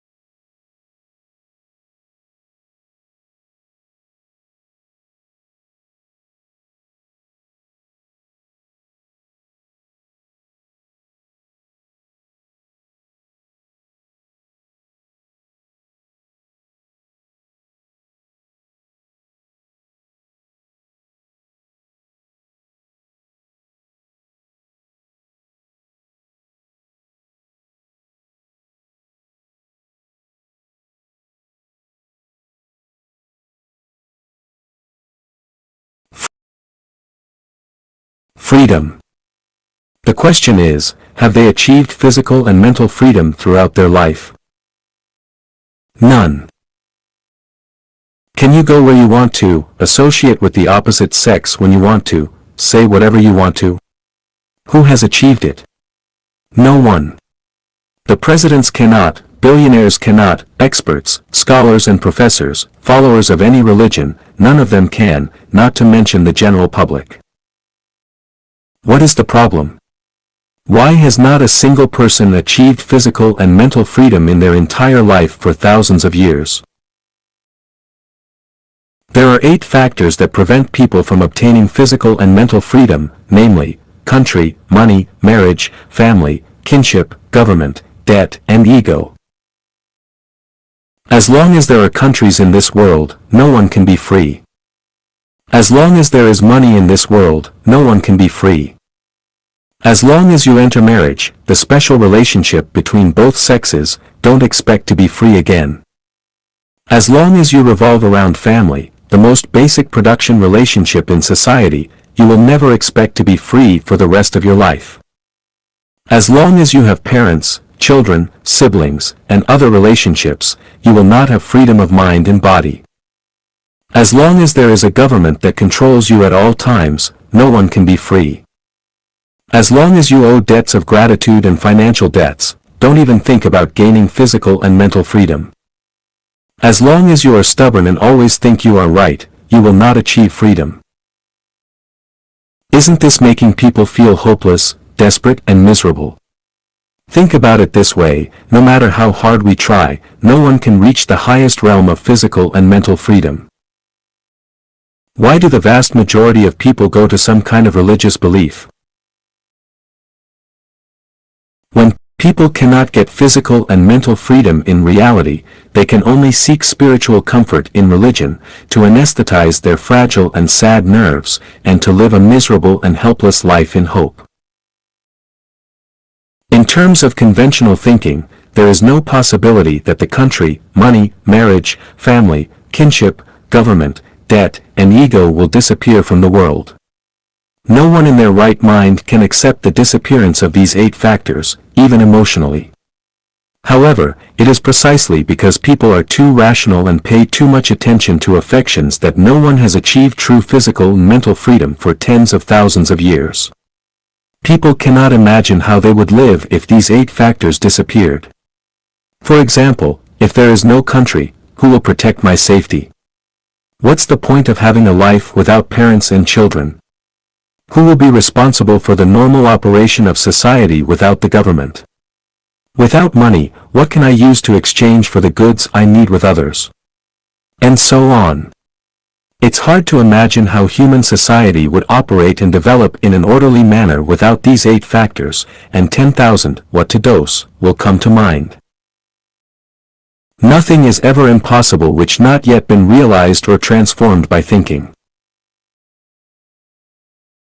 On my way to make people completely gain physical and mental freedom, I entered 20 worlds in the realm of time and space that are superimposed, intersected, have clear boundaries that are interconnected, and found that there are no factors such as country, money, marriage, family, and kinship in the 1,000-year world, which is the closest to human life. But the people who live there have a beautiful life with complete freedom of body and mind. I wondered if I could copy the life mode of the 1,000-year world to the human world, so I created a brand new production and life mode which is completely different from the traditional life mode. I call it the second home. This second home life mode has been going on for 13 years since April 2009, and 95% of those who have lived this way have been happy with this way of life. It turns out that, even if factors such as country, marriage, and family disappear, human beings can live a lifetime in the highest realm of life with freedom of body and mind. Can the partial success prove that the second home model works in the world? In theory, it totally works. In practice, it needs to be confirmed experimentally. I have lived in Asia for decades, Africa for more than 10 years, America for more than 5 years, and a few months with the indigenous tribes of Australia. In the recent 5 years, I have been in close contact with more than 2,000 people from Europe and have had superficial exchanges with most of them. I have also had deep contacts and exchanges with the Konohana family in Japan. I have visited 2 communities in Canada as well and have conducted in-depth exchanges with them. My feeling is that the new life of human beings, the second home mode, works all over the world. What I am convinced of is that if human beings are not eliminated by nature, the future production and life mode of human beings will be the second home model. This is the only way for everyone to obtain physical and mental freedom. The conclusion is that the new mode of life for mankind, the second home, is the road to freedom. I want to have a chat with you. Xiefeng. June 3, 2017. Translated by Qinyu and edited by Peter. Knowing and understanding ourselves is one of the guarantees for a happy life. If we do not know ourselves or understand ourselves, we will inevitably have a series of troubles and pains in our lives. And we will attribute these troubles and pains to the outside world and others, instead of ourselves. A king or a beggar, who is freer and happier? The answer is, whoever knows and understands himself is happier. When a person vents grievances, it is from a lack of knowledge and understanding of himself. When a person blames others, it is from a lack of knowledge and understanding of himself. When a person feels his talents are unrecognized, it is from a lack of knowledge and understanding of himself. The world is still the same, the world is faultless, all faults lie within ourselves. If a person is revered and respected by others, that's because he is valuable to people. When he loses his value, no one will revere and respect him. This is not only a cruel reality, but also the law of justice in the world. Therefore, if we want to always get people's reverence and respect, we must maintain our own value. When we have no value to people, we must be ready to bear the indifference and cruelty of the world to us and bear the boundless isolation and loneliness in our hearts. People all live in circles. Some circles are small, and some are large. This is like a WeChat group. A dozen or hundreds of thousands of people is a circle, and 2 people is also a circle. If you want to be respected in a circle, you must have equivalent value to the circle, otherwise, either you will abandon this circle or you will be abandoned by this circle. For example, there are 3 people in a circle. Zhang San has a carrot, Li Si has a banana, and Wang Wu has a cucumber. Then, the people in this circle are basically equal. This circle is relatively harmonious and warm, and their friendship will also be lasting. If Zhang San has carrots, Li Si has bananas, and Wang Wu has nothing, then Zhang San and Li Si will not respect Wang Wu and will abandon Wang Wu. Even circles of the same nature, such as business circles, have obvious levels. Millionaires are in the $1 million circle. You cannot enter the multimillionaire circle.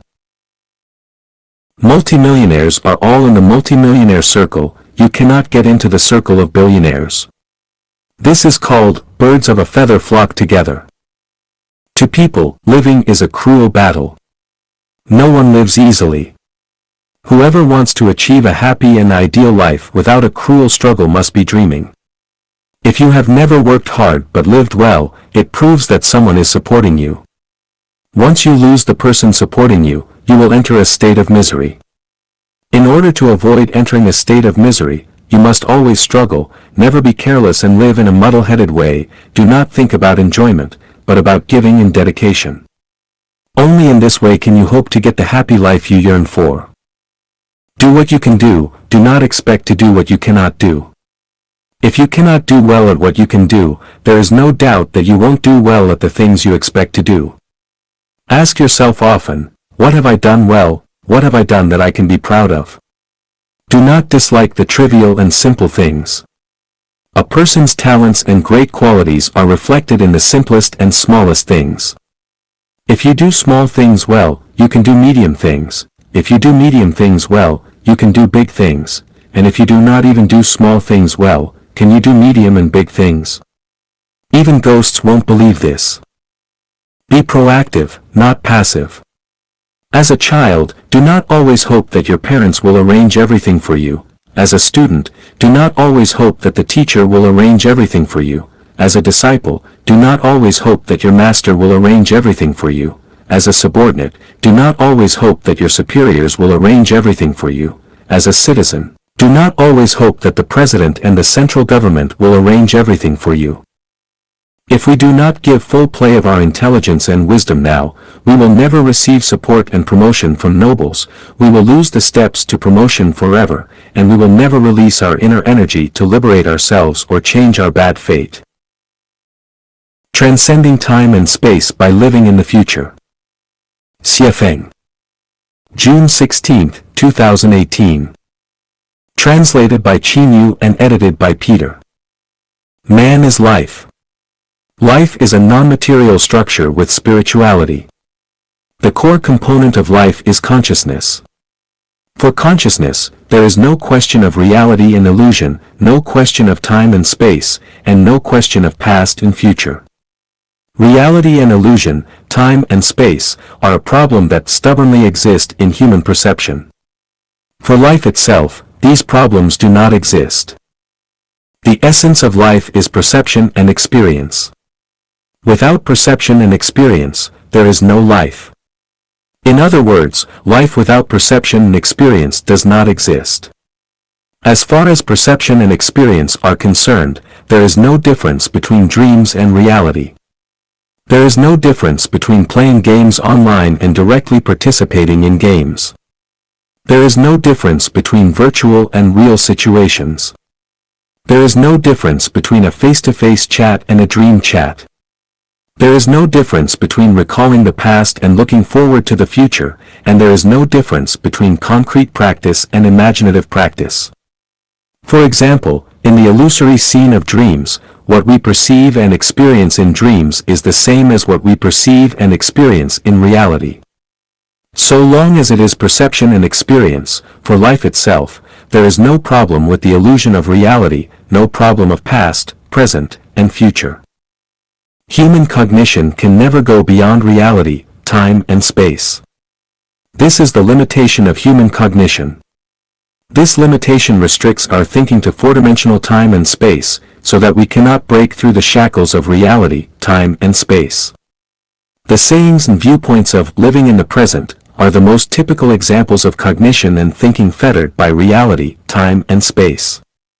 In other words, the cognition and understanding of living in the present is purely human thinking, it is not the cognition and thinking of lives higher than human beings. Now, let's discuss the feasibility of transcending time and space from human cognition. What has happened is called the past or history, what is happening is called the present or now, what is going to happen is called the future or the time to come. Now let's make a choice, would you like to live in the past, in the present, or in the future? For those who have had a good past, they want to live in the past, but also look forward to the future. For people who have had a painful past, they do not want to live in the past. So, how many people are willing to live in the present? Except for those who are enjoying life at this moment, most people are willing to live in the future, because the future has not yet happened, and they can look forward to a happy situation. The main point of this article is that now is the most difficult time for life. Food, clothing, shelter, transportation, birth, aging, sickness and death have brought enough worry to people.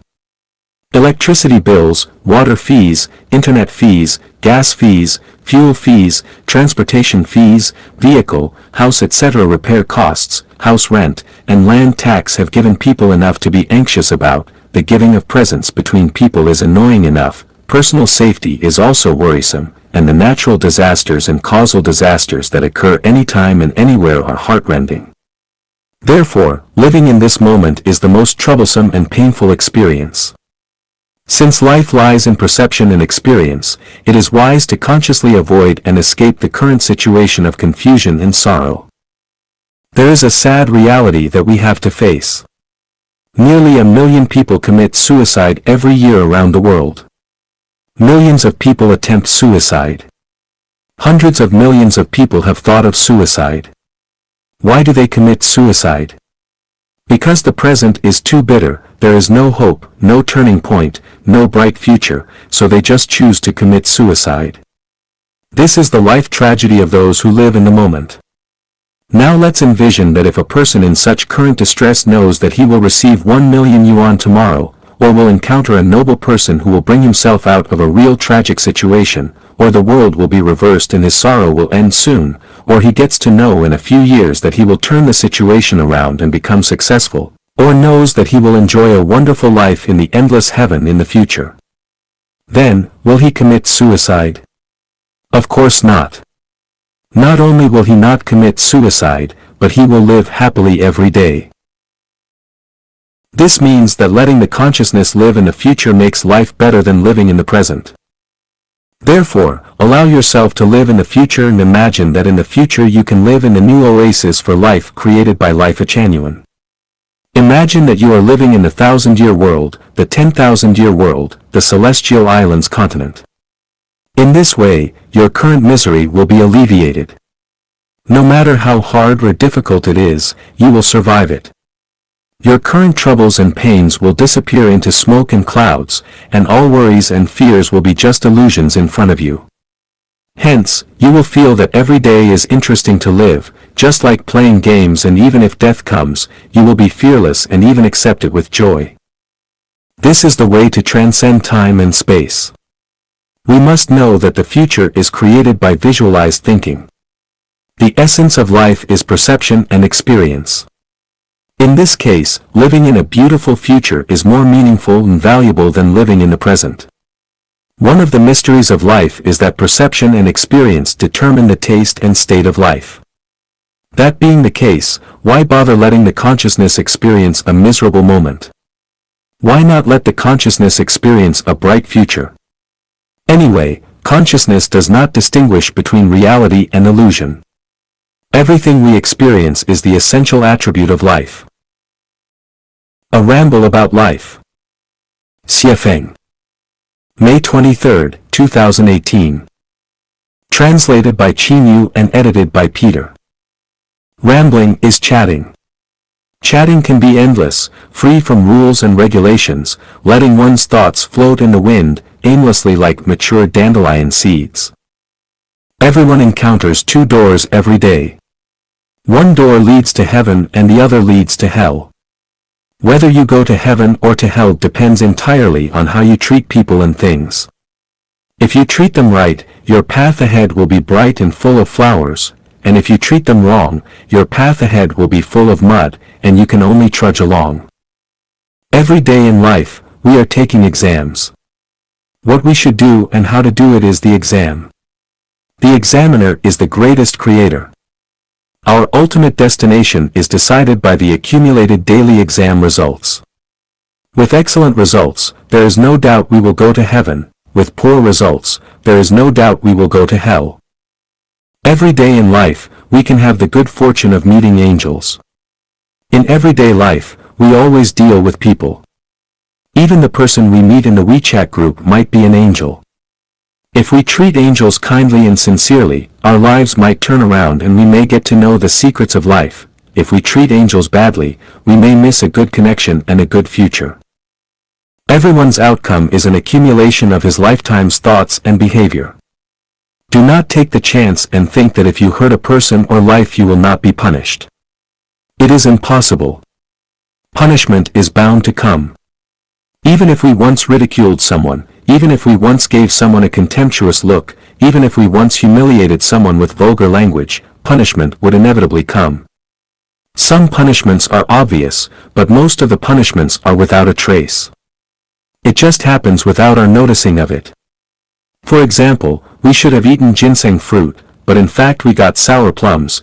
We should have done something smoothly, but in fact we encountered obstacles and resistance. To analyze and judge a phenomenon, three basic factors need to be considered. One is affection, one is reason, and one is nature. Some phenomena conform to affection but not reason and nature, some phenomena conform to reason but not affection and nature, and some phenomena conform to nature but not affection and reason. Some unreasonable phenomena are in line with affection and nature, some ruthless phenomena are in line with reason and nature, and some phenomena that are neither in line with reason nor affection but are in line with nature. Therefore, it is best not to judge any phenomenon in life. It is easy to misjudge and cause harm unless we take everything into consideration, that are the three factors, affection, reason, and nature. Last year, I went to Vanuatu, the Pacific Island country, and chatted with Mr. Stephen, the person in charge of Eden of the East. He said that people should be vegetarian instead of meat eaters.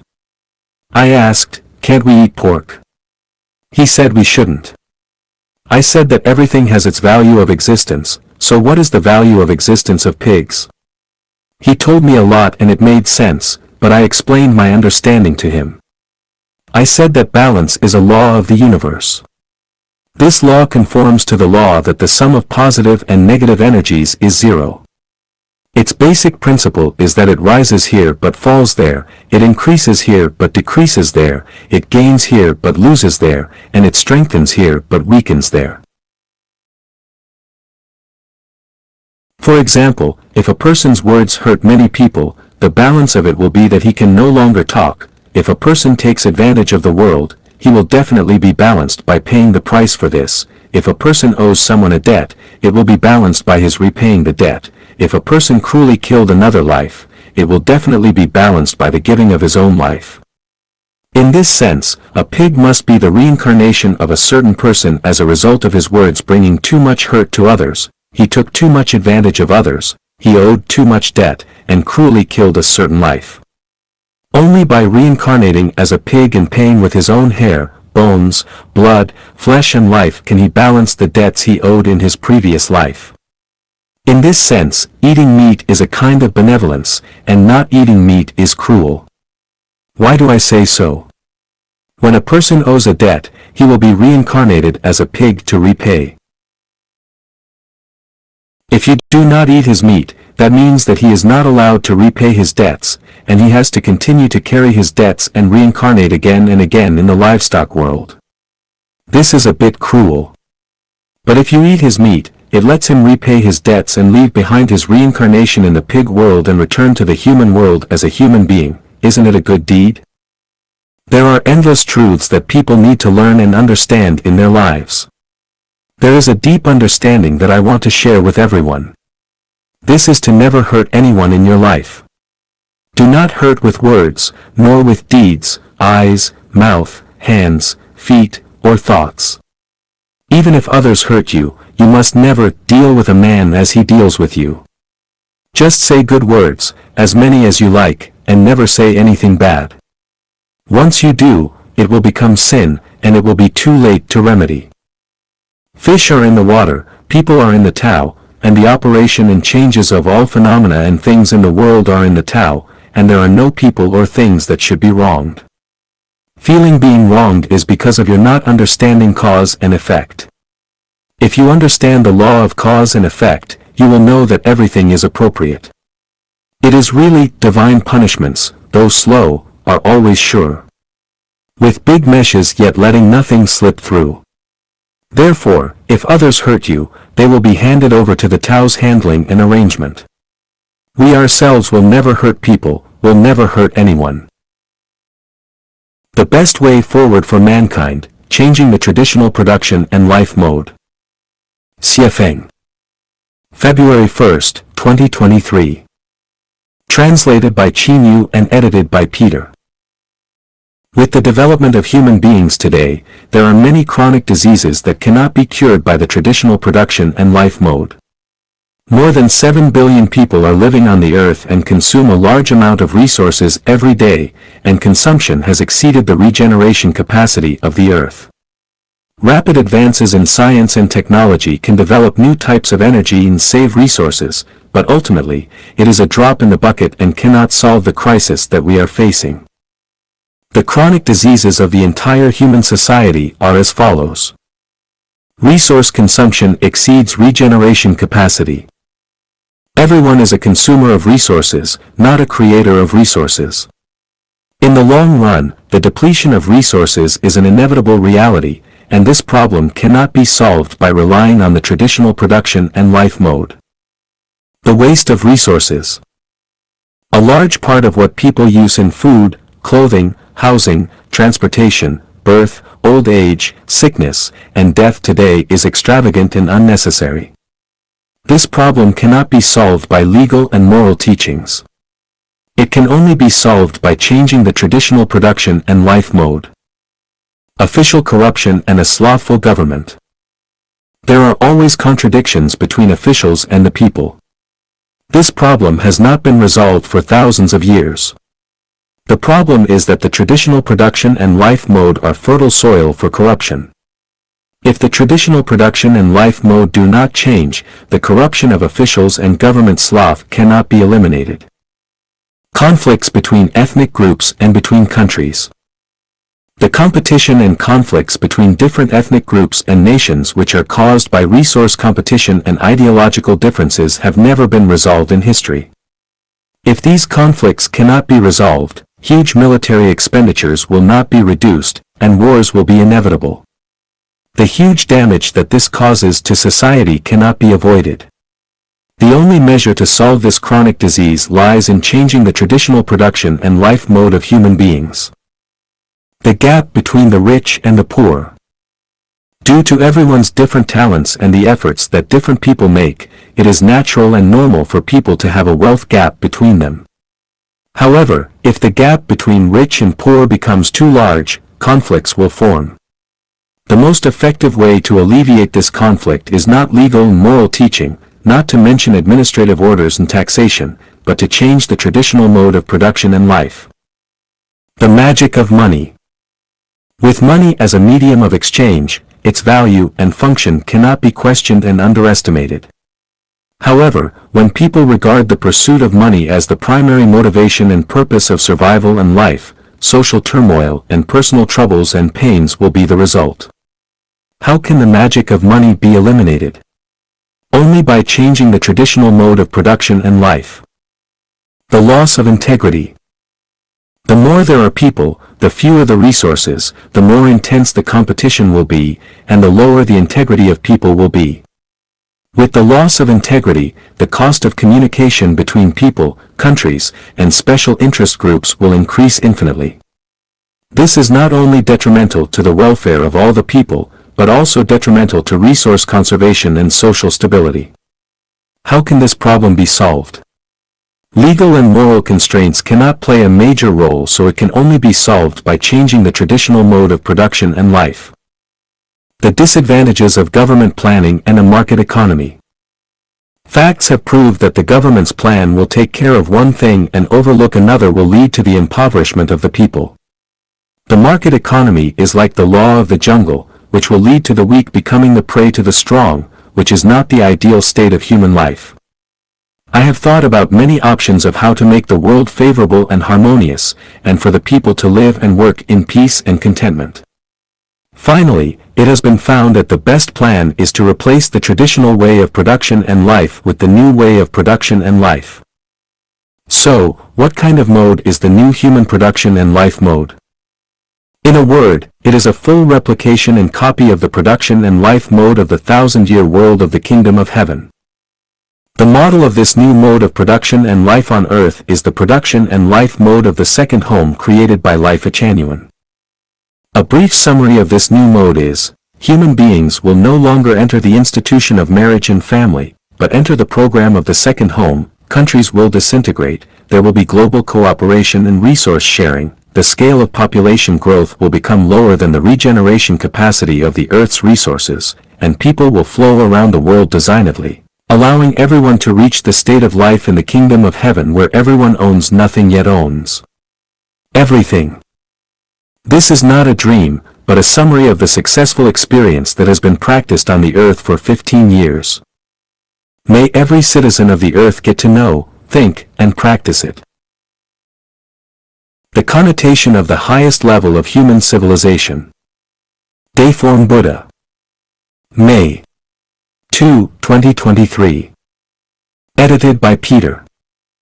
When human civilization enters the most advanced stage, there will be no laws, no countries, no currency, no marriage and family, and no forms of identification such as ID cards, passports, driver's licenses, work permits, medical licenses, judge certification, professor certification, and so on, and there will be no various types of business licenses.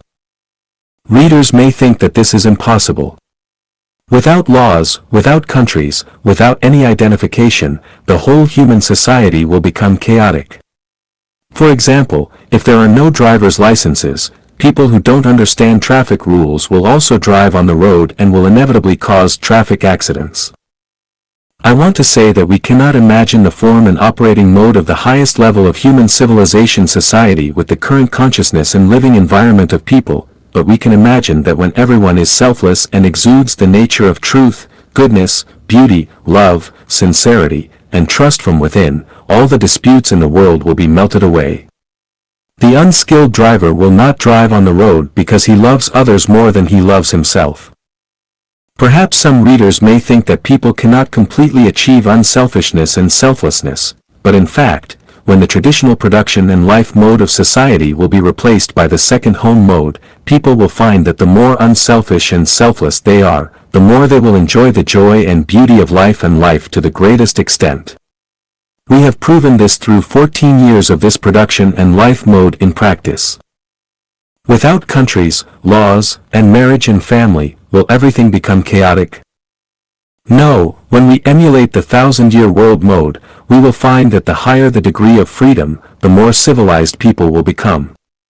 The more restrictions and constraints, the more people's selfishness, greed, and opportunism will be stimulated. Moreover, when tens of millions of second homes are born on the earth, people will choose to enter these homes to live in, and all the homes will operate according to universal values and the way of nature.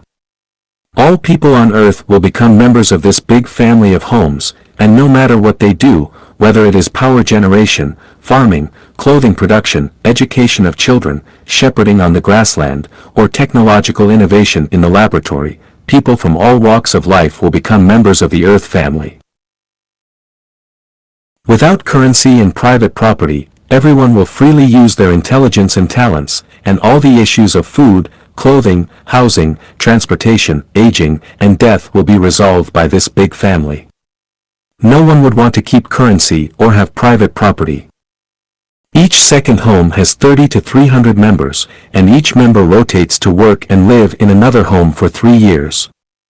When people around the world start to flow freely, there will be no more national, party, religious, or cultural barriers, and any turmoil and war will no longer occur.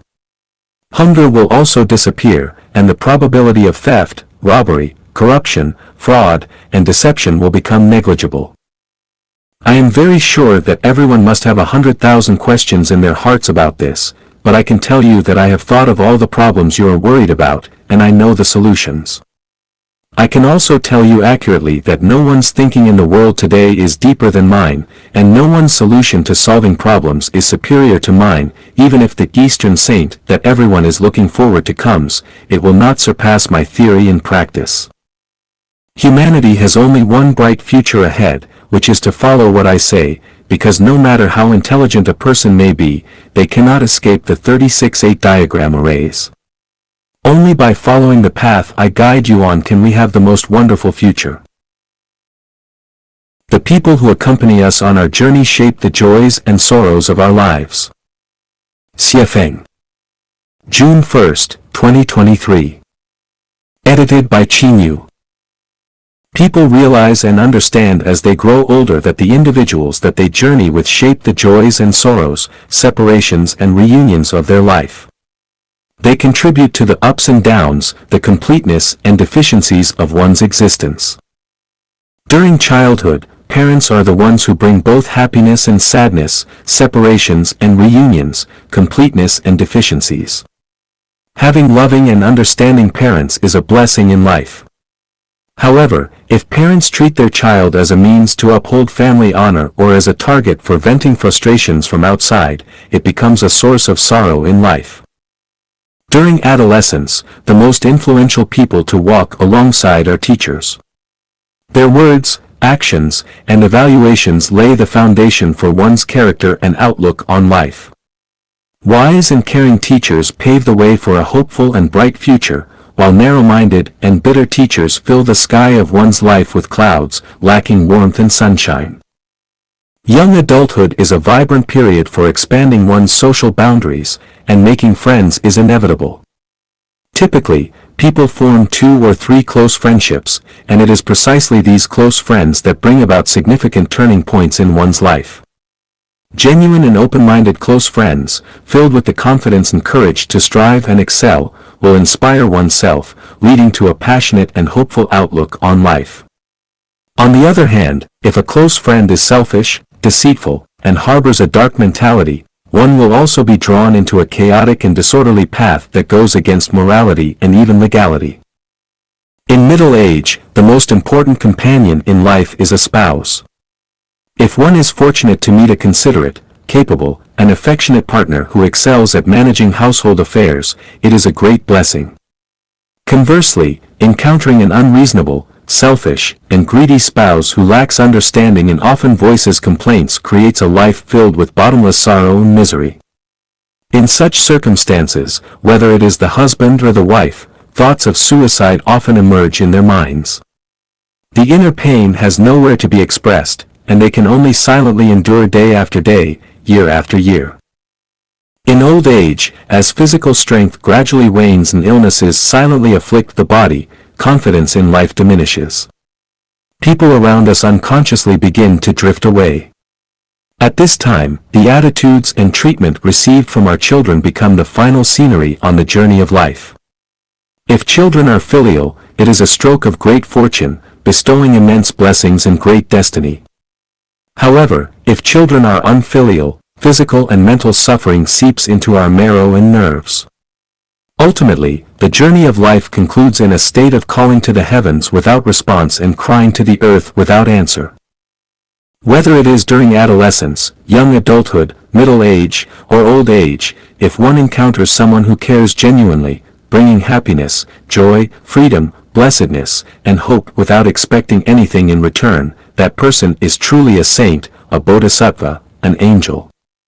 That must be you have burned some high incense in your past life, and blessings poured forth from your ancestral graves. Cherish this extraordinary affinity. If one is fortunate to encounter a group of individuals who selflessly give and contribute without making excessive demands, it is a tremendous blessing and the greatest care and blessing from heaven. It is worth treasuring for a lifetime. The Splendid Path of Unemployed College Students. Xie Feng. April 25, 2023. Edited by Qinyu. Happiness, misery lurks beneath it, misery, happiness is to be found by its side. What I see is a bright future awaiting unemployed college students, a wonderful life that is incomparable. This is what I think, and I hope respected and dear unemployed college students can consider whether it makes sense.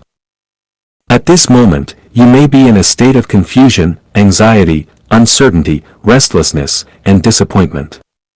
This is because you are carried along by the tides of the times. If you try to catch up with the tide or let others determine your fate, you will find yourselves in a sea of suffering. Not to mention reaching the other shore, you won't even be able to see where it is. First of all, you should understand that it is not your fault, nor your parents' fault, nor the fault of your school teachers and professors that you are unable to find a job. It is the fault of the times. Just like the blooming flowers wither in the spring, it is not the fault of the flowers but the result of a cold spell. You may be inspired by another form of success studies, such as how to make a comeback, how to escape from the lower class, how to cross social barriers, and so on. I want to say that such motivation will only make your situation more difficult and miserable. Don't aspire to be superior to others, don't aim to live a life that others envy, don't expect to achieve financial freedom quickly, and don't anticipate starting your own business. These thoughts and actions are poison to life and will make everyone's existence even more unbearable. In front of you lies a life adorned with beautiful flowers. Endless is the sea of bitterness, repent and you will find the shore. How do you repent? How do you reach the paradise-like shore of life? Once your roots establish yourself, the way will grow therefrom, and the way will guide you. Only seek to serve more people, without desiring to earn more money. Reduce your material desires to the minimum. Live in a thatched hut, wear patched clothes, eat simple food, drink plain water. Refuse all luxury goods. If necessary, you can beg. Regard yourself as the most ordinary blade of grass in nature. Don't pursue romantic relationships, don't get married, don't start a family. Concentrate your efforts on establishing a foundation.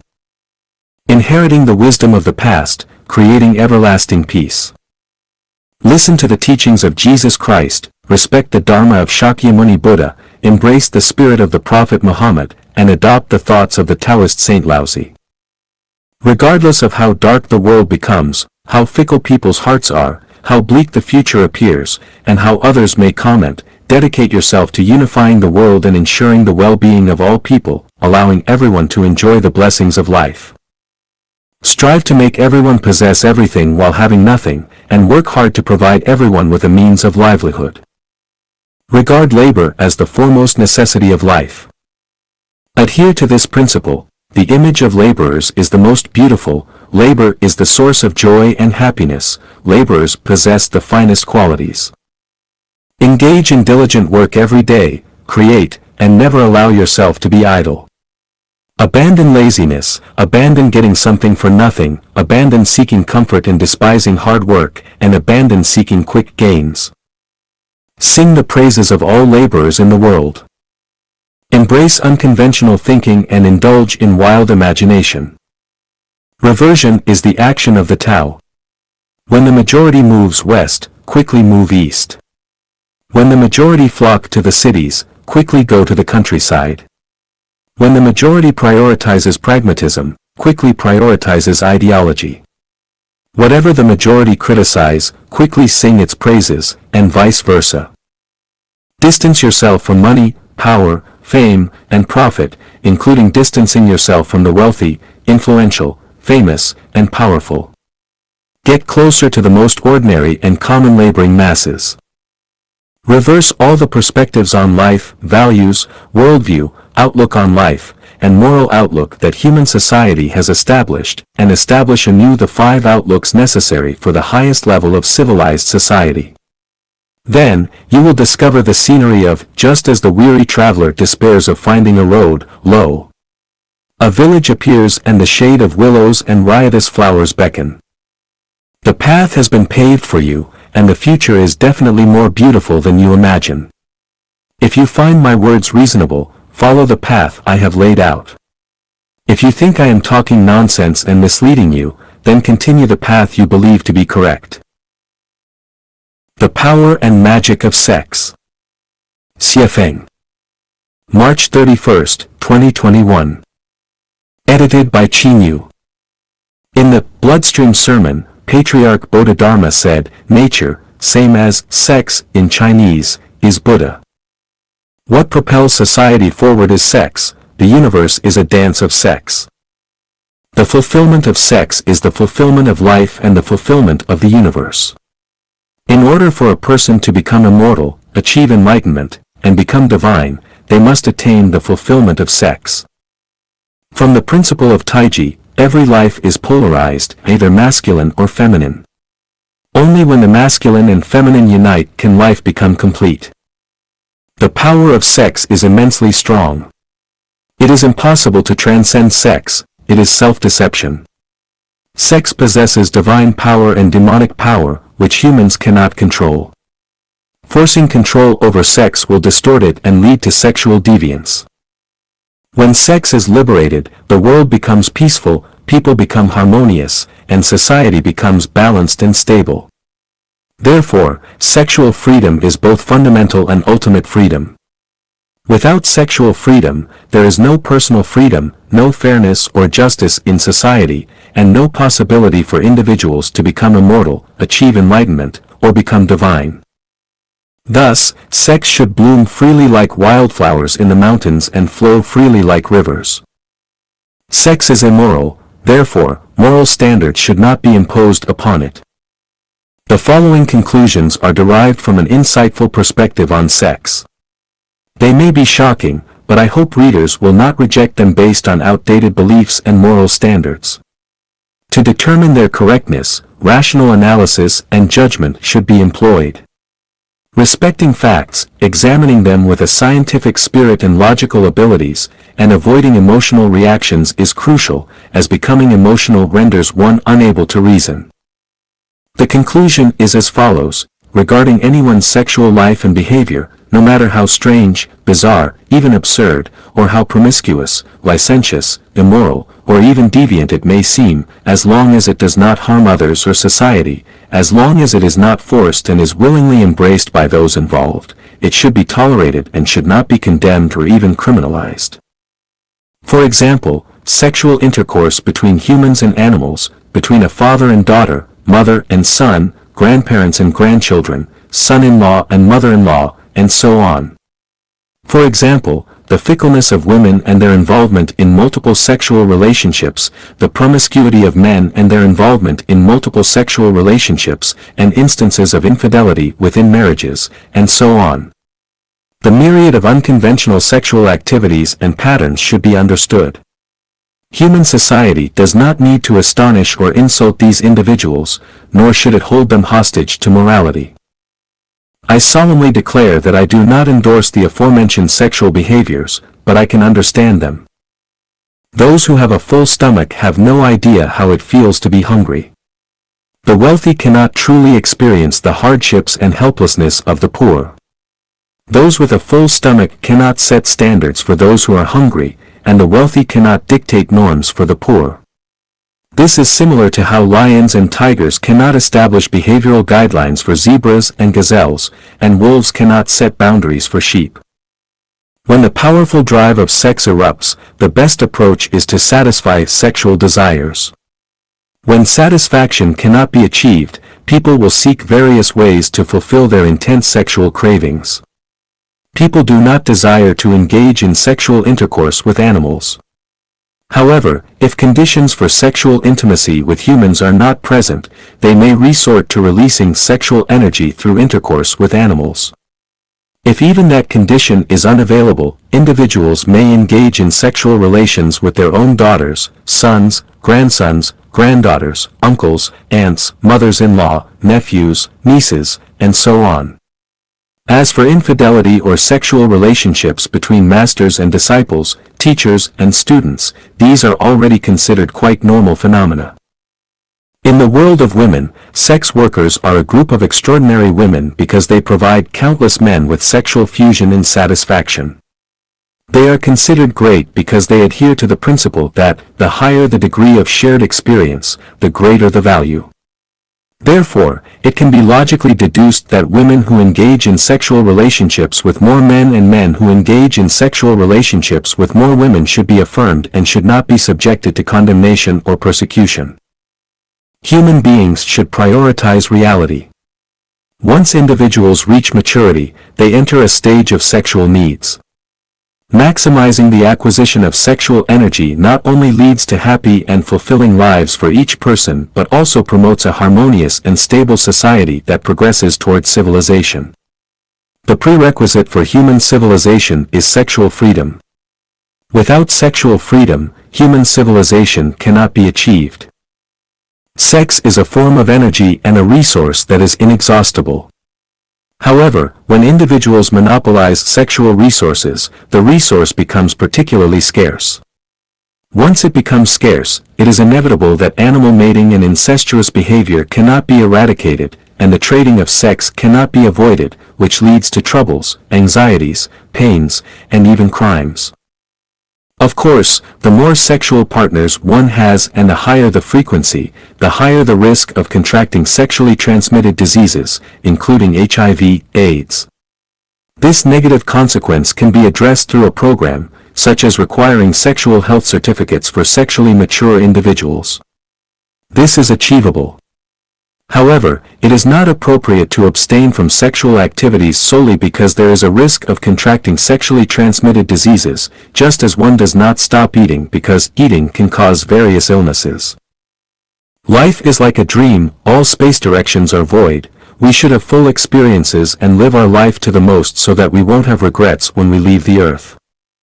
Being satisfied and dying blissfully is better than being consumed by worries and regrets. One Earth, 64 Systems, on the Mode of Human Survival. Xie Feng. April 13, 2021.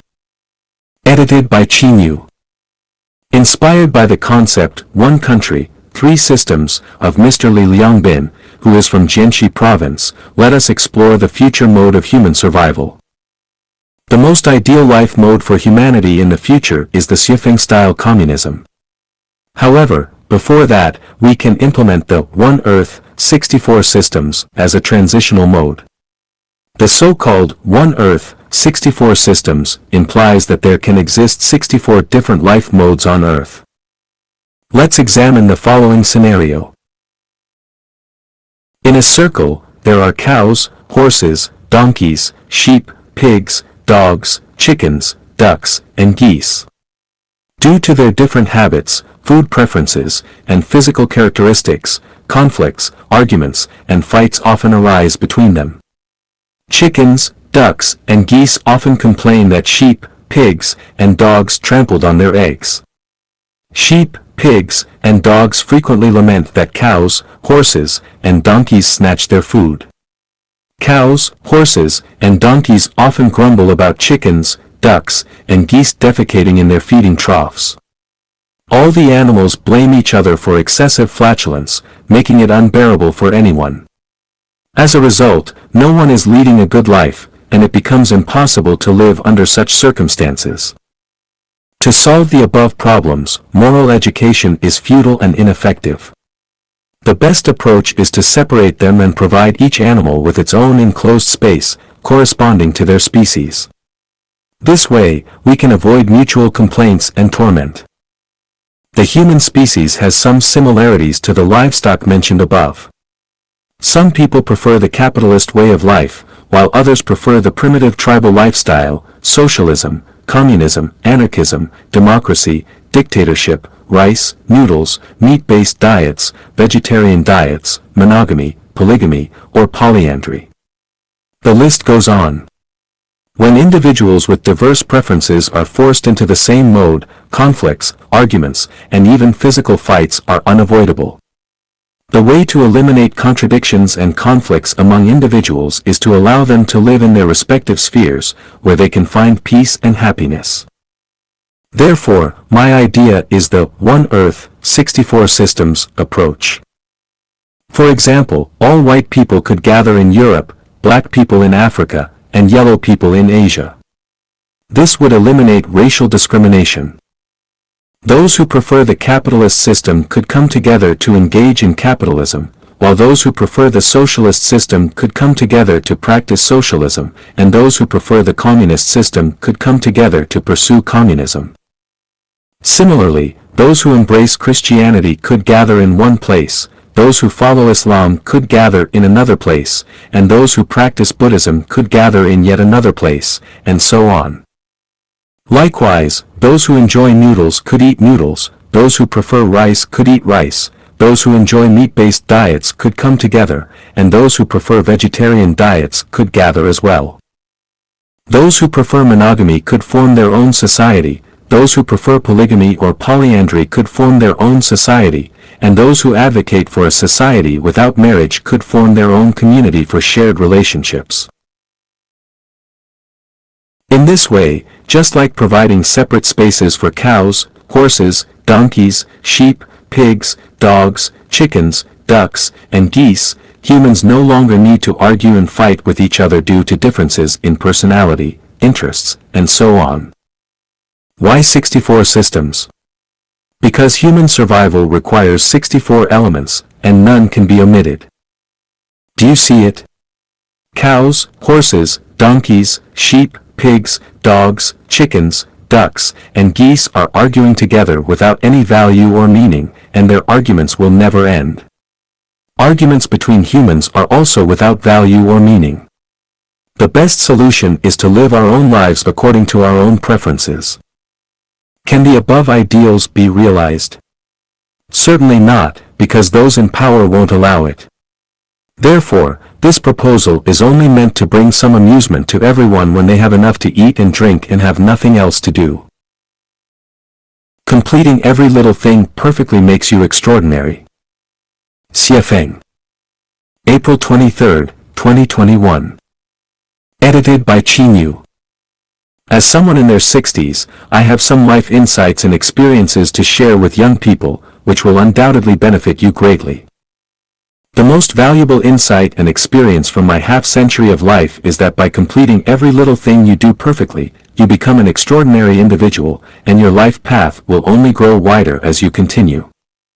What are the small things you should strive for perfection in? The answer is that every small thing you do each day should be worth doing perfectly. Here are some examples. When interacting with others, whether serving or cooperating with them, always make an earnest effort to bring joy and satisfaction to others. This is especially true when dealing with your superiors, elders, or those who excel in their careers. Let them know that you respect them and are willing to serve them. When performing tasks, never have even the slightest hint of complaints or half-heartedness.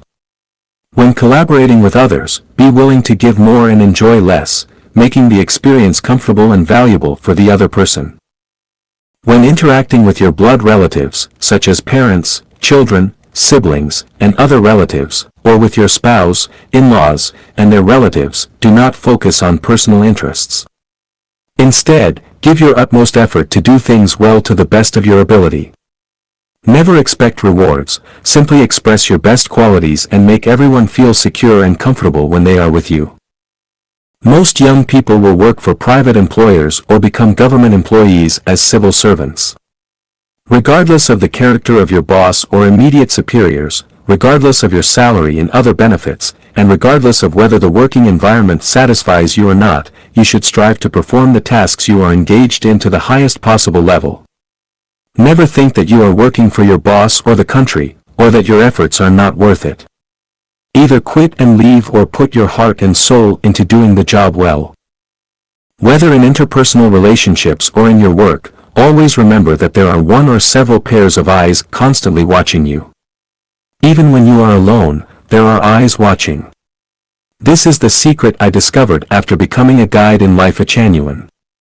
Moreover, be aware that the people watching you are not those of lower or equal level to you, they are always more advanced and outstanding than you. They are the ones who determine whether your future will be smooth. If you fail to do small things well, your path will become narrower as you go, but if you excel in every little thing, your path will widen as you move forward. Every word spoken and every action taken by a person is recorded in the detention information space. Even if tens of thousands of years pass or the earth disappears, everything recorded in the detention information space will not disappear. Once a word is uttered or an action is taken, it is impossible to change it. Nowadays, the online world and platforms like WeChat provide a vast space for us to showcase our talents. However, we must be vigilant because every word we speak in the online world or in WeChat groups, etc., will influence our future. Every word and every action pave the way for our future. Speaking perfectly and doing every little thing perfectly paves the way to heaven, while speaking and acting in an ugly way paves the way to hell. As I said before, what information you input into the world determines what results the world will give you. Therefore, be cautious with every word you speak and put your heart and soul into completing every little thing perfectly. Every word we speak and every action we take fully reflects our inner world and life qualities. It is important to be aware that sometimes a single word we speak or a small thing we do can change the trajectory of someone's life. All the words we say and the things we do collectively shape the trajectory of our lives. Extraordinary lives are those who complete every little thing perfectly. Misfortune is the starting point of turning points on the journey of life. Xie Feng. January 9, 2022. Edited by Qin Yu. As a guide in Life Echanuan, I understand that Life Echanuan members who follow the guide to climb the peak of life know that whether it's the articles I write or myself, everything is presented truthfully and transparently to the public. I have nothing to hide or conceal. I am transparent, I am real. There is no hypocrisy, no artificiality, no pretense, no schemes, no tactics. What I say may not be completely correct, and what I do may not be flawless, but what I say and do is a genuine expression of my true self. I speak out about the insights, experiences, and viewpoints I have gained on my journey of life, hoping that they may have some value as references. I experienced the years of hunger in 1958 and 1960 and almost starved to death. That was misfortune. However, the result of this misfortune is that I have found every meal I eat in my life to be delicious, whether it's the sour taste of northern cuisine, the spicy taste of central cuisine, or the sweet taste of southern cuisine. Whether it's Chinese, Western, or African cuisine, they are all enjoyable. This is because I have a belief in my heart that simply having enough food to fill our stomachs in life is happiness. In 1980, I studied at Zhangjiago Geological Technical School, specializing in being a fitter. During one semester, I was assigned to the automotive repair workshop to learn car mechanics. The master had 2 apprentices, and one day the master asked his 2 apprentices to let me practice driving by taking the car to the school playground. The older apprentice explained to me how to operate the car and then got out of the car. However, the younger apprentice grabbed the steering wheel and started the car, practicing without ever letting me drive. During the practice, students from the fitter class and mechanic class came to the playground for physical education, and the younger apprentice was driving in a reckless manner. It was unfortunate for me that the younger apprentice didn't let me drive, but this misfortune saved me from disaster. Every time I think of that scene sitting in the driver's seat on the school playground, watching the younger apprentice nervously practicing driving, I am grateful that fate didn't let me drive that day. If the person holding the steering wheel had been me instead of the younger apprentice, I could have driven and hit many classmates, with terrible consequences.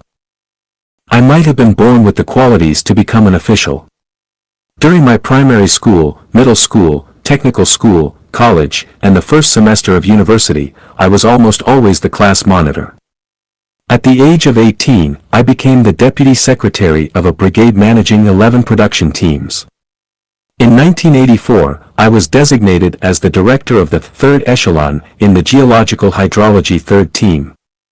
In 1988, I was designated as the principal of a school for children of employees in the Geological Bureau.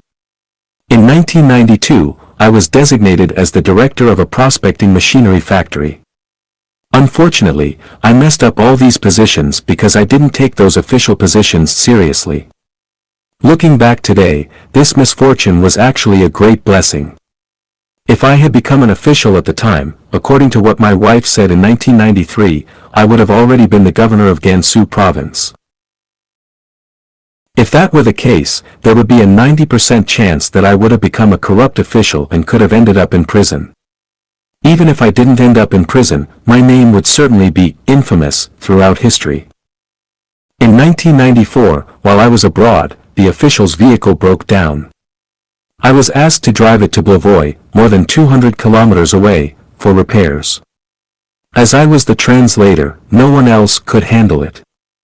The owner of the repair shop was a white person who said it would take 3 days to fix the car. So I handed the car over to the repair shop and returned to the base. However, that evening, I was subjected to the official's insults. He wanted me to fix the car and bring it back the same day. Faced with such irrational treatment from my superior, I quit on the spot. This unfortunate event led me to leave the system I had finally entered. Later, I started my own business and embarked on the path of self-reliance. Thanks to the irrational insults from the official, I finally found my path to freedom. At a time when there were very few private cars in China, I already had a sedan and a van, and I was living in a spacious villa with a front and backyard and a swimming pool. I employed 2 people to maintain the garden and clean and wash clothes for me. Over 20 years ago, I had a car accident, an unfortunate event. However, it was that car accident that became a major turning point on my journey of life, completely changing the trajectory of my life and leading me onto the way of the greatest creator, finding the way to heaven. In China, due to the establishment of Life Genuine and the second home, I faced suppression from the government. Over 10 communities were destroyed. This was misfortune. But precisely because of these misfortunes, I was pushed to Canada. In Canada, the land is vast, and I live on 40,000 square meters of private land. According to my friends, where I live is a mansion with 10 bathrooms, 2 washrooms, and 6 showers. I enjoy a peaceful, harmonious, and secure heavenly life. From the aforementioned unfortunate events, what have we realized? In fact, when we encounter unfortunate events, we feel anxious, suffer, worry, and even become resentful. However, in most cases, misfortune is precisely the turning point in life. It is truly said, good fortune lies within bad and bad fortune lurks within good. When we understand this, when faced with misfortunes on the journey of life, we face them calmly, accept them willingly, and may even secretly rejoice. Therefore, when misfortune befalls us, we must remain calm, not panic, not go mad, not complain, and certainly not become angry. As long as we are alive, we can await the day when the clouds disperse and flowers bloom. The members of Life Genuine all know that when I lost sight in one of my eyes, everyone worried about me. But I smiled and declared, "Ah! From now on, I can see everything clearly with just one eye." Since the day I began losing my eyesight until today, I haven't really cared about the loss of one eye. Who knows whether it is a good thing or a bad thing? When the Chinese government released a video message calling the second home created by Life Genuine an evil community, I laughed and felt delighted all day long. How marvelous! Darkness curses the light, and the light becomes even brighter. Calling me, Xiefeng, evil only serves to prove that it is a case of thieves crying, "Catch the thief." As a result, the status, value, and significance of Life Genuine in history will shine even more brilliantly, and future generations will have profound respect when they hear about Life Genuine. When numerous unfortunate events occur on the journey of life, congratulations. The gates of heaven have already opened for you. Misfortune is the starting point of turning points on the journey of life. Please cherish misfortune. Hating the wealthy will lead to poverty. Xiefeng. January 12, 2022. Edited by Qinyu. Philosophy tells us that the principle of unity of opposites is universal in the universe. For everything, there exists something that is its opposite. If there is an up, there must be a down. If there is beauty, there must be ugliness. If there is wealth, there must be poverty, and so on. This existence of opposites is not only reflected in the external world but also within ourselves. It means that within the same person, there can also be opposing aspects. For example, if you dislike wearing clothes, then you can only be naked. If you dislike the truth, you can only live in falsehood. If you dislike men, you can only become a woman. Therefore, if you hate the wealthy, you will inevitably head towards poverty. From this, we discover a pattern. Things tend to move towards their despised opposite. Based on this pattern, we can draw the following conclusions. If you hate heaven, you will move towards its opposite, hell. If you hate hell, you will move towards its opposite, heaven. If you despise landlords, capitalists, and the wealthy, then you will move towards being a poor farmer, a wage laborer, or a beggar. If you despise violence, you will move towards peace. Likewise, if you despise peace, you will move towards violence. If a country eliminates all the rich people, that country will inevitably move towards poverty. If a country despises civilization, it will move towards ignorance and backwardness. If all members of a nation respect, admire, and protect the wealthy, that nation will move towards prosperity and strength. On the contrary, if everyone discriminates against, insults, and suppresses the wealthy, that nation will move towards poverty, backwardness, and weakness. Likewise, if a nation, a country, despises nations and countries that are wealthier and more civilized than itself, that nation and country will inevitably move towards poverty, isolation, backwardness, ignorance, and barbarism. From this, we can draw another conclusion: you will move towards what you like. If you like cleanliness and tidiness, you will get rid of filth and messiness. If you like wealth, you will overcome poverty. If you like saints, you will transcend being a laity or mortal. If you like freedom, you will break free from the shackles of slavery. If you like heaven, you will escape the engulfment of hell. Our reality is created by our consciousness.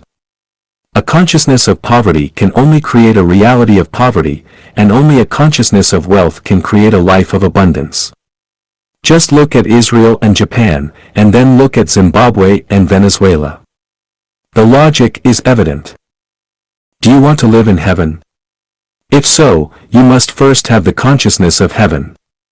How can you have the consciousness of heaven? Take a look at my descriptions of the 1,000-year world, 10,000-year world, and the Elysium Celestial Islands continent. With those descriptions, you can have the consciousness of heaven.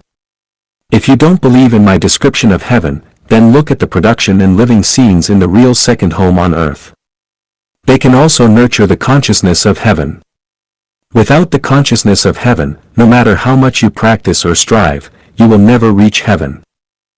In conclusion, hating the wealthy will lead to poverty. Consciousness determines one's present situation and future. How to break free from suffering. Xie Feng. January 15, 2022. Edited by Qin Yu. Feeling uncomfortable, depressed, troubled, anxious, worried, fearful, disappointed, and hopeless are forms of suffering. Suffering originates from three aspects: physical, mental, and spiritual. Physical pain can be endured and healed, and spiritual pain can be eliminated by establishing faith in the greatest Creator. However, suffering arising from the mind is difficult to overcome and dissolve. Mental suffering stems from a lack of freedom, whether it be physical, mental, financial, or in one's actions. Any form of restriction on freedom can lead to mental anguish. Therefore, the core root of mental suffering lies in the inability to experience freedom. To break free from mental suffering, the first step is to identify the root causes that lead to such suffering and eliminate them, thereby allowing mental suffering to disappear. How can we find these causes? Start from the closest and move towards the farthest. Because the closer something is, the more likely it is to cause suffering, while the farther away it is, the easier it is to bear the resulting pain. Starting from the closest, the people who have a close relationship with oneself are likely to be the source of mental suffering: spouse, parents, children, siblings, relatives, neighbors, colleagues, friends, superiors, subordinates, teachers, masters, partners, fellow practitioners, etc. Moving towards the farthest, factors that cause mental suffering mainly come from thieves, bullies, hooligans, gangs, families, tribes, extremist groups and organizations, nations, states, governments, political parties, and religions, etc. For example, restrictions on physical freedom mainly come from marital relationships. Restrictions on mental freedom mainly come from political parties and religions. Restrictions on financial freedom mainly come from relatives and market monopolies, and restrictions on freedom of movement mainly come from the machinery of the state. When faced with suffering, moral education and preaching from sages and religious doctrines hardly have any effect. Spiritual practices and inspirational quotes may temporarily numb the pain. So-called spiritual cultivation and chicken soup for the soul are merely scratching the surface, and the fundamental solution lies in rebuilding the order of human production and life. The measures and pathways to completely eliminate individual and human suffering are as follows. Eliminate marriage and dissolve families. Political parties should not be involved in government management. Religion should not participate in government affairs. Open borders among countries and allow people to freely move and migrate. Promote the production and life mode of the second home of Life Genuine. All global citizens move towards the era of Life Genuine. I have prepared the path for the happiness of all humanity, from theory to practice. The future form of human society will neither be a legalistic form like the United States nor a rule by man like China. Instead, it will be a holographic way guided by saints and managed by sages. At that time, the state of society will be the talented will be put to good use and the whole world will be one family. No one will pocket anything found on the ground and doors are not bolted at night, the young being well educated and the old being looked after properly, people fully display their talents, and resources are fully utilized, everyone fulfills their responsibilities, living in peace and prosperity. The world will be harmonious, with favorable weather conditions, thriving industries, wealthy and abundant, and suffering will disappear forever from now on. How to break free from mental fallacies, Part 1. Xie Feng. March 2, 2022. Edited by Qinyu. Those who focus on the outcome of life are the most unfortunate, while those who enjoy the present are the most carefree. Many people tend to weigh the pros and cons, look ahead, and consider all the possible obstacles and difficulties before making plans or decisions. I want to say that this is a mental fallacy and a mindset that leads to a pessimistic life. For example, if a couple planning to get married knows that they will divorce 10 years later, they might choose not to get married at all, and even if they do get married, their days will not be as sweet. On the other hand, if they are unaware of the future divorce, they can experience a period of sweetness and enjoy a wonderful time during their love and marriage. Suppose Life Changyuan had informed all the Chanyuan celestials before creating the second home that no matter how many communities we build, they will eventually be destroyed by the government. In that case, would Chanyuan celestials still have the enthusiasm and passion to create numerous communities? Would they still put meticulous effort into building beautiful and magnificent communities? Of course not. If the results were not revealed in advance, Chanyuan celestials would wholeheartedly and passionately create communities, even if they were eventually destroyed. What would be the significance in that? Now I ask, are there any Chanyuan celestials who regretted their decision to participate in the creation of communities? I speculate that there isn't a single one. Why is that? It's because we have experienced a way of life that 99% of humanity has never experienced during the process of creating communities. Through first-hand experience, we have come to know the existence of the 1,000-year world, and from there, we can deduce the existence of the 10,000-year world and the Elysium Celestial Islands continent. At the same time, we have experienced true happiness, joy, freedom, and bliss. As a result, our vision has expanded, our mindset has grown, our state of being has elevated, and our understanding of the current state of human society has deepened. Most importantly, our consciousness has transformed from human consciousness to celestial consciousness.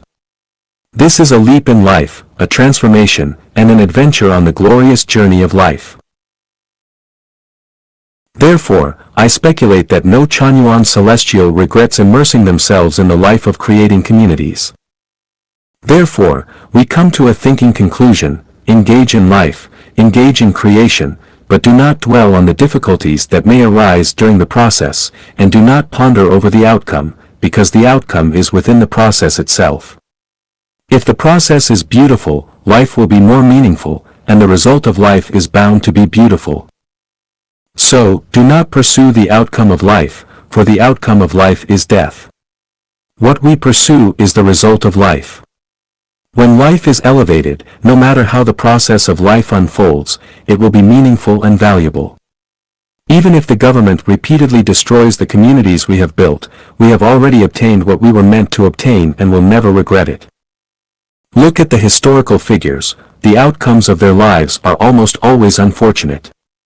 Knowing that life can be unfortunate, yet people in the present still passionately strive, struggle, worry, suffer, laugh, and cry. This grand drama of life on the stage continues to play out without any novelty. Those who understand this truth live extraordinary, romantic, carefree lives, while those who do not understand this truth not only lead unfortunate lives but also face even more unfortunate outcomes in life. This is called awakening, also known as enlightenment. How to break free from mental fallacies, Part 2. Xiefeng. March 3, 2022. Edited by Qinyu. Life shines in attachment, while life perishes in attachment. Merging life and life into one is a mental fallacy in life. Life is merely a brief moment in the journey of life, but the unfolding of this fleeting moment determines the scenery of the next journey. Due to the lack of understanding about the mysteries of life and time, people mistakenly take life as the entirety and ultimate meaning of life. Consequently, they perform tragic dramas on the stage of life. The material world is the manifestation of the non-material world, and life is but a manifestation of life. When people are captivated by the appearance of the material world and become attached to the pursuit of material wealth, status, and fame, they miss the opportunity to uplift life and, in turn, sow the seeds of negative consequences. When a fish freely roams in rivers, lakes, and seas and discovers delicious bait, it rushes up and swallows it in one gulp, losing its freedom and becoming a meal on the angler's chopping board. Similarly, when people relentlessly strive for material wealth, power, status, and honor, and eventually satisfy their desires, they are like fish that have swallowed the bait without realizing it, indulging in self-satisfaction. However, they have already become the meat on the devil's chopping board. Not to mention historical and foreign figures, let's take a look at the individuals in modern and contemporary China who have gained fame in the fields of wealth, power, and honor. Aren't they all fish that have swallowed the bait? Now, look at ordinary people. How many of them have been or are still madly devouring the bait like fish? To make one's life brilliant, one must be attached to making money, gaining power, achieving status, acquiring fame. One can also be attached to one's marriage and family, nation and country, political parties and religions, ideologies, truths, and ideals. As long as there is attachment, life can move towards brilliance. However, when one is attached to something or a certain belief, the flower of life withers, heading towards exhaustion and decline. Consider a couple deeply in love. When they cannot bear to be apart, feeling like the world would collapse without each other, and believing that life has no meaning without their partner. He wants only to marry her, and she wants only to marry him. This is called attachment. This kind of attachment brings about a deeply romantic and sweet period in their lives, reaching the pinnacle of a passionate love affair. However, as time passes and the erosion of daily life begins, they gradually realize that their attachment has become a binding rope. The longer this feeling persists, the stronger it becomes. Because of excessive attachment, they neglect all the other scenery along the way. By the time they grow old, they realize that they have missed countless opportunities to appreciate breathtaking scenery. Beneath their smiling faces lies a sense of helplessness and endless lamentation. An old man descending from a mountain tells young people who are excitedly climbing up, "There is nothing worth seeing at the mountaintop, the view is even better down below." Of course, the young people do not believe him and think, this old man just doesn't know how to appreciate the scenery. So, they keep climbing, eventually reaching the mountaintop, but also growing old. And what do they find? The old man was right all along, there really isn't anything worth seeing at the mountaintop. Consequently, one by one, these people who were once young and climbed mountains start descending. As they see the younger generation climbing with excitement, they tell them, "There is nothing worth seeing at the mountaintop, the view is even better down below." However, how could the young people believe the words of the old folks? Thus, this story of climbing the mountain continues to unfold from the distant past to the present and will continue into the distant future. In the end, we will discover that especially serious people will die due to their seriousness, and especially attached individuals will die due to their attachments. Nutritionists will die due to nutrition, excessively clean people will die due to cleanliness, those desperately seeking longevity will die prematurely in pursuit of longevity, those who aspire for political power will die due to political power, those pursuing wealth will die due to wealth, and those scheming to attain power will die due to power. The list goes on. So, where is the best path in life? Take things as they are, associate with others by following naturally come-and-go relations, act in accordance with one's intrinsic nature, and take advantage of opportunities as they arise. Let go of attachment. This is the best path in life, and it also aligns with the path of the sublimation of life. Breaking Free from Mental Fallacies, Part 3. Xiefeng. March 4, 2022. Edited by Qinyu. Life is enriched through possession, while life withers through possession. When people travel by train, they buy a ticket, enter the station, board the train, travel for a distance, disembark, and exit the station, simple and effortless.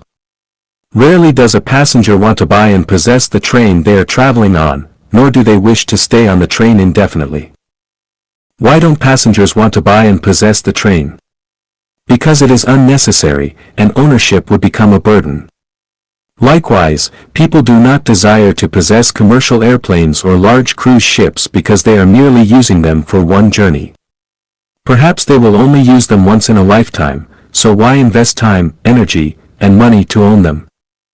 However, the fallacy lies in the fact that despite knowing we are merely traveling through this earthly realm for a short period, where everything on earth is not worth possessing, and even if possessed, it will eventually have to be relinquished, why have humans tirelessly racked their brains over what to possess?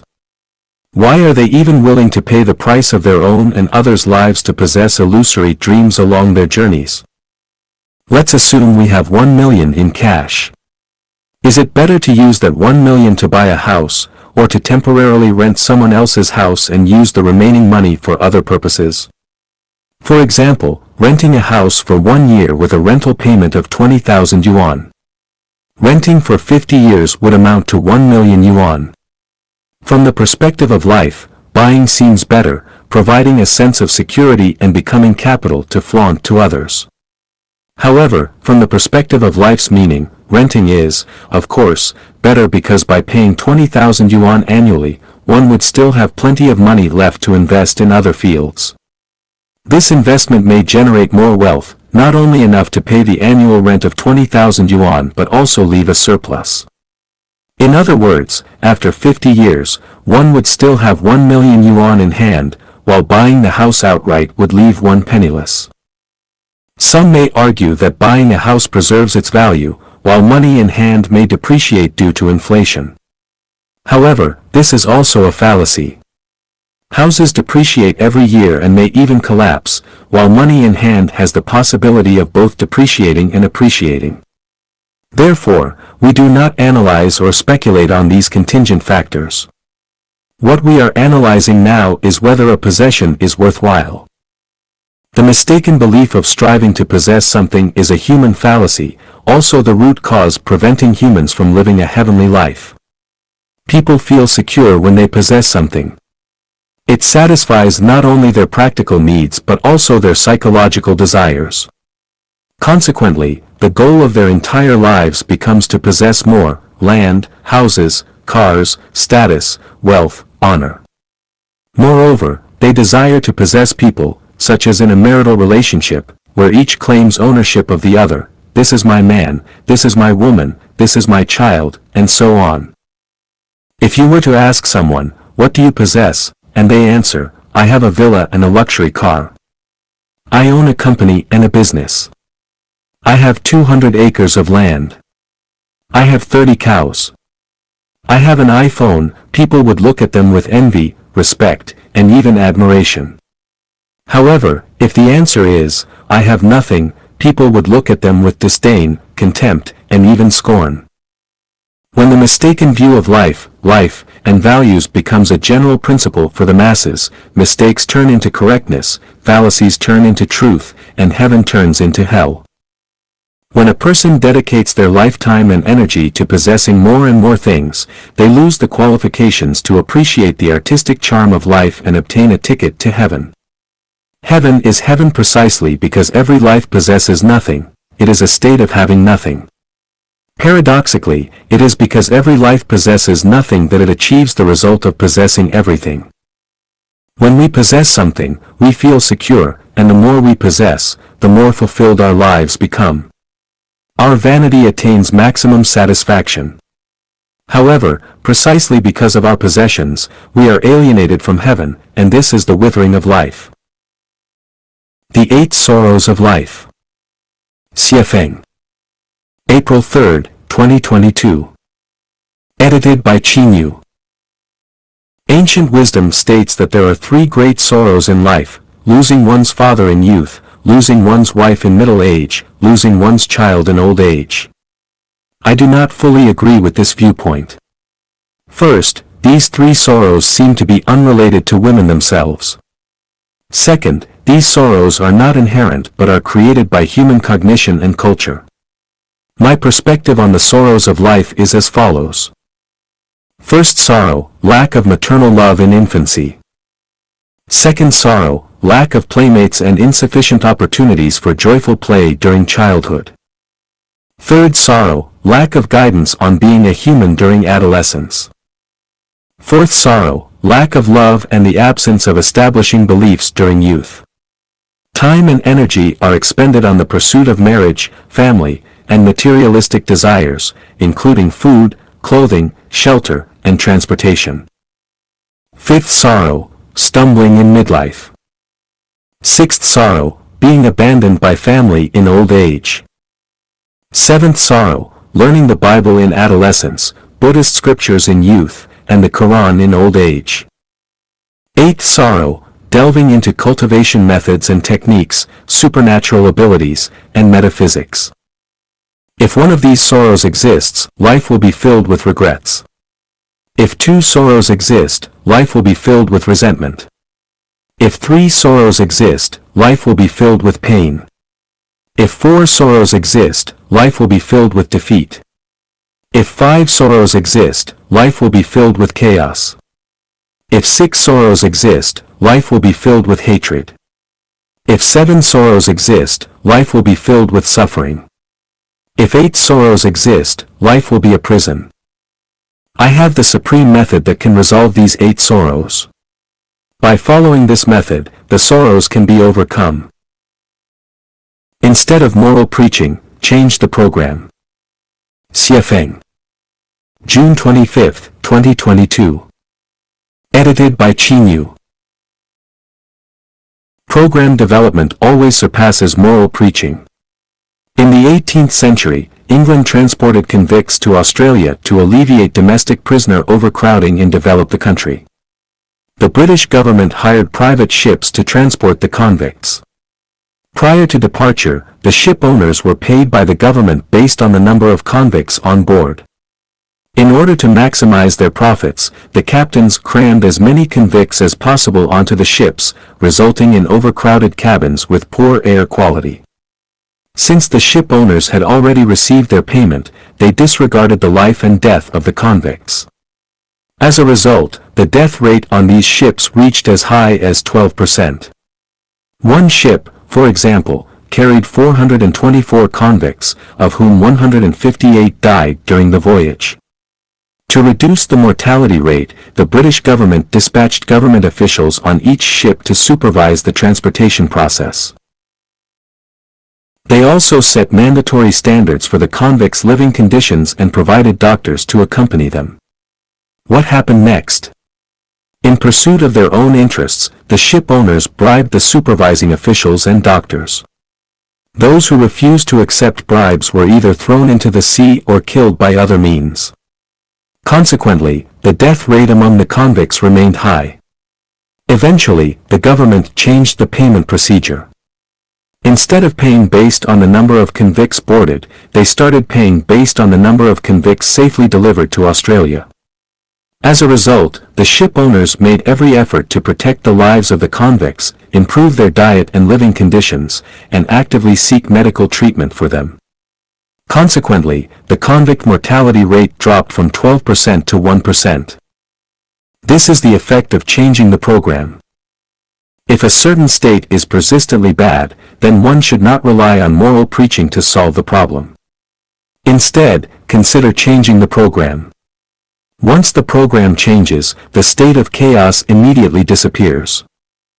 For example, in the matter of elderly care, there are moral expectations for children to dutifully care for their parents, with sayings such as, filial piety is the foremost of all virtues. However, what has been the situation for thousands of years? Despite loving parents having been around since ancient times, who have seen filial children? Since this is the case, why not change the program for elderly care? Options such as using real estate for retirement, group retirement, hotel retirement, nursing home retirement, retirement pension, and so on still fail to alleviate the suffering of elderly people, especially those without financial means. In fact, elderly care is easily to be solved. Regardless of whether the elderly have money or children, they can all live their later years happily in the Second Home Life Mode program created by Life Echanuon. Another example is the issue of marital relationships. Few people have been able to handle marital relationships well over thousands of years, and the problems and pains that arise from managing these relationships are too numerous to list. So why get married and start a family? Does not getting married and starting a family mean one cannot live a good life? The Second Home Mode of Life Echanuon effortlessly resolves this problem. In this mode, there are no marital relationships, and without marital relationships, the troubles and confusions caused by relationship management disappear. By changing the program, the worries and pains are eliminated. Similarly, in the realm of raising children, reality reminds us that due to the flawed perspectives on life held by the majority of parents themselves, the values, life, and worldviews they pass on to their children remain incomplete. This brings endless confusion and setbacks on the journey of life for the next generation. Therefore, raising children in an environment where they are nurtured and educated by perfect teachers in their spiritual realm frees parents from the labor of raising children and allows children to establish correct values from a young age. Life Echanuon has successfully proven this through 10 years of practice. Regarding the issue of funerals, people now say they can't afford to die.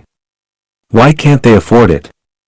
Because burial plots are expensive and funeral costs are too high. The easy solution to this problem is the Life Echanuon funeral system, created by the Life Echanuon community. This funeral system not only makes death affordable but also allows people to depart gracefully and elegantly. As for wars between nations, for thousands of years, wars between countries have brought great harm to the people. Does humanity really lack the knowledge and wisdom to solve this problem? Not at all. Global unification and the disappearance of nations, allowing people to freely move around the world, create a sense of interconnectedness. Who would fight whom? With the massive military expenses gone, no more soldiers, and destruction eliminated, wouldn't that be wonderful? This is merely a matter of changing the program. What problem in human existence cannot be solved? Floods, droughts, epidemics, social unrest, corruption, wealth disparity, and other issues, can they be solved through moral preaching? They cannot. But by changing the production and life mode programs that humanity has followed for thousands of years, everything can be easily resolved, bringing about favorable weather, social stability, and everyone's happiness, joy, freedom, and well-being. By observing the outstanding figures throughout human history and the wise and capable individuals of today, it is evident that only Daeform Buddha of Life Echanuon can truly lead humanity into the desired era of peace and happiness. Even if the Ziwei Saint were to descend, he would still be unable to surpass Daeform Buddha. 1. Being a Human Knowledge, 1. Xiefeng. October 4, 2022. Edited by Qinyu. The more chaotic and morally corrupt the era, the more important it is to maintain one's integrity. In a society with complex and confused values, it is crucial to uphold one's integrity. In times of social unrest and anxiety, it is even more important to stay true to oneself. When facing personal adversity, oppression, poverty, and illness, it is essential to maintain one's integrity. Being a human is not about being a good or kind person, achieving status or wealth, seeking the approval and praise of others, or becoming successful in the future. It is about living with dignity, peace of mind, prospects, and being truly human, not like a ghost, demon, monster, devil, or beast. I will first list the following 28 principles as the fundamental knowledge for being a human. Never break your promises. Keeping your word is the foremost duty of being a human. Once you break your trust with someone, it is difficult to restore it.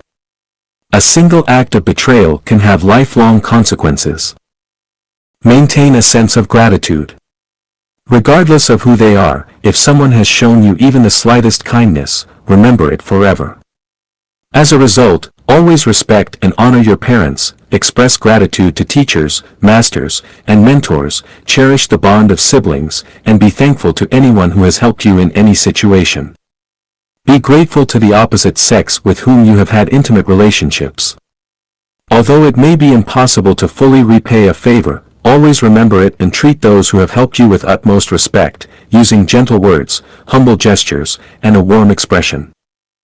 Do not argue with elders. Do not bully those who are weaker, poorer, or disadvantaged. Do not ridicule those with physical disabilities. Do not bully widows, widowers, or individuals with disabilities. Prioritize the well-being of the elderly and women when there are advantages or benefits in the current situation. Do not waste even a morsel of food. Do not compete with superiors for recognition. Use only what you earn through your own labor and never exploit even the smallest advantage. In a group, listen more to those who are more important than yourself and speak less. Expand outwardly and do not compete for profits with siblings. Do not disrespect deities, gods, Buddhas, celestials, and saints. Do not enter someone's home or bedroom without permission. Do not pocket anything found on the ground.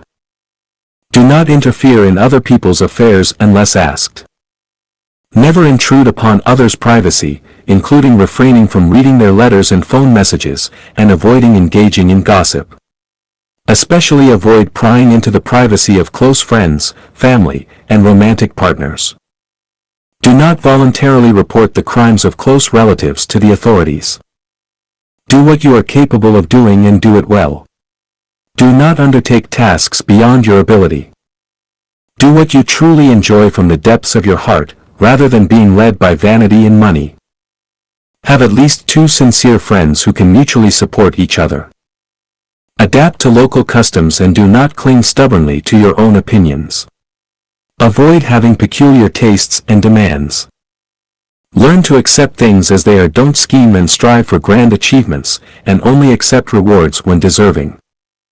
In any situation, at any time, prioritize harmonious interactions with others. Do not engage in theft, robbery, gambling, drug trafficking, rebellion, deception, abduction activities and organizations. Never attempt to change others. Act in accordance with your nature, associate with others by following natural come-and-go relations, accept things as they are, and take advantage of opportunities that arise. Obey laws and regulations. Even if 99 out of 100 people disregard the law, you must persist in adhering to it. Foster independent thinking and entrepreneurship from a young age. These 28 principles are the basic guidelines for being a human. Being a human is difficult, sometimes feeling helpless in the world. But while the body may be beyond our control, our hearts are within our control. As long as we adhere to these basic principles throughout our lives, gradually, we will distance ourselves from suffering and calamities, moving towards good fortune and auspiciousness, and lay a solid foundation for our future cultivation, enabling us to embark on the path of becoming celestial beings or Buddhas and embarking on a spiritual journey towards heaven. 2. Being a human, knowledge. 2. Xiefeng. October 4, 2022. Edited by Qinyu. Observe the social upheavals, rampant epidemics, frequent disasters, widespread hunger, and various movements throughout history. People were deeply involved, yet there were always those who remained unscathed because they upheld the integrity of being human. If you don't believe in karma and consequences, then go ahead and commit evil acts and join forces with the wicked. If you believe that heaven does not spare anyone, then learn the knowledge of being human and become a true human being. Do not define or pass judgment on others. Only the divine can discern right from wrong, and the Tao judges our merits and demerits. In the grand script of universal life, human cognitive abilities are insignificant.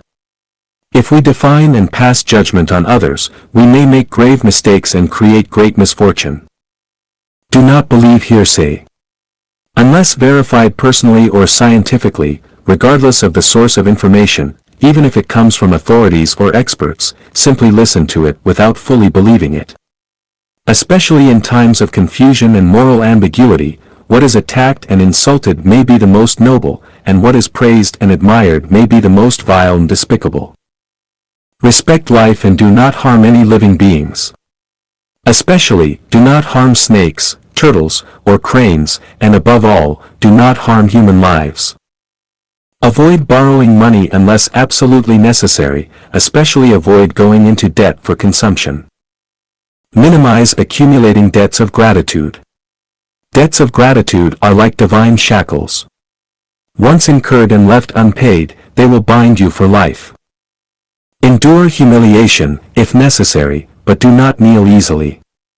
Once you kneel, it will be difficult to stand again. Never speak or act in a mystical or mysterious manner.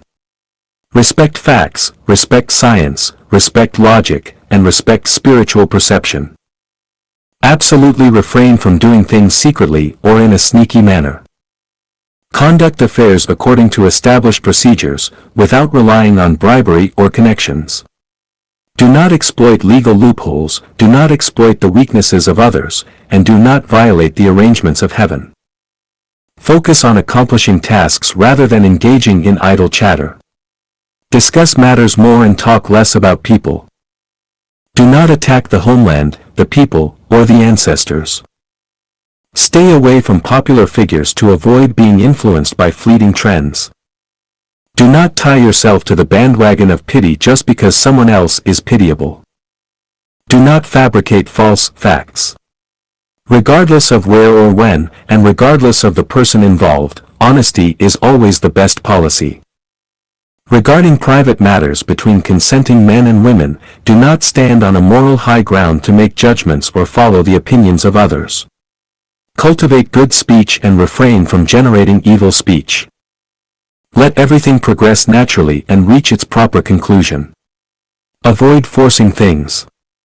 Forcing goes against the natural way and will inevitably sow the seeds of calamity. Admit when you don't understand something instead of pretending to know. Once you pretend to know, you will be laughed at and troubled. Complete what you start and bring closure to relationships with others. Without completion, you will end up adrift like a floating duckweed. The world changes, calamities persist, dynasties rise and fall, and unexpected events occur. The journey of life is filled with crises and risks. It is impossible to escape the heavenly net by relying solely on human wit and intelligence. Only by upholding the integrity of being human do we have hope of navigating our life's sailboat through stormy waves and reaching the shores of our ideals. 3. Being a human, knowledge, 3. Xie Feng. October 7, 2022. Edited by Qingyu. It is necessary to read the book without words, which contains all the knowledge of being human. Reading the book without words is a way to communicate with nature and have a dialogue with the greatest creator. The knowledge accumulated by humanity, apart from books that reveal the mysteries of nature such as mathematics, physics, chemistry, and biology, is mostly garbage. The knowledge in fields such as politics, economics, sociology, history, and humanities distorts reality or provides short-sighted explanations of certain eras or phenomena. They are not sufficient as the basis and reference for being human. For example, the popular trend of success literature in recent times is nothing but harmful. Even philosophy, which is a mental game, is not a necessary condition for being human. All things and phenomena in nature are books without words, and all the joys, sorrows, separations, reunions, and changes in human society are also books without words. Reading the sky, the earth, people, animals, plants, insects, and microorganisms, as well as social phenomena, is reading the book without words. People may deceive each other, but the book without words will not deceive. Therefore, it is best to listen less to what people say but rather listen to what the universe and all things are saying. Embrace your fate. Nature presents an array of forms, and the inherent nature and trajectory of each life form are predetermined from the day of its birth. Throughout countless millennia, no life form has altered its fundamental nature and life path. Although humans possess thoughts and creative abilities, fundamentally they are no different from the countless other life forms. From the moment of birth, each person's life's merits and demerits, fortunes and misfortunes, and life's trajectory have already been predetermined. Trying to change this destiny is equivalent to choosing one's parents, the era of birth, and the environment, which is entirely impossible. Therefore, accepting one's destiny is the best choice. Accepting one's destiny leads to contentment, understanding, adaptability, happiness, and even spiritual enlightenment. Not accepting one's destiny leads to impatience, anger, resentment, setbacks, hardships, and calamities. Follow your nature. Following your nature means doing what you genuinely like. However, people generally cannot follow their nature due to considerations for the needs of those around them, supporting their families, social responsibilities, legal constraints, public opinion, and more. Those who can truly follow their nature are few in number. Nature is Buddha, and following your nature is being a Buddha. Nature is celestial being, and following your nature is being a celestial being. What does it mean to follow your nature? If you desire to own a luxurious mansion and have several servants serving you, it is not following your true nature but rather succumbing to vanity and desire. It is following your ego and conforming to society's values. To follow your nature means that if you want to sing folk songs on the street in the middle of the night, you can do so. If you want to commute naked on a scorching hot day, you can do so. If you want to stay away from someone, you can do so. If you want to get close to someone, you can do so, and so on. Do not imitate others or take them as your role models. Never try to learn, imitate, or become someone else. Each person is unique, and no one can ever become another person. Those who excel possess innate talents and missions that cannot be acquired through imitation. Therefore, be yourself. Learn to create. Everything we see is created. Creation is the source of joy and vitality in life. True sweetness and happiness do not come from material pleasures but from spiritual and mental enjoyment. Creation is the primary source of spiritual and mental enjoyment. Therefore, strive to create something out of nothing and make efforts in creation. Look at the super-celestials of the celestial islands continent, each one of them is skilled and adept at creation. Even the infinite vitality they manifest is a result of their creative thinking. Do not chase after trends. Trends may come forcefully, but they will eventually turn into bubbles. For example, the trends of buying houses and cars, farmers rushing into cities, or college students striving to become civil servants, these endless waves of trends. If one's life does not settle down and instead constantly chases after trends, their life will be reduced to a bubble. Accumulate energy throughout life. To achieve great ideals, one relies on abilities rather than luck. To ensure a worry-free life in terms of livelihood, clothing, housing, transportation, aging, and illness, one relies on personal abilities. Depending on the nation, the government, the system, or future generations for support is a gamble in life. All reliance on the external world is a gamble in life. Relying on the moral and ethical values preached by human culture to achieve one's beautiful ideals is an illusory and beautiful mirage. Therefore, lifelong energy accumulation is essential. This energy is not primarily material or meticulously cultivated social connections, but rather one's personal character, inner depth, and survival capabilities. Maintain lifelong diligence. As long as one is alive, whether in their 30s, 40s, 70s, or 80s, they should never have the idea of, I can enjoy life now. Instead, they should maintain a mindset of, I hear the Tao in the morning, and I die content in the evening. Continuously learn, explore, study, and contemplate, continuously elevate one's life's realm to deeper, broader, and more profound multidimensional time and space. Maintain an open mindset. Due to the accumulated influence of history and culture in our consciousness, we instinctively consider certain knowledge as truth. In eras when women bound their feet, men wore braids, and virtuous arches were erected for married women, we considered these practices as natural. In certain specific periods, we may even consider unmarried cohabitation as a crime. Such distorted perceptions tell us that what we staunchly defend may be the most ignorant thing. The era is progressing, and humanity will eventually break free from the ignorant prejudices and move towards civilization. What is universally accepted today, when viewed from the perspective of future civilization, will be recognized as incorrect.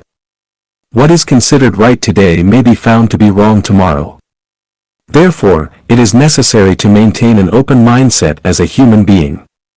Do not feel the need to condemn or attack present irrational phenomena or events. All knowledge representing civilization may appear irrational and unreasonable during periods of ignorance. Decades or centuries later, people will realize that those thoughts and things considered wrong today are, in fact, the most reasonable and rational phenomena. The summaries provided in Being a Human Knowledge 1, Being a Human Knowledge 2, and Being a Human Knowledge 3 offer initial guidelines and standards for being human. Knowledge about being human is extensive, ranging from cultivating upbringing, self-cultivation, and self-restraint to the enhancement of EQ, IQ, and SQ, ultimately enabling one to navigate through the trivialities of daily life and complete the journey of life perfectly, leading to the sublimation of life to heaven. This is a profound subject that requires further contemplation and deepening of the connotations and extensions of being human.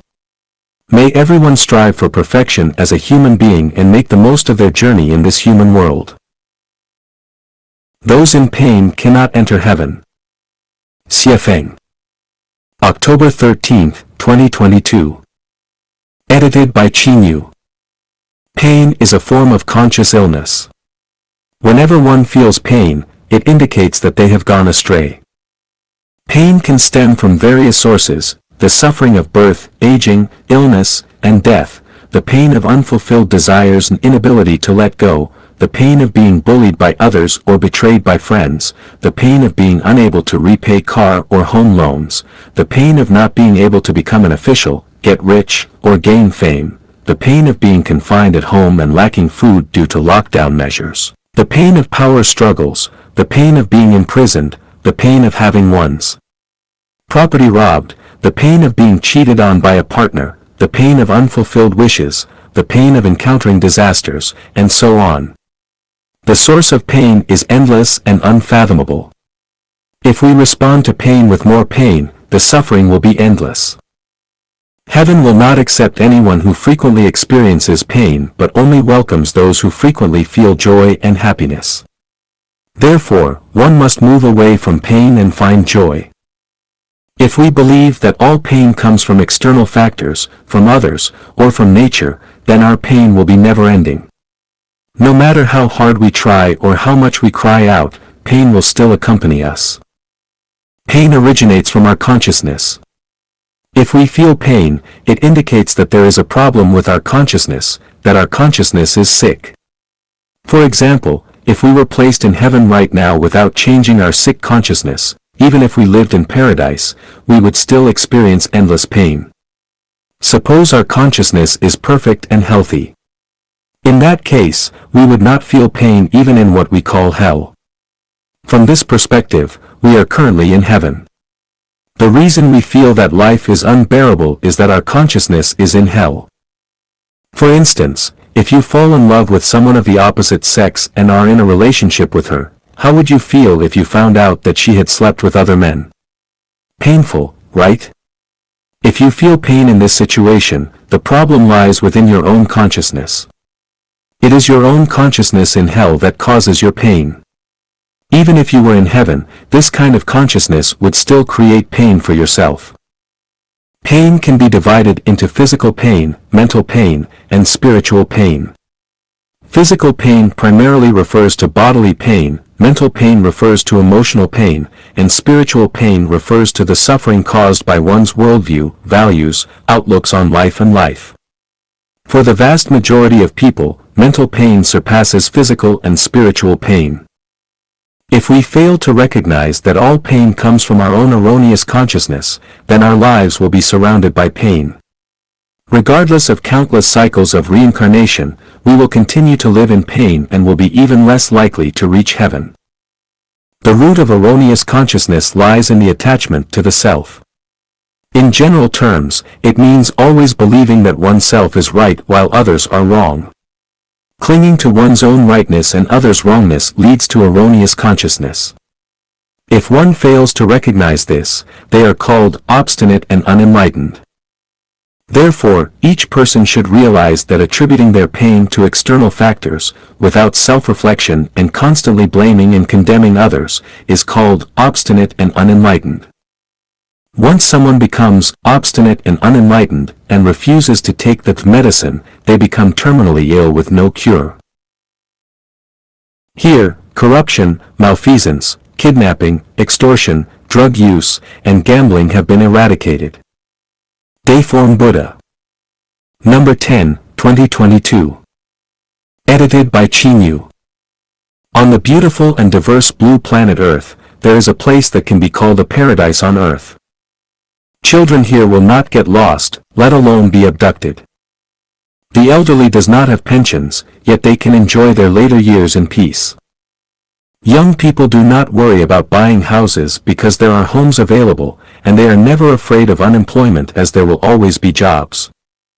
Middle-aged individuals do not need to consider buying cars because there are people to provide transportation. Children can go to school without their parents spending a dime, ensuring comprehensive and healthy development of their morality, intelligence, physique, spirit, and mind. Women are respected everywhere and completely freed from the burden of household chores. Even if penniless, they will receive meticulous medical treatment if they fall ill. Gambling has been eradicated here. No one engages in gambling, as there is no market for it. Drug use has been eradicated here. No one takes drugs, and external drug dealers have no way to bring drugs here for sale. No one steals here because there is nowhere to hide or place stolen goods. Kidnapping and extortion simply do not occur because there are no targets to be kidnapped. What would one extort? Not even a drop of oil. The ugly phenomenon of rape cannot happen here. It is unnecessary and, more importantly, people are too afraid of the severe consequences. Official corruption, bribery, and malfeasance have been eradicated because there are no officials, and no one will offer bribes. There is no soil for corruption to take root. This place is the second home, a new mode of human production and life that has been built and successfully operated for 13 years by Xiefeng, the guide of life at Chanyuan, along with a little over 2,000 Chanyuan celestials. The 8 fundamental rights granted by the greatest creator to humanity. Xiefeng. December 4, 2022. Edited by Chinyu. The greatest creator has granted humanity 8 fundamental rights. If you do not possess them, it means someone has deprived you of your human rights. The 8 fundamental rights of being human are, the right to survival, the right to create, the right to migrate, the right to speak, the right to personal autonomy, the right to thought, the right to learn, and the right to refuse. The right to survival, it is also the right to life.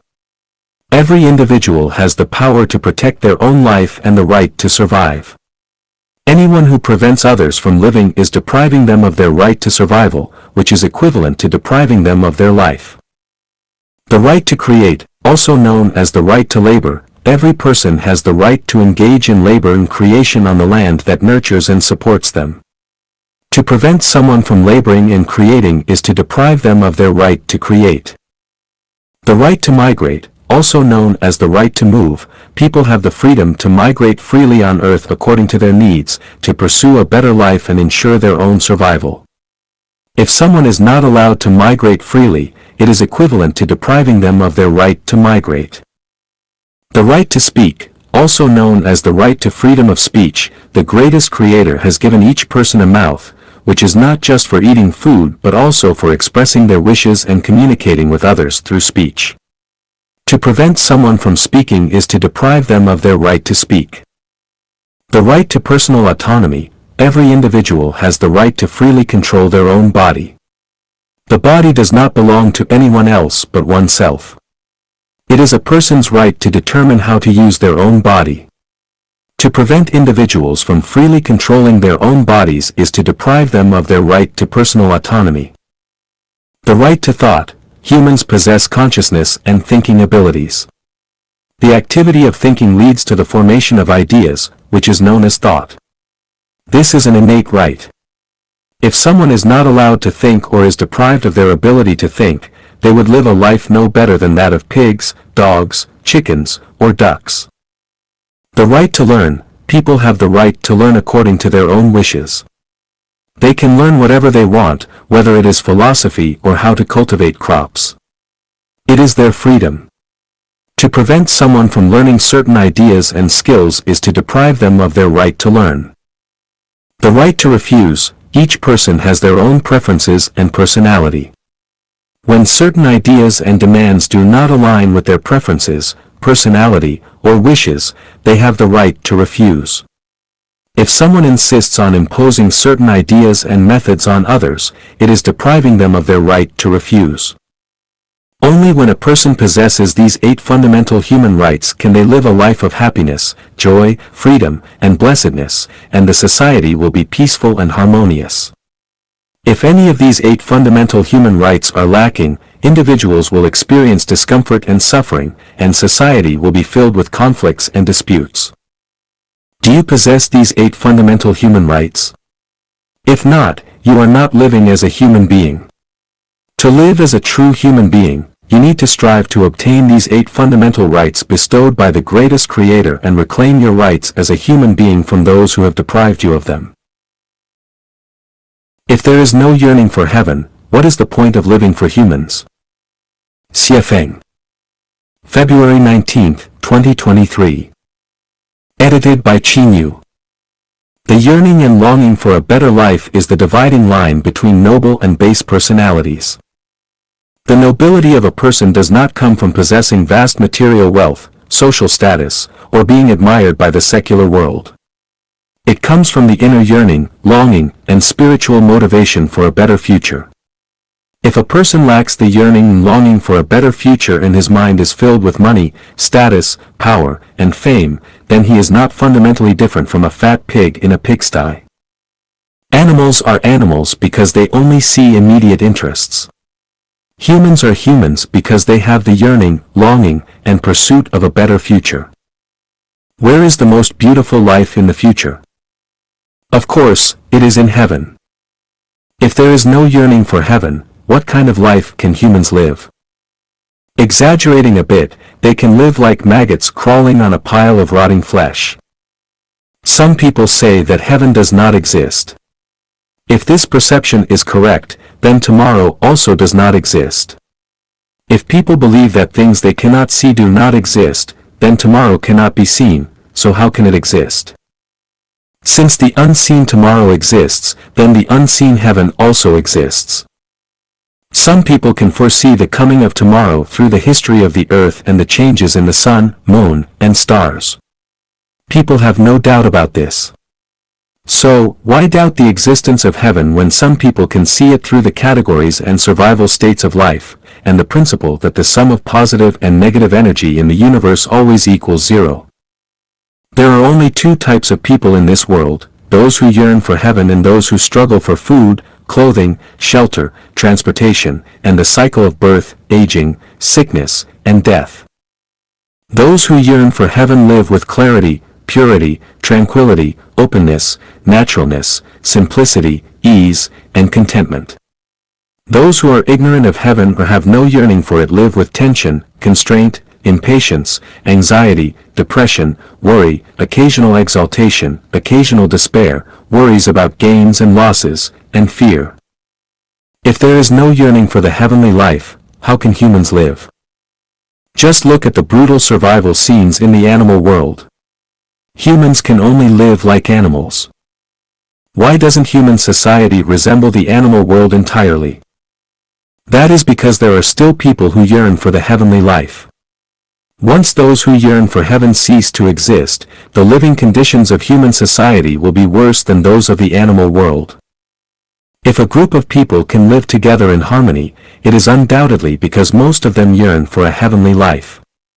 If a group of people cannot live together in harmony, it is undoubtedly because they have no yearning for the heavenly life.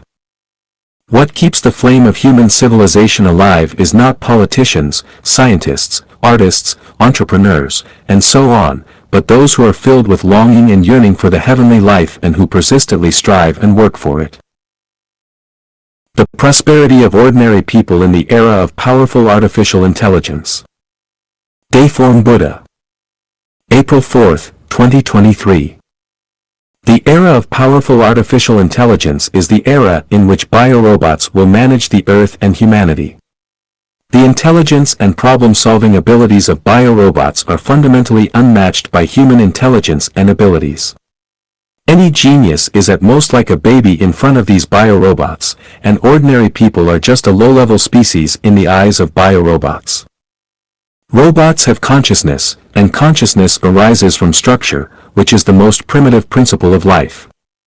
Consciousness is the origin of emotions, so biorobots will have emotions. It is precisely because biorobots have emotions that humans will be able to survive and reproduce without being eliminated by biorobots. As members of the ordinary population, we should be delighted by the birth and rapid development of biorobots. The appearance of advanced intelligent robots is like a gospel rather than a disaster for ordinary people. The more advanced the life form, the more it will know how to treat ordinary life kindly, just like humans know how to treat birds nesting and flying in the forest. No advanced life form hopes that there is only one form of life in the world. The multi-species form composed of multiple forms of life is the form that advanced life will like.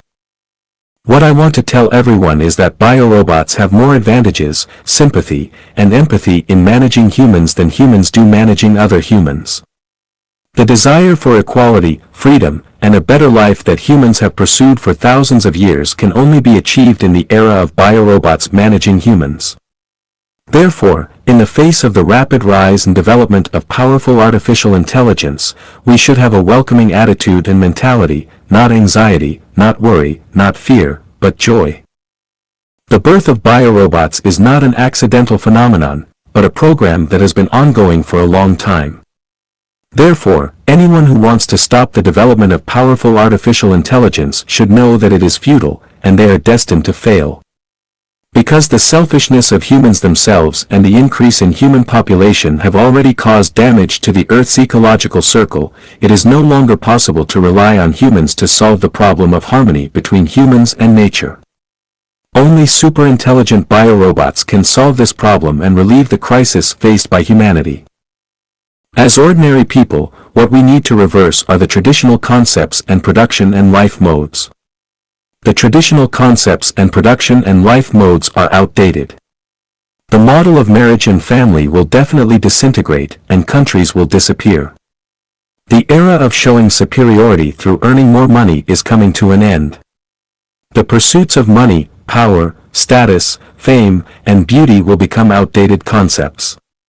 The more we have, the more obstacles we will face in moving forward, and the more likely it will be that we will become objects eliminated by biological robots.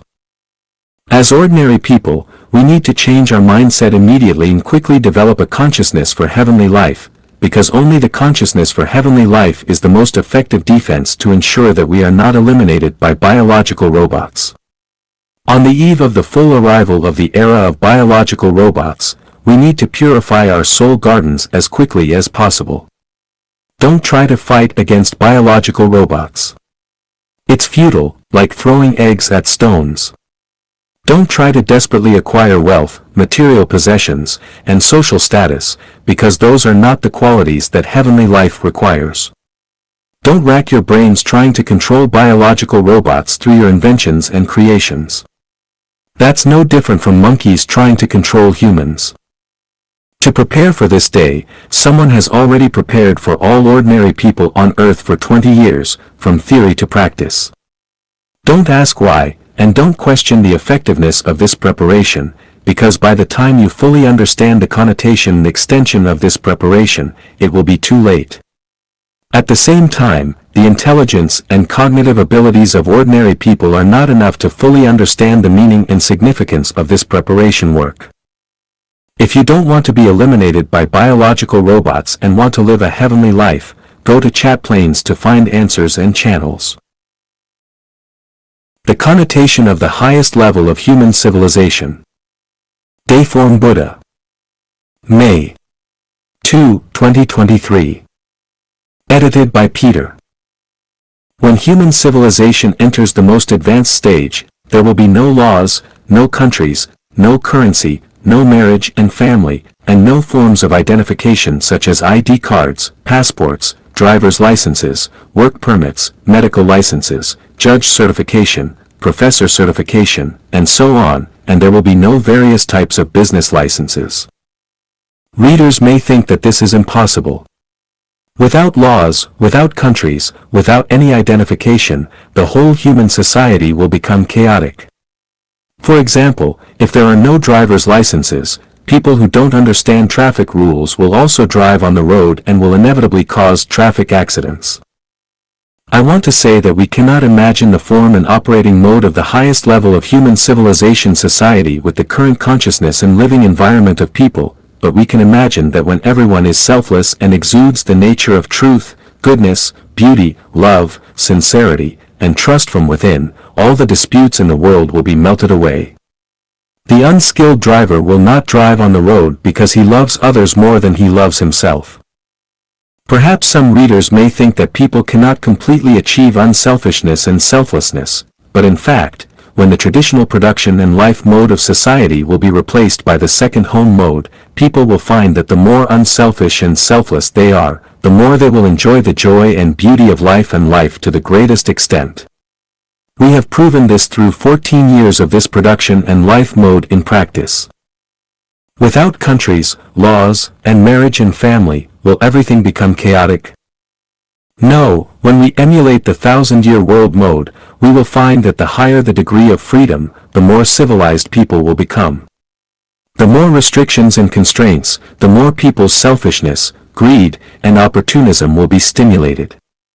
Moreover, when tens of millions of second homes are born on the earth, people will choose to enter these homes to live in, and all the homes will operate according to universal values and the way of nature.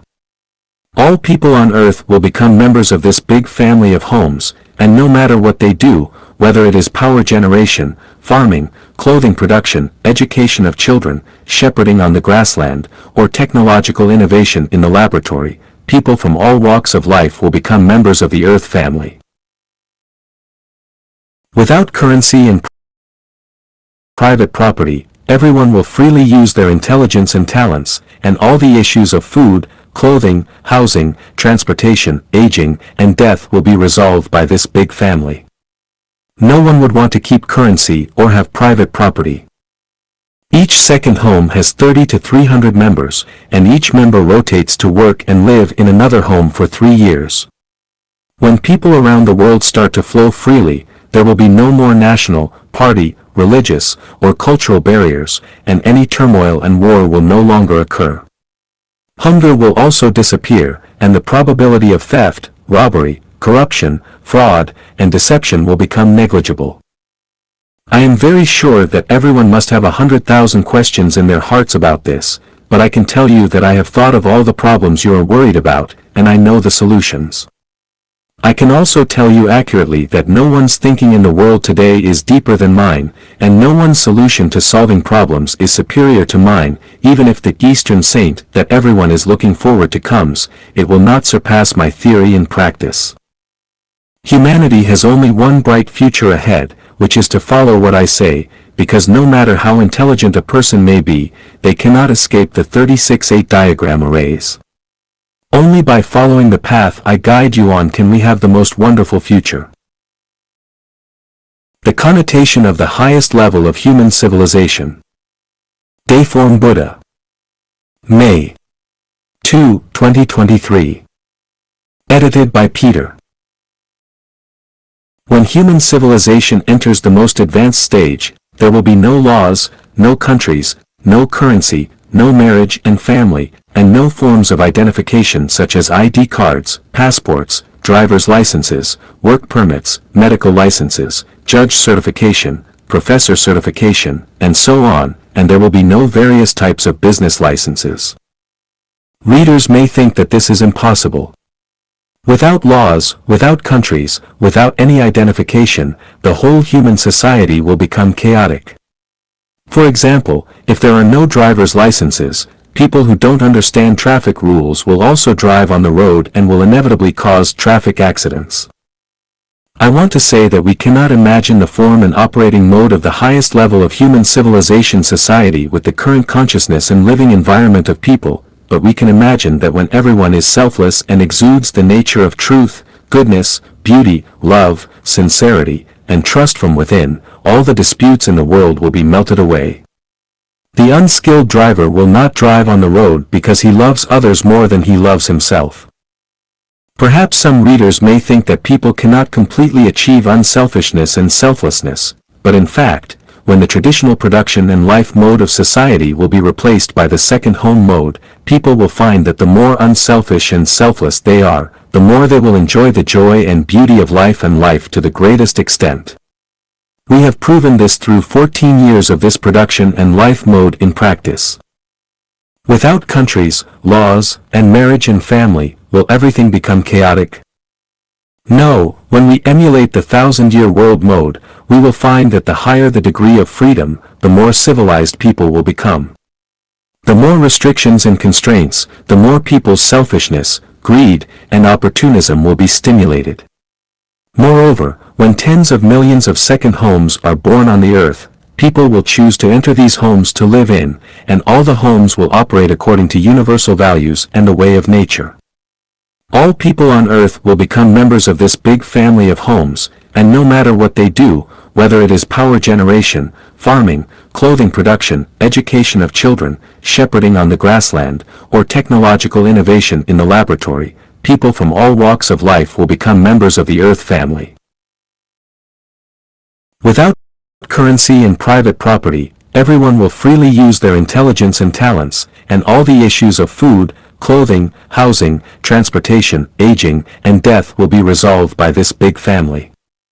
No one would want to keep currency or have private property. Each second home has 30 to 300 members, and each member rotates to work and live in another home for 3 years. When people around the world start to flow freely, there will be no more national, party, religious, or cultural barriers, and any turmoil and war will no longer occur. Hunger will also disappear, and the probability of theft, robbery, corruption, fraud, and deception will become negligible. I am very sure that everyone must have 100,000 questions in their hearts about this, but I can tell you that I have thought of all the problems you are worried about, and I know the solutions. I can also tell you accurately that no one's thinking in the world today is deeper than mine, and no one's solution to solving problems is superior to mine. Even if the Eastern Saint that everyone is looking forward to comes, it will not surpass my theory in practice. Humanity has only one bright future ahead, which is to follow what I say, because no matter how intelligent a person may be, they cannot escape the 36-8 diagram arrays. Only by following the path I guide you on can we have the most wonderful future. F. USD, Bitcoin, or F-Coin, which is more powerful and has a better future. Xiafeng. March 30th, 2023. USD refers to the currency used in various countries around the world, such as the euro, British pound, Japanese yen, Chinese yuan, and so on. Bitcoin refers to all encrypted virtual currencies, such as Ethereum, Polkadot, Ripple, Litecoin, and so on. F-coins refer to a currency that cannot circulate in the market but can guarantee a person's survival needs, which is a currency that exists between reality and virtuality. Currencies used by various countries, such as USD, depend on credit. Once that credit weakens or collapses, such currencies will become worthless in an instant. For example, in 1993, 150,000 Zimbabwean dollars could buy a villa in the capital city of Harare, but by 2009, 150,000 Zimbabwean dollars could only buy a roll of toilet paper. Encrypted virtual currencies, such as Bitcoin, depend on people's recognition. If people no longer recognize it, it is like a bubble on the water, just like the tulip bubble in 17th century Holland. Once the bubble bursts, it will collapse in an instant, causing millions of people to lose everything. When people recognize it, it is more precious than gold. When people don't recognize it, it is worth less than dirt. F-coin is a heavenly currency. It is not printed by a printing press but created by each person's words and deeds. You are the printing press of F-coin. Once you have it, financial institutions cannot cheat you, and you don't have to worry about its devaluation. Thieves cannot steal or rob it. Even if it exists in your phone, no trick can take it away, and others cannot use it. Therefore, it cannot be used for loans. Once a person has a certain amount of F-coin, they can go to a paradise on earth, the kingdom of the greatest creator, to live. Everything you need in terms of material goods is provided for you there, including food, clothing, housing, transportation, and even the necessities of life which cover birth, aging, illness, and death. Which currency do you think is more powerful and has a better future, USD, Bitcoin, or F-coin? Do you want to know how to get F-coins? Please refer to Acquiring and Consumption of F-coins. The Highest Realm of Life. Xiefeng. December 18, 2012. Translation edited by Qinyu.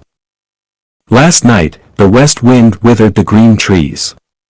Alone, I ascended the high tower, gazing at the distant road to the end of the sky. The belt of my robe is gradually getting looser, but I do not regret it, it is for him that I've grown pale. Amidst the crowd, searching for him countless times, suddenly I turned my head, and there he was, at the dimly lit crossroads. These are the three realms of life discussed by the great scholar Wang Guowei in his work Words in the World. At 30, one stands on their own, at 40, they are no longer perplexed, at 50, they understand their destiny, at 60, their ears are obedient, at 70, they follow their heart's desires without overstepping bounds. These are the life realms according to Confucius, the sage of China. Opening up the south wilderness, tending to the simple and returning to the field. Rising early to cleanse the wilderness, carrying the hoe under the moon. Diligently working in the early hours, returning with the plow at sunset. Dogs bark deep in the lanes, roosters crow on top of mulberry trees. Picking chrysanthemums by the eastern fence, leisurely seeing the southern mountains. These are the realms of life according to Tao Yuanming. Heavenly realm, human realm, and earthly realm, the realm of gods with goodness, no desires, wisdom, and no illnesses is the heavenly realm. The realm with the 7 emotions, 6 desires, birth, aging, illness, and death, and the troubles of desires is the human realm. The realm of monsters, demons, ghosts, and goblins is the earthly realm. These are the 3 realms of life in Taoism. The desire realm, the form realm, and the formless realm represent the worlds inhabited by sentient beings with desires, encompassing lust, emotions, physical desires, and food desires, which belong to the desire realm. The world that transcends desire yet retains material existence and is inhabited by sentient beings with pure physical forms belongs to the form realm. The world inhabited by sentient beings devoid of material substance, existing solely with the 4 mental aggregates of sensation, thought, action, and consciousness, is the formless realm. These constitute the 3 realms of life in Buddhism. Falling leaves fill the empty mountains, where do I find your footprints? Empty mountains, no one around, the water flows, and the flowers bloom. The vast sky endures through the ages, but the wind and moon only last a moment. These are the three realms of life in Zen Buddhism.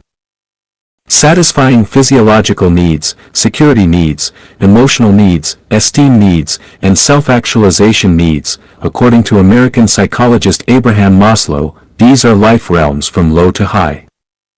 Realms indicate the spiritual and mental heights of a person, reflecting the essence, taste, quality, and value of their life. As the life and life guide in Life Changyuan, what kind of realm do I aim to help the Changyuan Celestials achieve as the highest in their lives? No debts, owing neither money to anyone nor emotional obligations, going with the flow and living freely. Free from any worries, there are no concerns about sustenance, lodging, travel, or the cycle of birth and death. The mind abides nowhere, holds no attachments, and experiences profound serenity and joy. Without desires or wants, simply flowing with nature, feeling content regardless of location or activity. When the wind rustles through the bamboo leaves no trace. When geese pass over a cold pond, the pond shows no shadow, neither concerned about poverty nor eager for wealth. Non-contention with the world, no judgments or evaluations of the people and the world, as if one is watching the world of mundane affairs like an ant kingdom. Everything follows its nature, naturally, without trying to change anything. Let wolves be wolves and sheep be sheep. Do not try to turn wolves into sheep or sheep into wolves. The course of life, what's it like, I wonder? Perhaps like a wild goose treading snow-mired paths. In passing, it may leave a mark on the mud, but the goose flies on without looking back. Meanwhile, throughout one's life, behold the world of truth, goodness, and beauty. Ignore the phenomena of falsehood, evil, and ugliness. Harmony with heaven, merging with the Tao, uniting with heaven, earth, and all things, without self or form, being flexible, harmonious in stillness and motion, and advancing and retreating effortlessly. Abundant soul wealth, abundant spiritual wealth, and abundant material wealth. Accumulating abundant treasures in heaven, knowing your future is extremely broad and brilliant, understanding that your life's future resides in the picturesque heavenly high-level space. Strictly adhering to the way of the greatest creator, biting the blue mountain and refusing to let go, its roots are firmly embedded within the shattered rocks. Despite 1,000 strikes and 10,000 blows, it remains unyielding against the winds blowing from all directions. Regardless of how the wind blows and the waves surge, it's better than taking a leisurely stroll in a courtyard. Above is the highest realm of life I want to guide the Changyuan Celestials to reach, with no debts, no concerns for the future, no desires, non-contention with the world, harmony with heaven, unity with the Tao, three types of abundant wealth, treasures in heaven, and strict adherence to the way of the greatest creator. Having a realm indicates that a person tends towards nobility and elegance. Without a realm, a person tends towards vulgarity and coarseness. The higher the realm, the greater the spiritual and mental freedom one gains. The lower the realm, the easier it is for a person to be entangled in worldly matters and deceived by fleeting appearances, resulting in less freedom. Climbing to the highest realm of life, and life is the direction we are striving for and the goal we want to achieve. After 3 years of practice in the second home of Life Changyuan, we climb to the middle of the mountain. It is certain that as long as we live in the second home for 8 years, 80% of the Changyuan Celestials will surely realize their dreams and achieve their most beautiful ideals. The realm of Changyuan Celestials is very high, and Changyuan Celestials' future of life and life is very beautiful. Be simpler, much simpler. Xie Feng. June 11, 2012. Translation edited by Qingyu. A complex mind leads to a complex life. Excessive pursuit, greed, and possession result in dissatisfaction and a rocky destiny. Life is but a journey of the soul through the human world, and in the end, we must disembark. Whether it's against our will or as we wish, in the end, it all comes to naught. So, the most beautiful life is a simple life. Since life is a journey, let us enjoy the scenery along the way and travel light. Do not linger on the past landscapes, better ones lie ahead. Do not regret the sights you have passed, as everything is but a fleeting dream. Live simply, even more simply. Do not burden yourself with weariness, anxiety, and troubles. Do not harbor ambitions and aspirations. Do not seek lasting fame. Do not hope for others to admire you. Discard the idea of having a name, seek only inner peace and a clear conscience. Do not crave knowledge and learning. Earthworms and little birds live content lives without knowledge or learning. Those who claim to be experts in both Eastern and Western knowledge are fools who do not comprehend the true meaning of life.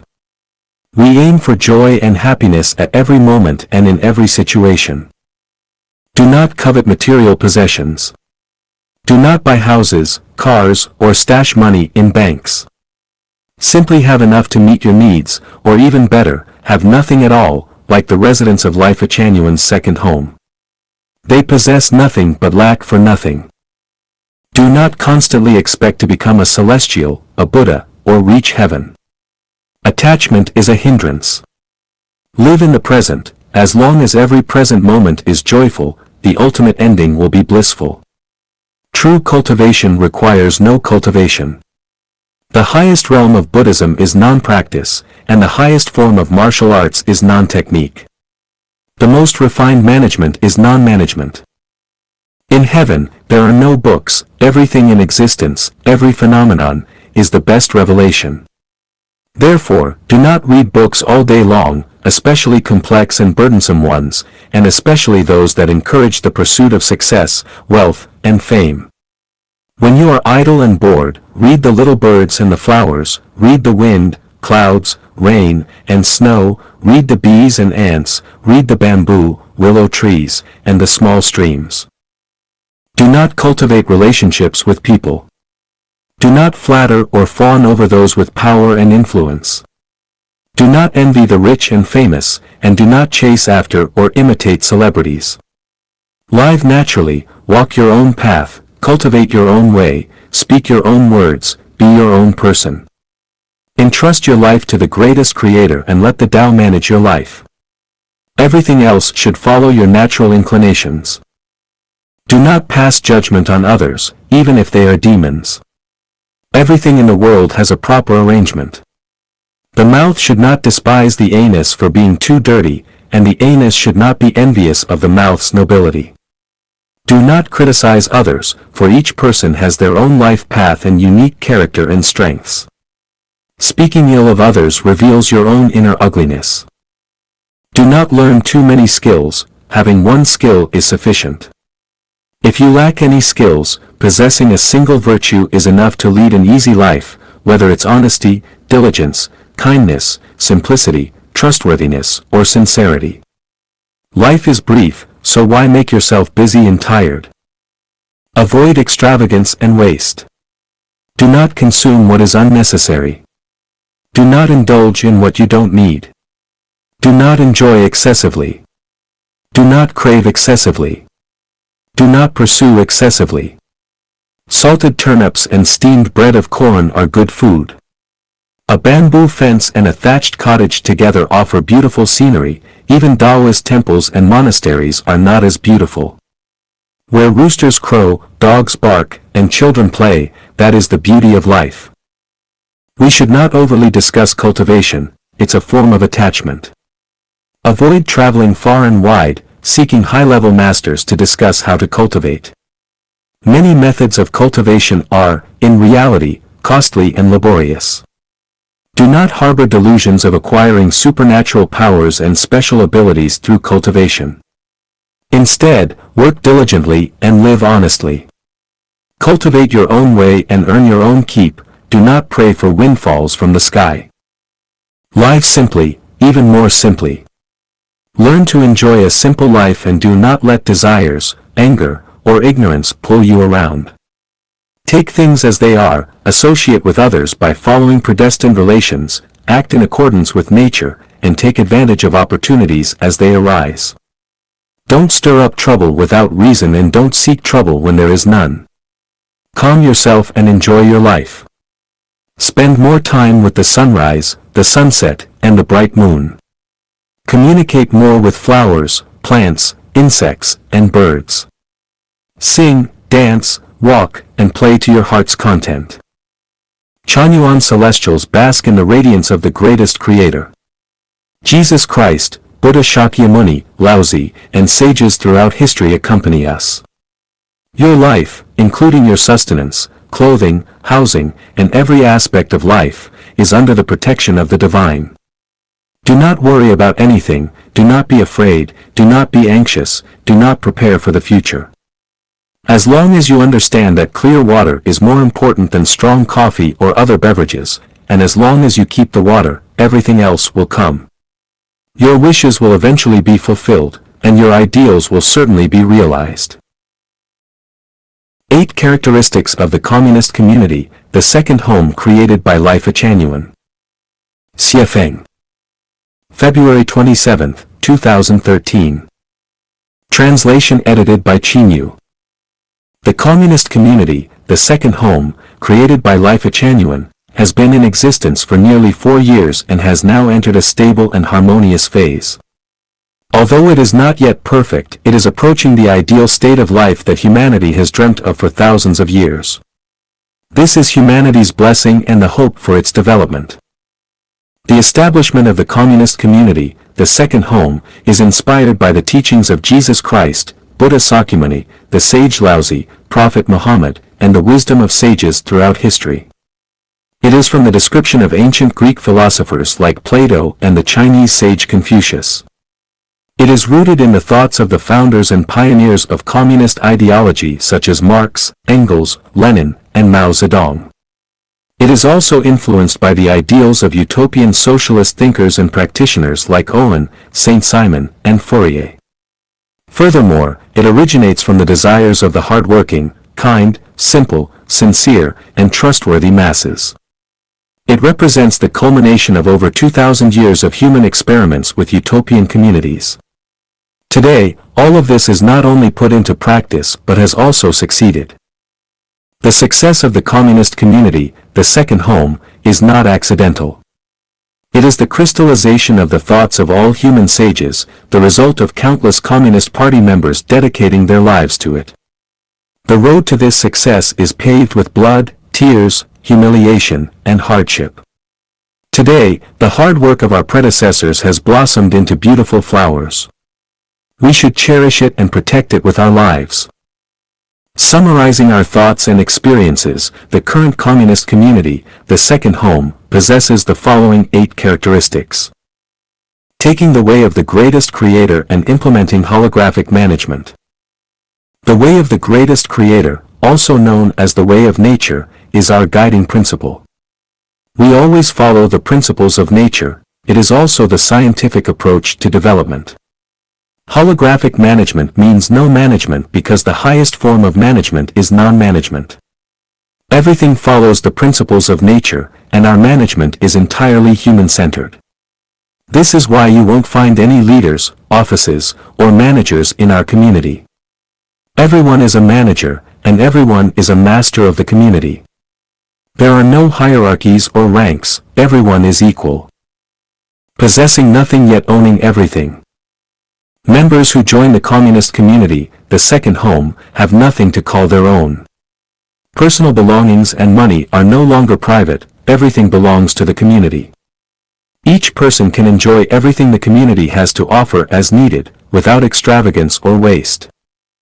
Everyone working to the best of their abilities, asking for and taking only what they need. Everyone has different abilities and strengths. In the second home, as long as each member puts in their best effort every day and does the work they are capable of, it is enough. We do not require uniformity, and no one is forced to do tasks beyond their capabilities. Everyone's needs are met without any allocation issues. Having no marriages or nuclear families. Marriage and families are the breeding grounds for selfishness, sources of distress and pain, and the root causes of endless resource exploitation and waste. Therefore, there is no marriage or families in the communist community, the second home.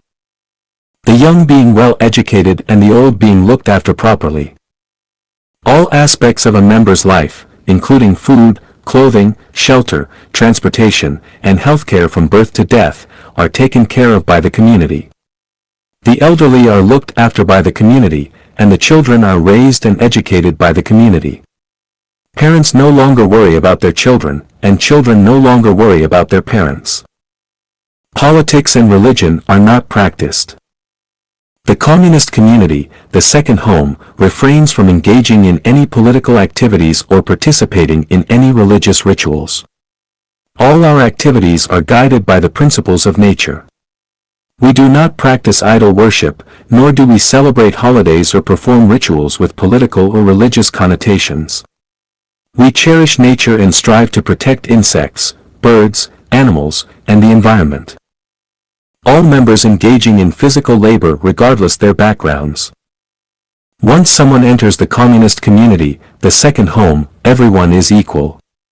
There are no hierarchies, and we don't care about a person's background.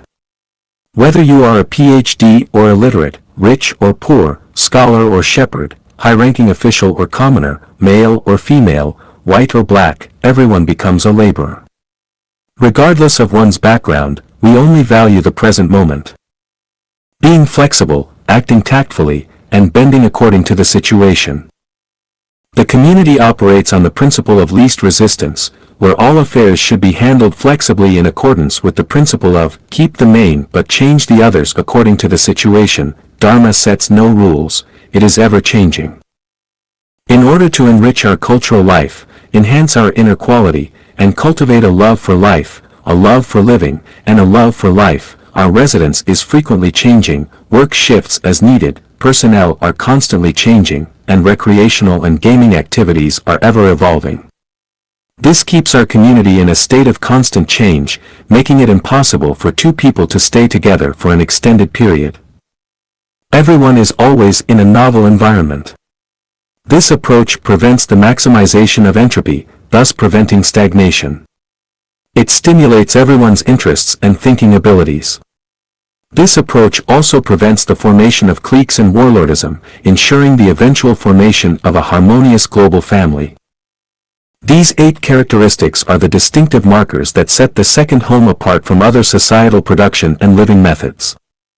In addition to these, the communist community has many other characteristics. For instance, we do not celebrate birthdays, avoid one-on-one romantic relationships, build the environment into a model of ecological civilization, creating an idyllic living environment, eschew personal worship, speak the truth as it is, have specialized and responsible division of labor in all tasks, allowing people to freely choose work according to their strengths and interests, avoid complaining and sharing grievances, refrain from discussing others' personal matters and privacy, avoid comparisons, maintain transparency in all matters, abstain from mystical or secretive practices, and more. We have paved a sunny path for humanity in the communist community, the second home. We have essentially achieved a state where everyone is happy, joyful, free, and blessed. The secret to elevating life to the realms of heaven, becoming celestial and Buddha, lies here. The second home's holographic management briefing. Xiefeng. January 21, 2013. Translation edited by Qinyu. The second home is established to introduce a new way of life for all of humanity.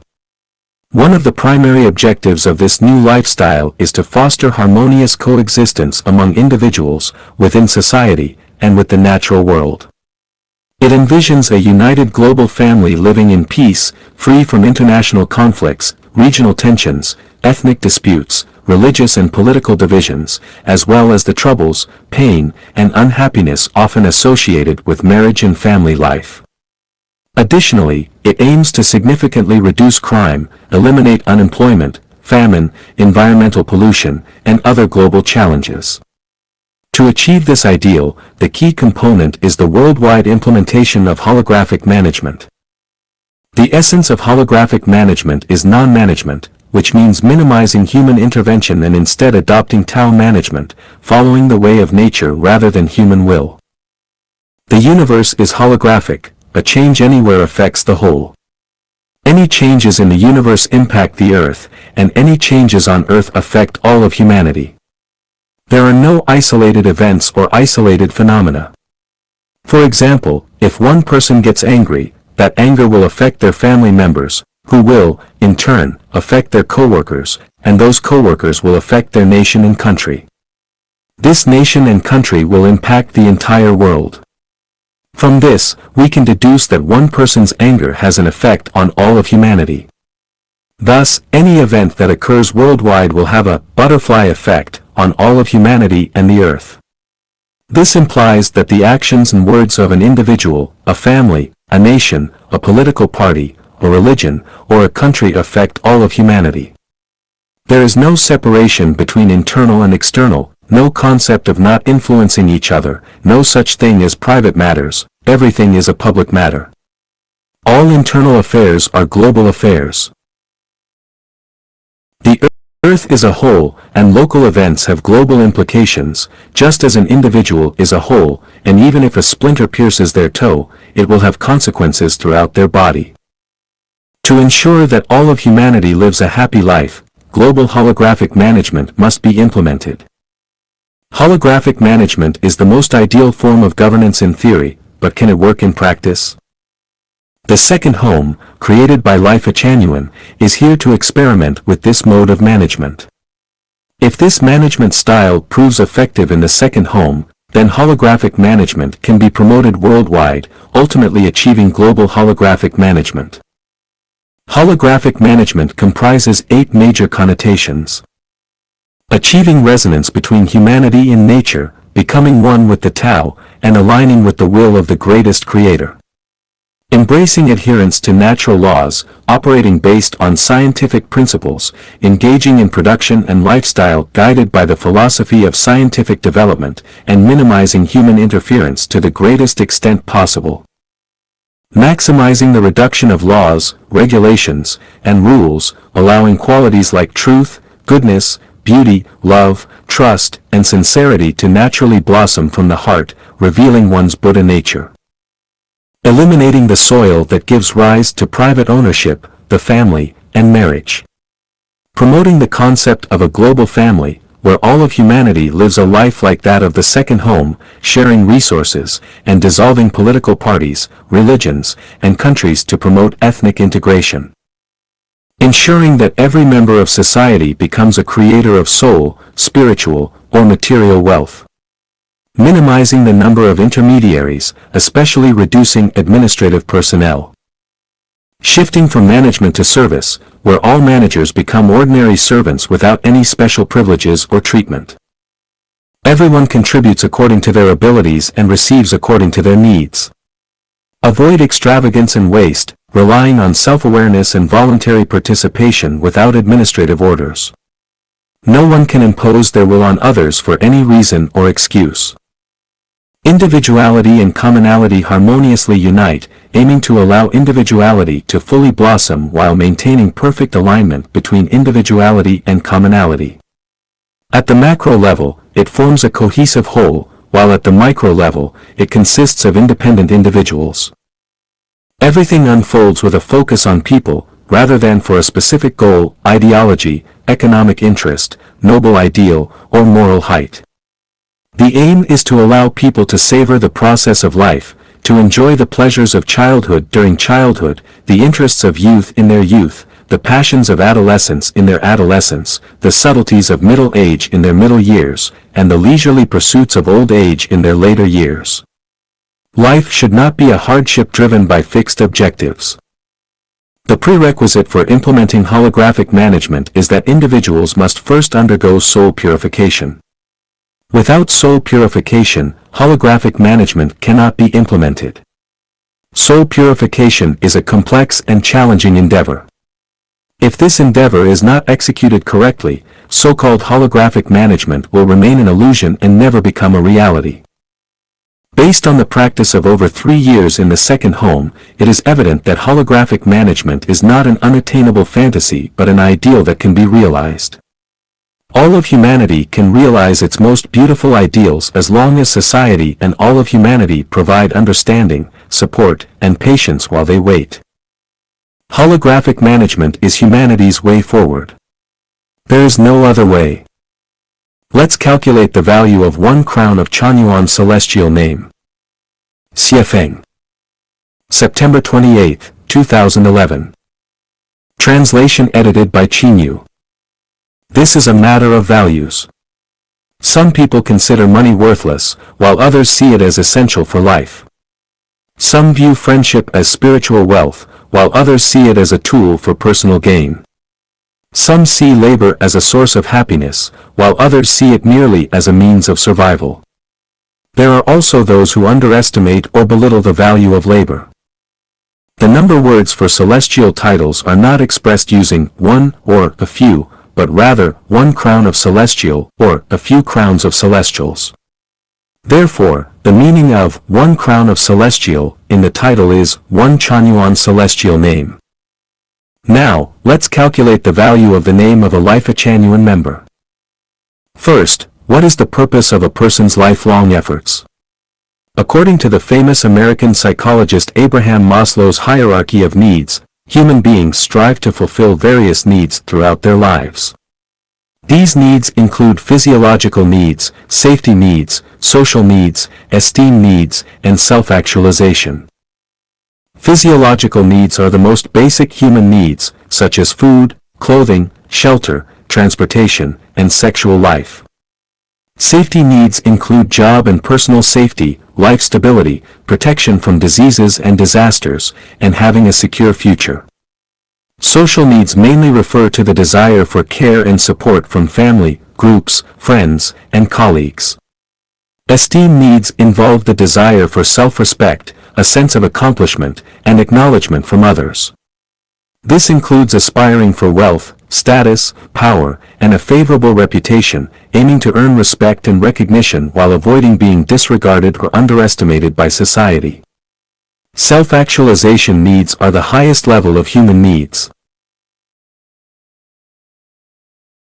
They involve the desire to complete work that corresponds to one's capabilities, to fully unleash one's potential in the workplace, to become the expected person, to ultimately strive for perfection, to experience the highest state of beauty in life, and to elevate oneself into a celestial being. Now, let's consider how many people have truly fulfilled their physiological, safety, social, esteem, and self-actualization needs. Most people struggle to fulfill even their basic physiological needs, let alone their higher-level needs. Only individuals like presidents, billionaires, and Nobel Prize winners can be said to have achieved these 5 needs from a worldly perspective. How much effort does it take to become a president, a billionaire, or a Nobel Prize winner? Or in other words, what is the value of being a president, a billionaire, or a Nobel Prize laureate? Alternatively, how much money does it take to purchase the titles of president, billionaire, or Nobel Prize laureate? Would it be unreasonable to assume that it takes $100 million to acquire the titles of president, billionaire, or Nobel Prize laureate? Now, let's look at Life Chanyuan members living in the Life Chanyuan second home. Each member has their physiological needs fully satisfied. They have no issues with food, clothing, shelter, transportation, and sexual life. They have job security, occupational safety, life stability, and low exposure to diseases and disasters. They have a secure and stable future. As for social and esteem needs, Life Chanyuan members live in a community of hardworking, honest, sincere, and trustworthy people. They spend their days in a harmonious and loving atmosphere, sharing meals, living spaces, and working together. They respect and care for each other, never hurting or quarreling with one another. No one will keep lost articles found on the roadside, doors will not need to be locked at night, and everyone can enjoy life without concerns about personal conflicts. Therefore, Life Chanyuan members have their social and esteem needs fulfilled. Have the Chanyuan celestials in the community satisfied their highest self-actualization needs? Absolutely. Within the community, Chanyuan celestials fully unfold their true selves, living freely and independently. There is no one to manage or supervise them. They experience the utmost beauty and essence of life day and night. Moreover, they have the prospect of reaching the 1,000-year world, the 10,000-year world, and the Elysium celestial island continents, where they continually encounter the peak experiences of life. They live in a beautiful and serene natural environment, surrounded by a humanistic environment that values truth, goodness, beauty, love, trust, and sincerity. Life here is beautiful, leisurely, and joyful, and individuals are realizing their true selves. It reminds me of the profound words of the famous philosopher Nietzsche, "Become who you are." The Chanyuan celestials living in the second home have not only discovered themselves but have also become individuals with complete, independent consciousness and integrated personality. It can be said that Life-Chanyuan members in the kingdom of the greatest creator, which is a truly communist society, the Life-Chanyuan second home, have achieved more satisfaction in the 5 major human needs than presidents, billionaires, and Nobel Prize winners. So, let's calculate, how much is the name of 1 crown of Life-Chanyuan celestial worth? Analysis of 8 major life views and the life view of Chanyuan celestials. Xiefeng.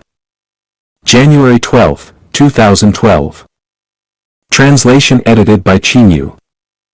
A life view is a fundamental perspective and attitude that a person holds about the value, meaning, purpose, and the chosen path to achieve those purposes in life.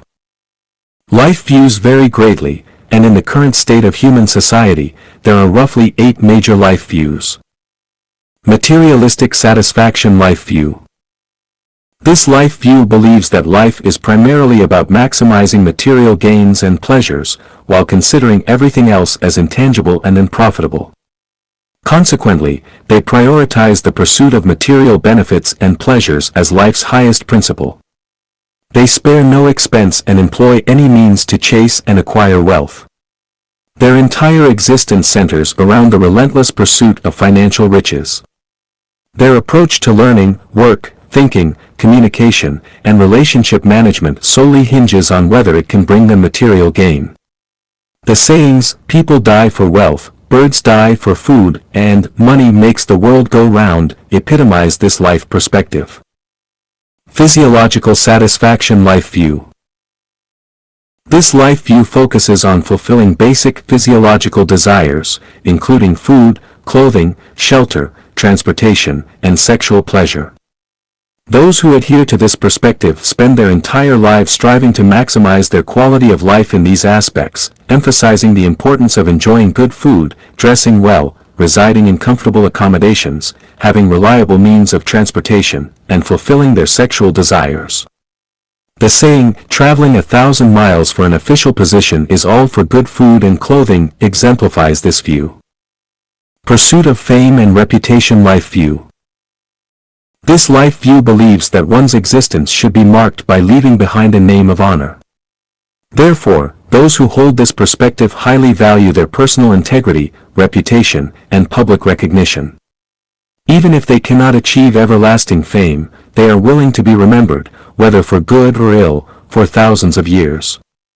Their life's purpose revolves around glorifying their ancestors, seeking glory, and achieving prominence throughout their lifetime. They aim to earn the praise and admiration of others and prioritize their public image over everything else. They are so concerned with their image that they would rather die with honor than live without it. The saying, "A wild goose leaves a voice, a person leaves a name," perfectly captures this life view. Self-centered life view. This life view asserts that the sun is at the center of the universe, the earth is at the center of the solar system, humans are at the center of all living beings, and the self is at the center of human society. Individuals adhering to this view prioritize self-satisfaction and self-improvement. They approach life with self-centeredness and self-interest, making decisions based on whether they benefit personally. This perspective is held by those who proclaim, "All is me, and I am all, and I am my own God." Acceptance of natural destiny. This life perspective believes that everything is predestined, merely acting out scenes in the cosmic drama. Individuals see themselves as mere chess pieces on the greatest creator's chessboard, considering personal endeavors and pursuits as futile. They are encouraged to passively accept their fate, adhering to the belief that there is a time for everything, and everything happens in its own time. Don't force anything when it's not meant to be. This epitomizes the essence of this life view. Human triumphs over destiny life view. This life perspective believes in the superiority of humans among all beings. It asserts that human happiness relies solely on self-creation, rejecting the notion of a savior or divine being in the universe. They actively work to reshape nature to align with human desires, fostering an optimistic and proactive approach to life. This life view is reflected in lyrics like, "There's never been any savior, no gods or emperors. To create human happiness, it's entirely up to ourselves," as sung in the Internationale. Self-sacrificing life view. This life view holds that life's purpose is to serve others and society. Those who embrace it prioritize benefiting sentient beings as their guiding principle. They are entirely selfless, dedicating themselves wholeheartedly to serving others and the public good. They emulate the dedication of the silkworm, spinning till death, and the candle, burning till it turns to ashes and dries up the tears. Individuals embracing this life view exemplify the phrase, "to exhaust oneself in service until death," devoting themselves entirely to guiding all sentient beings, embodying the pinnacle of this life view. Attaining immortality or Buddhahood life view. This life view regards life as illusory and the material world as a mere illusion. Everything in the worldly realm is seen as not worth pursuing. The primary goal in life, according to this perspective, is to elevate oneself and attain supreme enlightenment to reach heaven. As a result, individuals who hold this view are passionate about spiritual practice, cultivation techniques, and the dissemination of spiritual teachings. They are not inclined to marry, start families, or have children, nor do they wish to engage in the creation of the material world. They seek not life but immortality, and they long not for this world but for heaven. They do not have a concept of the greatest creator. Those who say, life is like a dream, and the four great elements are all empty, exemplify this life view. Life view of Chanyuan Celestials in Life Changyuan. The life view of Chanyuan Celestial is a holographic life view, which encompasses 8 fundamental principles. Placing the greatest creator at the center and following the way of Tao. Reverence for the greatest creator, life, and nature, walking the way of the greatest creator. The purpose of life is to attain joy, happiness, freedom, and bliss, maintaining an active, positive, and optimistic attitude and emotions. The value and significance of life lies in seeking to become an immortal. Life is considered meaningless if it doesn't lead to the ultimate destination of heaven. Thus, everything is perceived as a game, and only life is real. Taking things as they are, associate with others by following naturally come-and-go relations, act in accordance with our natures, and take advantage of opportunities as they arise. Preferring non-ownership, enjoying collective life, considering diligent work as life's top priority, while deeply abhorring laziness, selfishness, greed, possession, jealousy, and mutual comparisons. Regarding marriage and family life as a sea of suffering, Chanyuan Celestials choose not to marry or have families. Embracing the motto, "The sage is selfless and therefore becomes truly self," Chanyuan Celestials consider selfless dedication as their guiding principle. Throughout their lives, they will strive to create the Life Changyuan era for humanity, so as to repay the accumulated debts from countless past lives and amassing treasures in heaven. Contrasting views on life success. Xiefeng. June 20, 2013. Translation edited by Qinyu. The erroneous life views passed down over thousands of years need to be corrected. Traditionally, it is believed that a successful life means earning a fortune, achieving high official positions, gaining fame, bringing honor to one's ancestors, and being admired by others. In Life Genuine, a successful life means living healthily, peacefully, smoothly, and satisfactorily throughout one's life, always being happy, joyful, free, and blessed.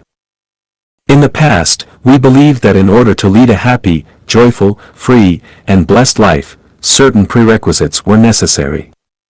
The primary condition was to possess wealth, assets, and a substantial material foundation.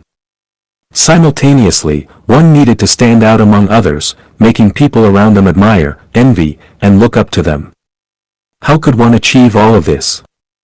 Confucianism taught that, in books, one can find houses of gold, and in books, one can find faces as fair as jade. To become an extraordinary individual, one had to study diligently and exhaustively. Only through excellence in education can one gain recognition and official positions. Only with fame and authority can one amass wealth, allowing them to accumulate great fortunes. In the Qing dynasty, a virtuous magistrate for 3 years, amassing 100,000 silver taels. Even if one chose the path of an honest official, they could still acquire a substantial sum. However, if someone was even slightly greedy, their earnings over 3 years would surpass 100,000 silvers. At that point, they could have whatever they desired, whether they craved respect, beauty, or even supernatural favors. Nevertheless, does this represent a successful life? Even if it did, how many people could truly enjoy such a life of luxury? Thousands of troops and horses pass a single log bridge, but how many can make it across? Some fall off, get injured, or even drown in the river. Even if they all have managed to cross, they have grown old, their legs weaken, and by the time they reach middle or old age, their happy childhood has been drowned out by books, their beautiful youth gnawed away by books, and their blissful youthful years spent competing in the world of books. Is this what we call a successful life? I consider it the tragedy of life, a failure. After striving and toiling for most of their lives, what do they have to show for it? Not to mention middle age, even in old age, they haven't achieved the wealth, power, fame, gains, or carnal pleasures they idealized. What else can we call this but a failure in life?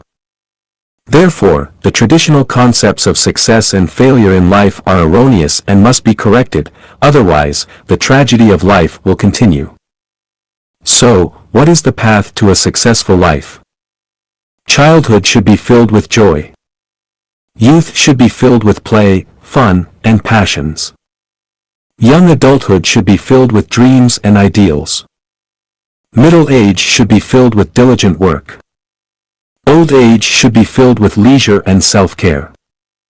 Reaching the end of life with no regrets, no hates, and no unfulfilled desires, being content and smiling even in the tomb, is an ideal and successful life because it aligns with the way of the greatest Creator.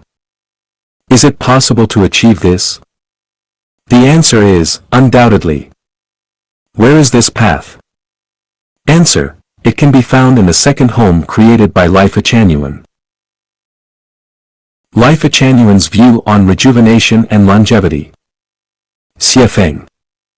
July 21, 2013. Translation edited by Qinyu. Rejuvenation and longevity, a desire and pursuit that humanity has cherished for thousands of years, from emperors to common people. Qin Shi Huang dispatched Su Fu with 3,000 men and women to the Penglai Fairy Island in search of the elixir of immortality. It is said that Li Shimin, the Tang Dynasty emperor, died after consuming elixirs like Elixir of Immortality and 5 Stones Powder. Pengzu, a legendary figure, lived for over 800 years and had 50 marriages. In the Bible, Adam lived for over 900 years. Li Qingyun, a Chinese herbalist in the late Qing dynasty in early Republic of China, lived for 256 years. He had 24 wives and continued teaching at a university even when he was 200 years old. Both the New York Times and Time magazine reported on his longevity. Ordinary people hope for a long life, while practitioners aspire to have forever white hair and youthful appearances, with an air of immortality and profound wisdom. Everything has a natural lifespan, and scientific research indicates that human cells undergo approximately 50 divisions from conception, with each division taking around 2.4 years. As a result, the natural lifespan of a human is estimated to be 120 years. Scientists at the University of California, Berkeley, have identified a longevity gene that can reverse cell degeneration related to aging by extending the cell division cycle. If the cell division cycle could be extended to 5 years, people might live to be 250 years old, while a 10-year cycle could lead to a lifespan of 500 years, and a 20-year cycle could result in living to 1,000 years, and if the cell division cycle extends indefinitely, it could potentially lead to immortality. Scientists have discovered a key area in the brain, the hypothalamus, which controls the aging process. By altering the signals sent to the hypothalamus, it is possible to slow down the aging process, allowing people to remain youthful. They have also found that when the pituitary gland shrinks, the human body rapidly ages. Restoring an aging pituitary gland to a youthful state could stimulate the body's neurological, endocrine, and metabolic systems to function normally, thereby delaying the aging of the body's joints and organs and achieving the ideal of rejuvenation, longevity, and immortality. To this end, the International Longevity Association and the United Nations Institute for Ecological Security have devoted themselves to researching anti-aging substances. After 43 years of research involving 107 experts, they have successfully extracted the miraculous anti-aging substance, the HD element, which rapidly restores the pituitary gland to its youthful state. In ancient legends, there was a woman who, due to her husband's prolonged absence, could not bear the loneliness and engaged in an affair with an elderly servant in her household. However, the elderly servant, being old and frail, struggled to satisfy the woman. In response, she gave the elderly servant a family secret formula called the elixir of the aged servant. After consuming it, the elderly servant underwent a transformation and became young again, eventually fathering 2 children with the woman. However, when the truth came to light, she killed the elderly servant, only to discover that his bone marrow was plump, and his bones were strong. Long ago, there is a legend about a young woman who, carrying a wooden stick, was seen chasing an elderly man with snow-white hair along the road. Bystanders were outraged and tried to intervene, only to discover that the young woman claimed she was chasing her own son. It turned out that this young woman was actually over 100 years old. She had been consuming a type of pill made from a family secret recipe, which preserved her youthful appearance. Despite being well over a century old, she remained as agile as a swallow and retained her graceful figure. Her son, on the other hand, repeatedly refused to heed her advice and declined to take the pills she had prepared. As a result, by the time he was in his 70s, he had turned completely gray and aged significantly. This made the elderly woman quite angry, and she often chased after her son, pressuring him to take the pills. These pills were later known as Immortal Lesson pills.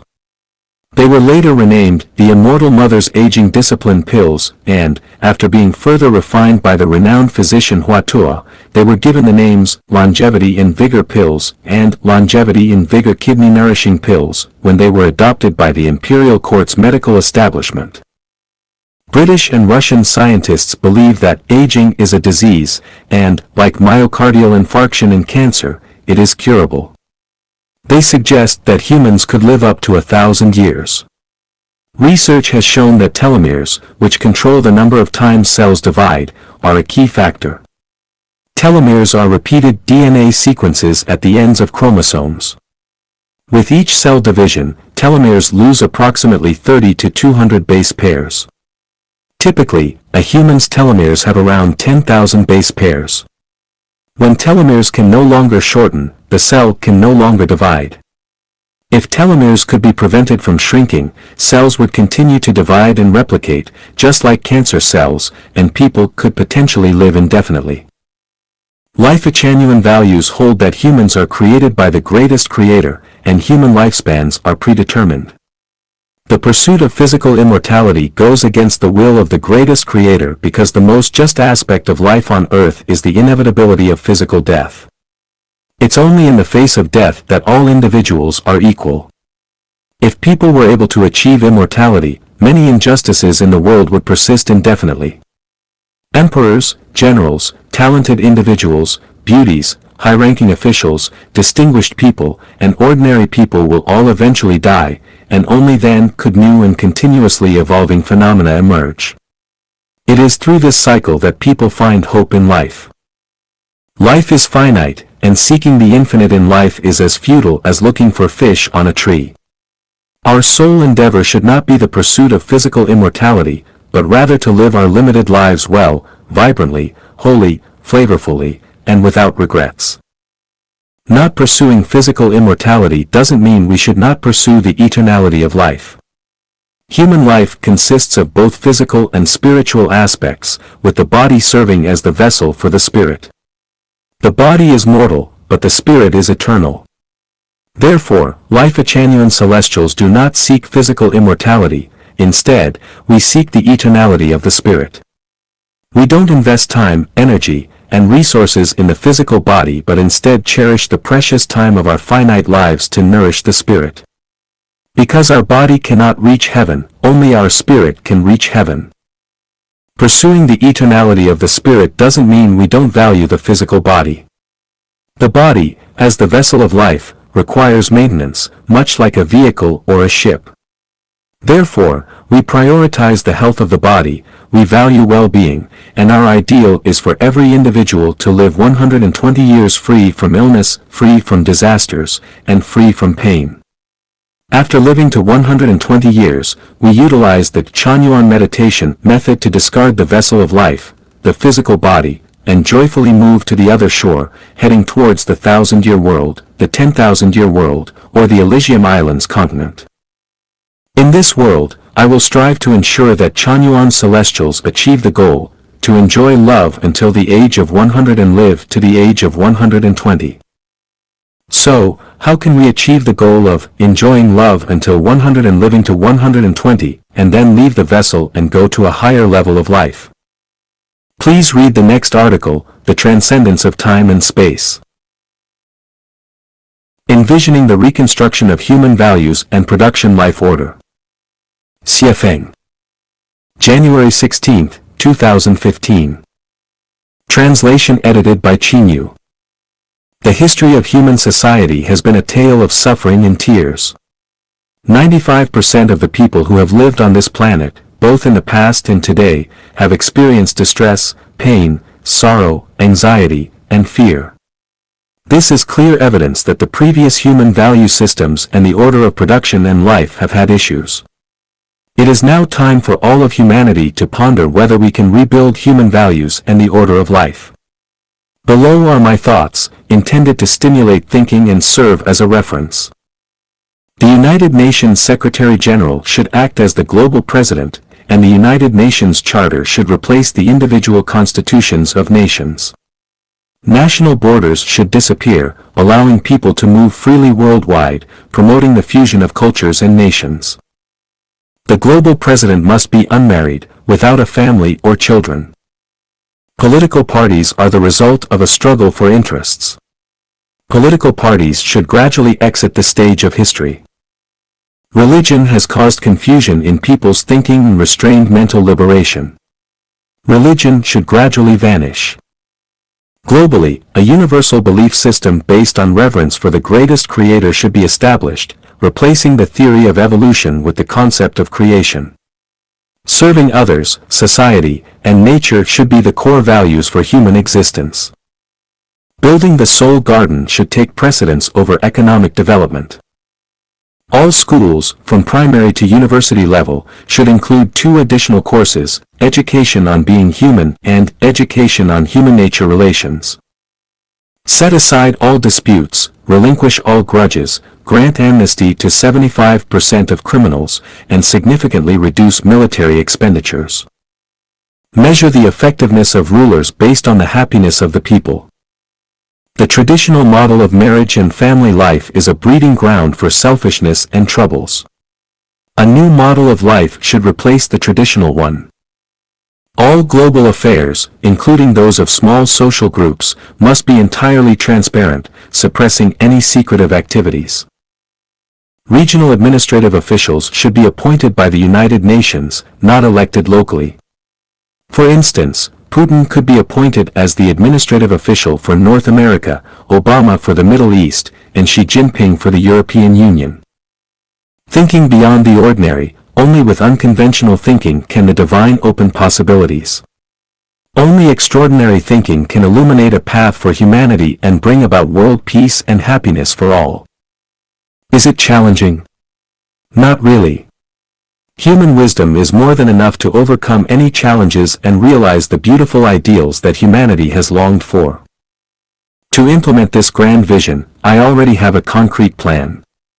This plan will not lead to chaos in the world. On the contrary, it will lead to a well-organized transition.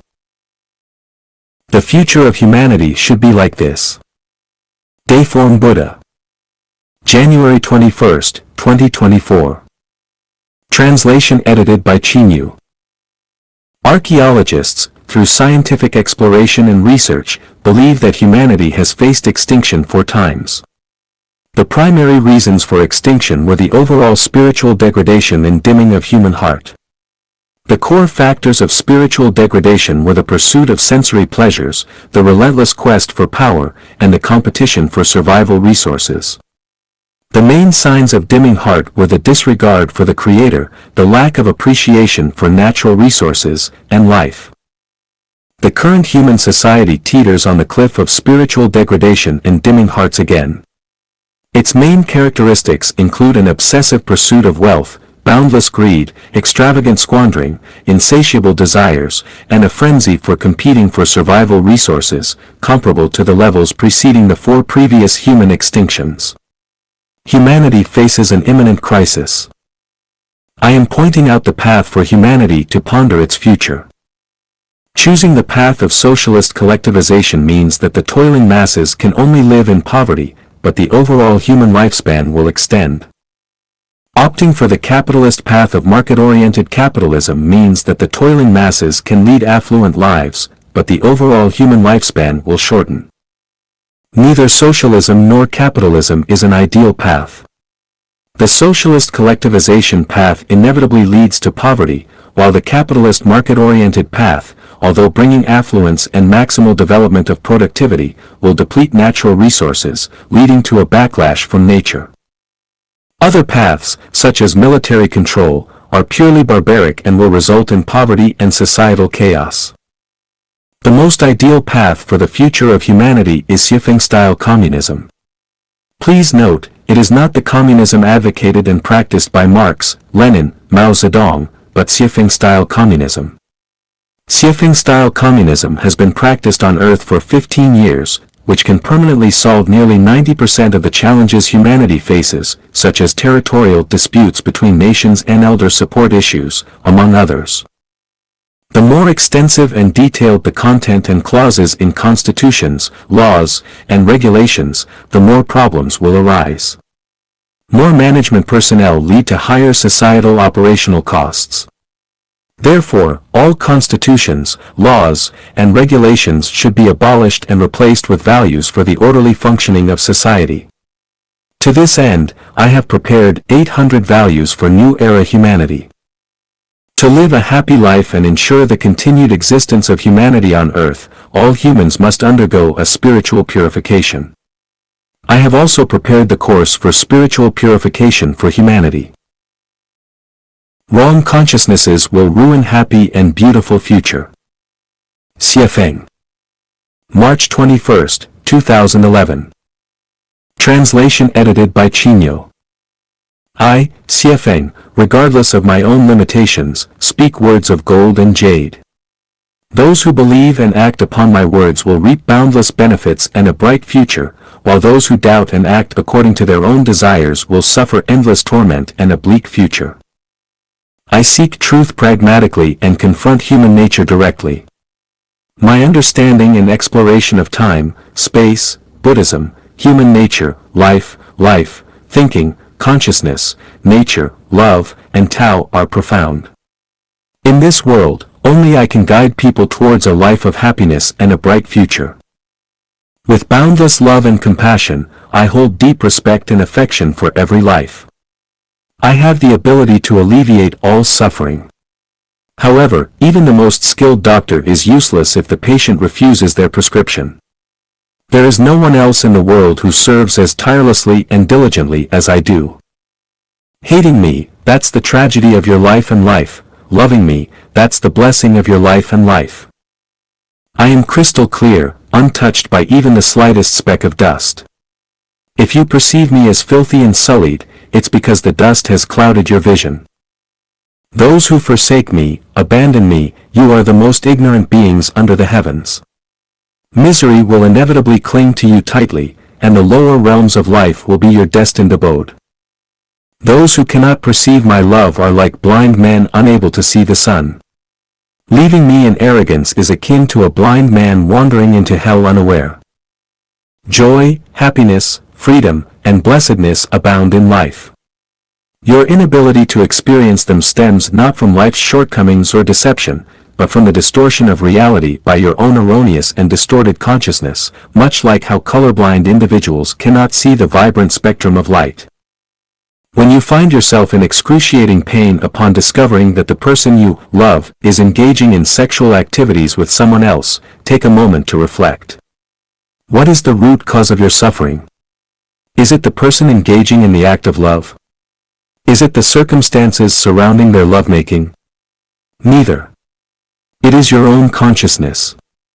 It is the desire to possess the beloved, it is your own jealous mindset.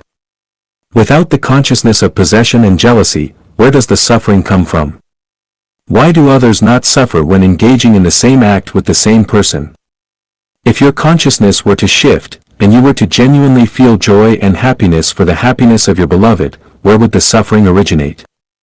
Isn't this simply a matter of your own consciousness?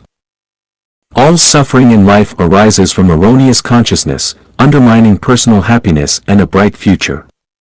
To transcend suffering and ascend to heaven, one must begin by transforming their consciousness, rather than attempting to change others or the world. Failure to correct your misguided consciousness will leave you devoid of joy and happiness, whether you traverse the globe or ascend to heaven. Continuing to attribute your suffering to others ensures it will persist indefinitely. To escape suffering and attain happiness, one must only change their consciousness. Abandon your pitiful self-esteem and vanity. Renounce the values fettered by traditional morality. Do not endure endless torment for the sake of illusions.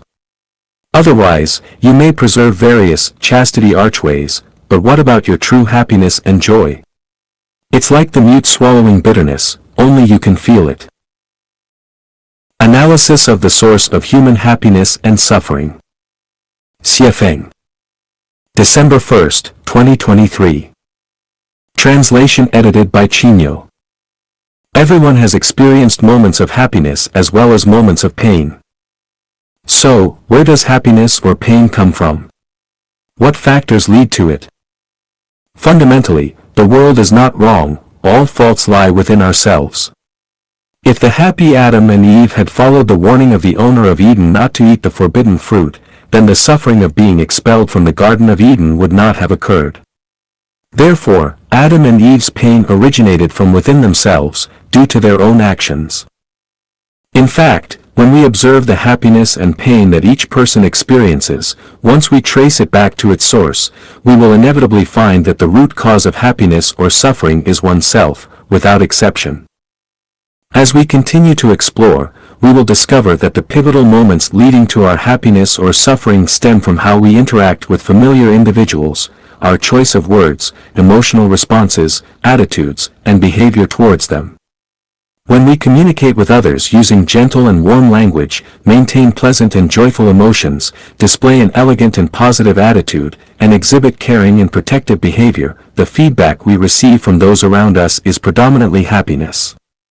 Conversely, if our communication is negative, our emotions are marked by anger and disgust, our attitude is abrasive, and our behavior is harmful, then the feedback we receive from those around us tends to be filled with pain. Furthermore, we will find that the closer people are to us, the easier it is for them to bring happiness or suffering. Parents, children, husbands, wives, lovers, neighbors, relatives, friends, classmates, colleagues, superiors, subordinates, idols, fans, etc., are the main sources of happiness or suffering for ourselves. Individuals in middle age and older adults should deeply feel this phenomenon. In the process of interacting with people close to us, there is too much helplessness and sadness, as well as unspeakable bitterness in our hearts. Knowing the source of happiness and suffering for each person, we should effectively solve this problem, that is, to maximize happiness and minimize suffering. But a sadly obvious fact is that humanity has survived for thousands of years without fundamentally solving this problem. People have mostly tried to alleviate confronts and conflicts between individuals from the perspective of morality and ethics. But the reality tells us that whether it is advocating for gentleness, kindness, modesty, frugality, and humility, or advocating for benevolence, righteousness, ritual, wisdom, and credibility, whether it is trying to use religious teachings or legal perspectives, none have completely solved the troubles and pains of human interaction. The birth of Life Echanuon, particularly the emergence of the new human production and living mode created by Life Echanuon, effectively alleviated the pain caused by interacting with close individuals. The 15-year practice of living in the second home demonstrates that people can interact with each other harmoniously and amicably. This interaction not only brings more joy and happiness but also significantly reduces the troubles and pains associated with human interaction. I hope this will draw the attention and exploration of all individuals worldwide who struggle with getting along with close people. Throughout human history, only the innovative production and living mode established by Life Echanuon, namely the second home model, have been able to address the troubles and pains of human life. The future of humanity, Xiefeng-style communism. Xiefeng. March 2, 2024. Translation edited by Chinyo. Reviewing history, whether in Europe, Africa, Asia, the Americas, or Oceania, the recurring themes have been war, hunger, disease, turmoil, and various natural disasters. No nation, no individual has lived a life filled with joy, happiness, freedom, and bliss. The historical facts of the past 5,000 years of the current human civilization tell us that nations, religions, political parties, money, and power cannot solve the suffering of humanity. Instead, they not only fail to solve it but also increase the burden and suffering of humanity. Since nations, religions, political parties, money, and power cannot alleviate human suffering and, in fact, add to it, the logical solution is for nations to disappear, for religions to vanish, for political parties to cease, for money to be eliminated, and for power to be eradicated. Will humanity revert to a primitive era, tribal times, or city-states if nations, religions, political parties, money, and power disappear? The answer is a resounding no. As the overall cognitive level of humanity has risen, technology has advanced, thinking has become more dynamic, knowledge and wisdom have reached unprecedented levels. People no longer wish to regress to the past, just as an increasing number of individuals are reluctant to enter the marital and familial hardships. In the absence of nations, religions, political parties, money, and power, where will humanity go? The answer is, towards the era of Life Echanuon, also known as Xiefeng-style communism, or the kingdom of the greatest creator. In Life Echanuon era, within the Xiefeng-style communism program, there will be no nations, religions, political parties, money, power, marriages, or families. In Life Echanuon era, under the program of Xiefeng-style communism, there will be no constitutions, laws, or regulations. Instead, individuals will adhere to a set of values guiding their conduct. In Xiefeng-style communism, resources are shared worldwide, everyone possesses nothing yet owns everything, and individuals, unselfish and selfless, create the most magnificent symphony of life. Can't imagine it? Impossible? In the universe, there is nothing that is impossible. There are only things that one cannot imagine, thoughts one cannot conceive, but nothing is truly impossible. All material phenomena are the outcomes of consciousness. The essence of the world lies in the formless manifestations. If the above is considered mere conceptual and theoretical exploration, termed as fantasy utopian communism, I assert the future of humanity is the Xiafeng-style communism because it is backed by the practical activity of Life Genuine, a new model of human production and life, the second home, which started in April 2009 and has been successfully running for 15 years with a wealth of information available, textual, visual, and video descriptions in the online. Everything is possible, but the biggest challenge is that all of humanity needs a profound spiritual purification, a monumental and challenging undertaking. The core of spiritual purification lies in the construction of the human soul garden. The main task of building the soul garden is to uproot negative and pessimistic psychological and emotional elements such as greed, jealousy, comparison, selfishness, laziness, complaints, hatred, and ego from the human heart. Despite people's beliefs or willingness, the program has already been initiated. The future of humanity is Xiafeng-style communism.